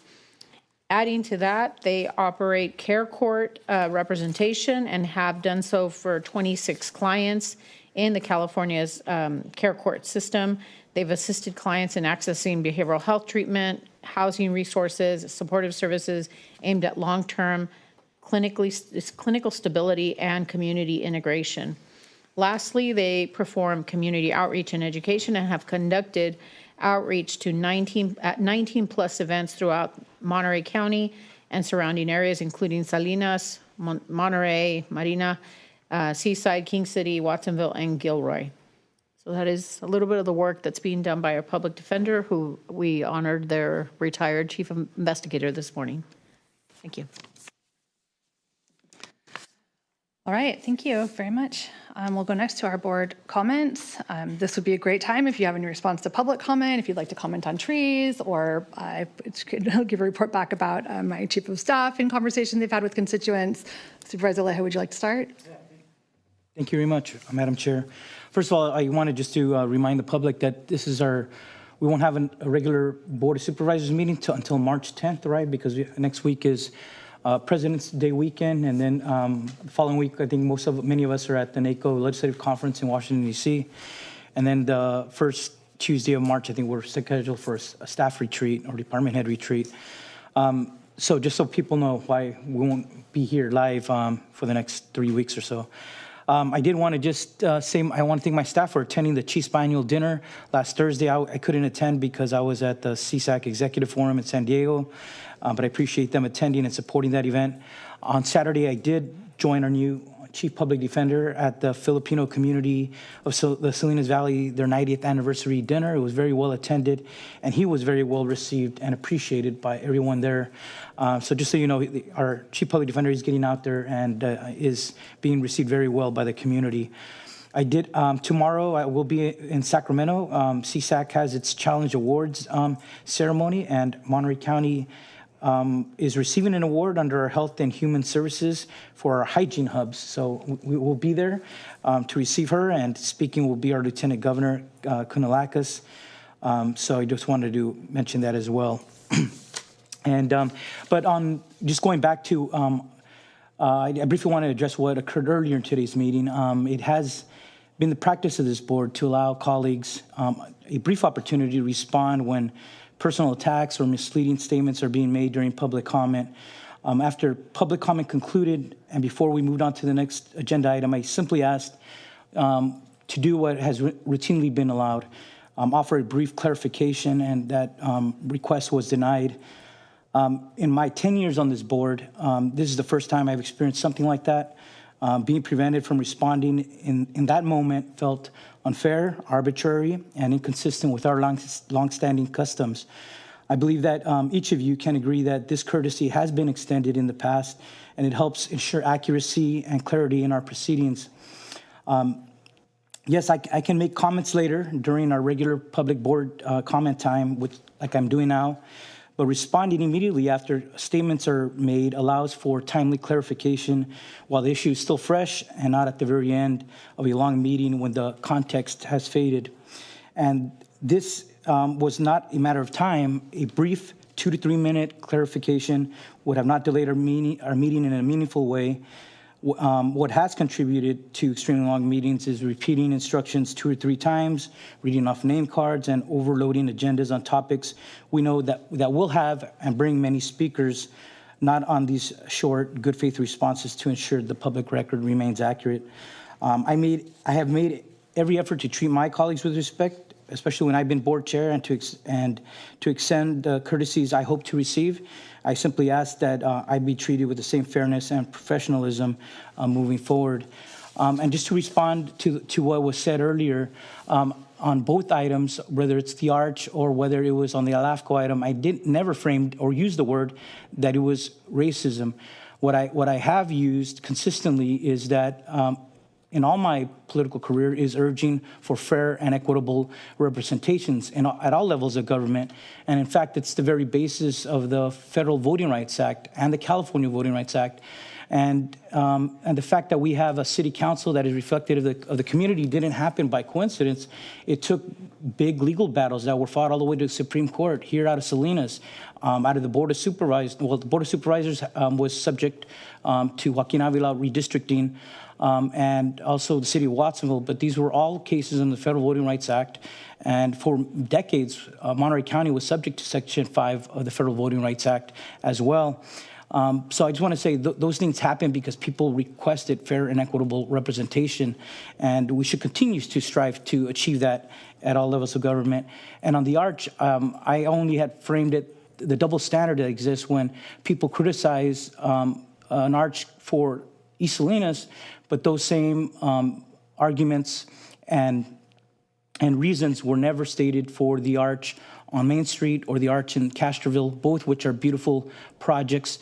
Yes, roads and sidewalks need to be improved. All those in my district are under the jurisdiction of the city of Salinas, but it doesn't mean we can't do both. We should both be fixing and aiming to fix those roads and sidewalks and potholes, but it doesn't mean that we also can't focus on doing a beautification project that could instill pride in East Salinas. And I believe that both are achievable and both should be able to move forward in the future. Thank you.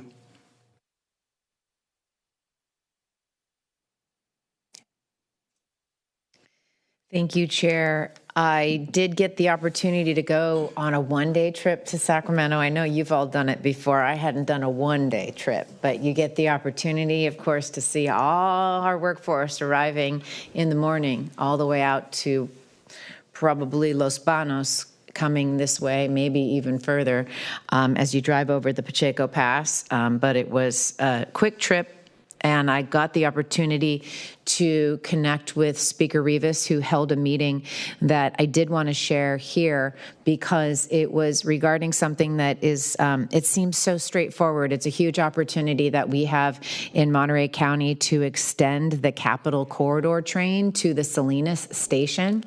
And what I've learned is that every single day there's a train that goes to the final stop, which is San Jose, and it sits there all day long. And it could easily come down to Salinas at least once a day. It could be timed so it doesn't interfere at all with the freight trains that Union Pacific runs on the tracks. But what it requires would be the approval from Union Pacific, some fuel, I couldn't tell you what kind of fuel, and some staffing.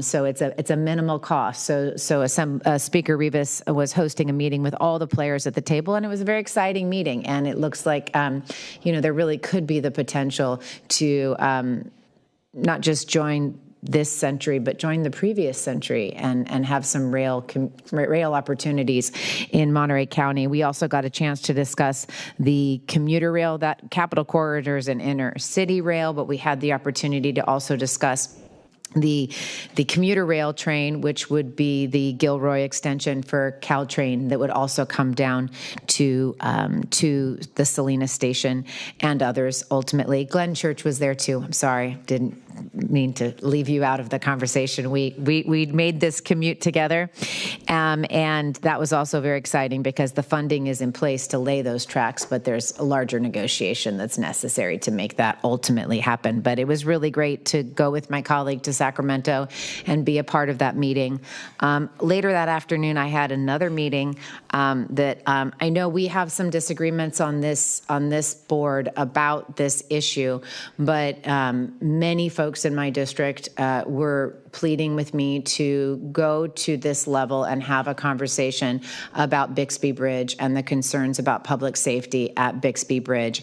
And the driving force of the conversation was the fact that the road is now open, that we're experiencing visitor levels that we know are going to explode. When the road opened, we had reports of like the best booking weeks our local hotels had ever. In the week after the road opened. So it's going to be a big summer, and the goal was to meet with the Transportation Secretary, Amish Shotkin, and then also with the Caltrans director, the state director, Dina El Tawanzi. And I thought it was a great meeting. We got to show both of them, what it looks like on a holiday weekend, which everybody knows is crazy, but also what it just looks like on a regular random weekend, not a holiday weekend in January, and brought that video as well. And at least I think got the opportunity for them to see it, and a commitment to hold further meetings to really discuss how we might be able to mitigate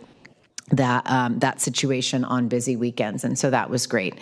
And that's all I have for now as an update, other than I'll make a plug for March 8th, International Women's Day, and our Commission on the Status of Women having a tremendous event at MPC, and I hope everybody has it on their calendar. Thank you very much. Thank you, Supervisor Daniels.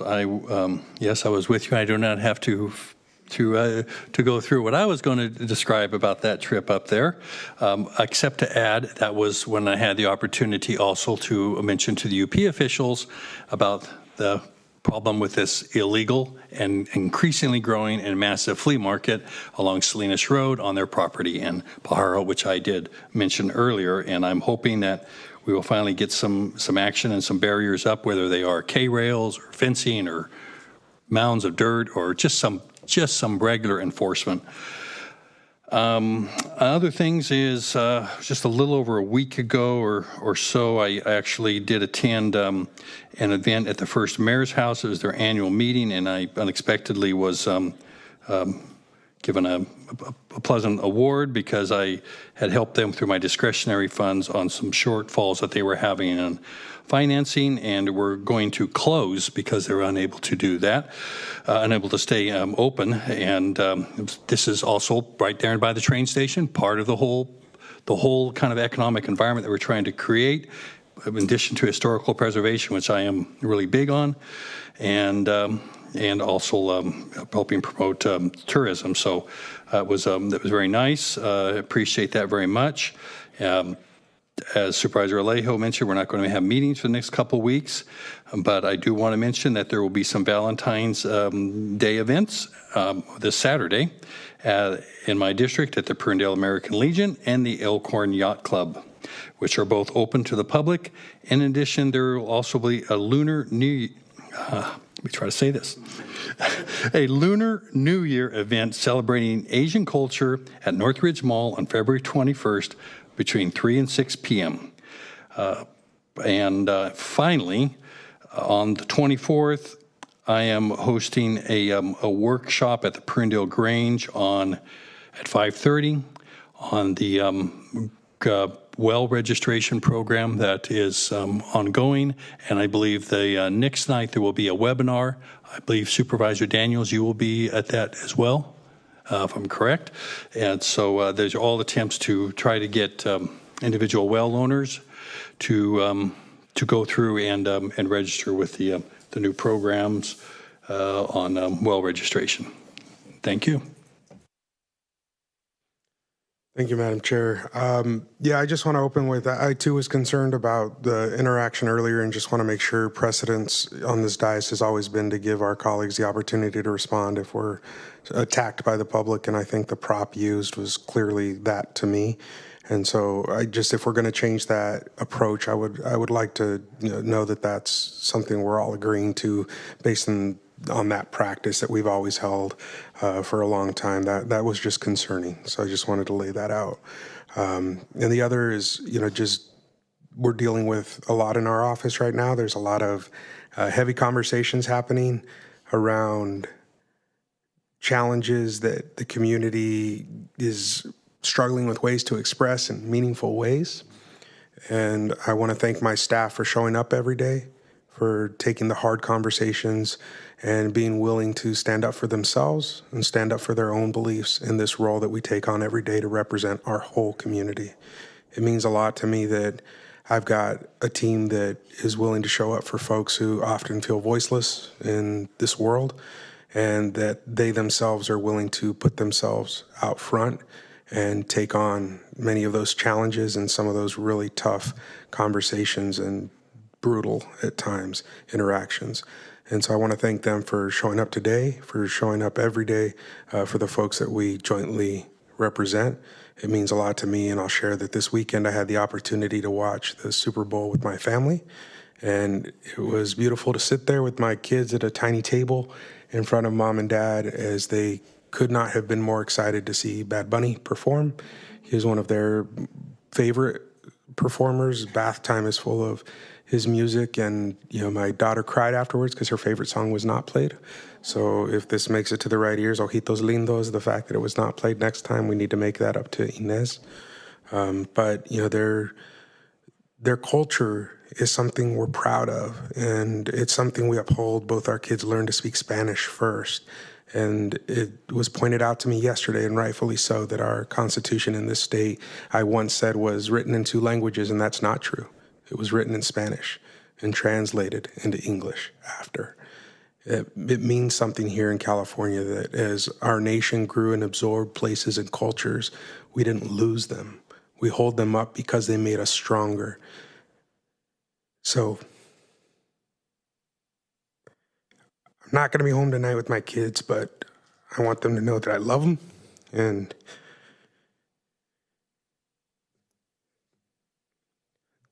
that they're beautiful, just as they are. Thank you. Thank you, Chris. And it is a reminder that this is why we are here doing the work that we're doing. I know that's what drives me more often than drives me every day. So thank you. And I will share a few highlights on February 11th, which I think is tomorrow, if I'm not wrong. We're going to be hosting an open house at our office in Marina from 4 to 6 p.m. To celebrate the commissioners who volunteer their time and service to sit on the variety of District 4 boards and commissions. All are welcome to join and stop by the office to just say hello and say thank you to our commissioners or learn more about the commissions that may have vacancies on them. So we'd love to have you. I'm happy to say that Zavardi Road is reopened, so it will be easier to get to the office. There are still some detours, so follow the signs. Sonia knows. But thank you for the patience for those of you who did come and have to take more significant detours. Over the past couple weeks, we've sort of been all over town. CSUMB hosted the All Black Gala this last weekend. I wasn't able to attend, but it was a phenomenal event. Chispa hosted their annual celebration, which is one that is absolutely incredible and reminds me just how important the work that everyone here is doing behind the scenes, in front of the scenes. It's a great celebration. And they were able to provide a scholarship to a Cal Poly student who I was able to cheer for at Go Mustangs. MBEP celebrated its 10th anniversary celebration, and it was, again, another really moving event. And I have to say, they gave us some shout outs to the County of Monterey for providing support and getting ag housing built. So it's not often that we're in spaces where the county gets credit for being a strong, supportive partner, but that was nice to hear, so I bring it back home. And then going back a little ways and speaking to the Constitution, not California's Constitution, but the Monterey Peninsula Chamber of Commerce held their 2026 annual membership luncheon. This is going back a few weeks, but Leon Panetta spoke as the keynote speaker about the values, the bipartisan values that our Constitution was founded on, and it was a moving set of highlights that he spoke to, some that I've continued to reflect on, and he really challenged, I think, all of us to think about the values that guide our leadership every day, and the values that bring us together more than they separate us. And for me, coming in as board chair, I think those are values that I've really tried to sit with as I come into this seat. They're values that I've talked to my son about as he's studying the U.S. Constitution this year as an 8th grader. And it's interesting because we've addressed the fact that the Constitution wasn't all good when it was established, but the fact that we've been able to build on it to get us to where we are today, and that democracy is one where we can agree to disagree and one where we can continue talking respectfully about the things we agree on, the things we disagree on. So I will say that as I am attempting to manage our board meetings this year, we've had some long meetings. We've had a lot of public comment. We've had things where we've agreed, things where we don't agree. And my goal is to be clear. My goal is to hold the agenda so that we can know what we're attempting to get through each meeting. We've had a lot of public comment that's come forward with really heavy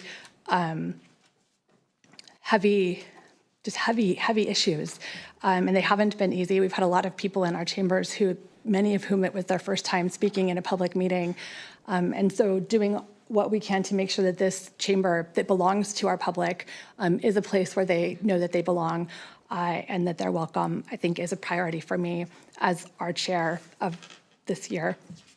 And also, I appreciate the desire to have clarity about where we have board comment and where that fits in. So if there is a desire to have an opportunity for board comment after public comment, we can add that in as an item to the agenda. But there's oftentimes board comment that speaks to any one of us. There was board comment today or public comment today that spoke to issues affecting at least 3 of the different offices. And from where I sit, we could spend we could go back and forth on many issues and many items. And so with an intent of receiving board comment, we typically have had I think we state very clearly that we receive board or public comment and then don't always respond. So if there's a desire to include board comment after public comment in response, we can add that. But I'm just looking for clarity so that we can have a meeting that runs smoothly and doesn't set expectations about, having things go back and forth. So that's what I'm looking for. And I think I'll just also say that as I'm attempting to run meetings, I would also just appreciate the respect of being able to run the meeting without being interrupted. So those are things that would help us move forward efficiently and effectively this year. So with that, we can say thank you. Is there any final readout from closed session today? Madam Chair, could I skip one thing? If Would you skip? Okay. I just one briefly thing. Sure, I just want to state for the record that I do love trees, You do love trees.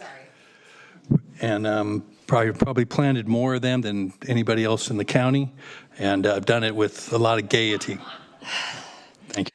And I guess I'll just add that Yuri's going to follow up with folks who made public comment, so we'll get back to all the things. So with that, is there any readout from public comment? There's no reportable action from closed session. Okay, thank you. And with that, we can adjourn both the Board of Supervisors for Monterey County and the Board of Supervisors for the Monterey County Board of Supervisors for Water Resource Agency. All right, and we'll be back again in a couple weeks. March 3rd. Thank you. March 10th. March 10th. Sorry, March 10th. Officially back March 10th. And with that, we're adjourned. Thank you.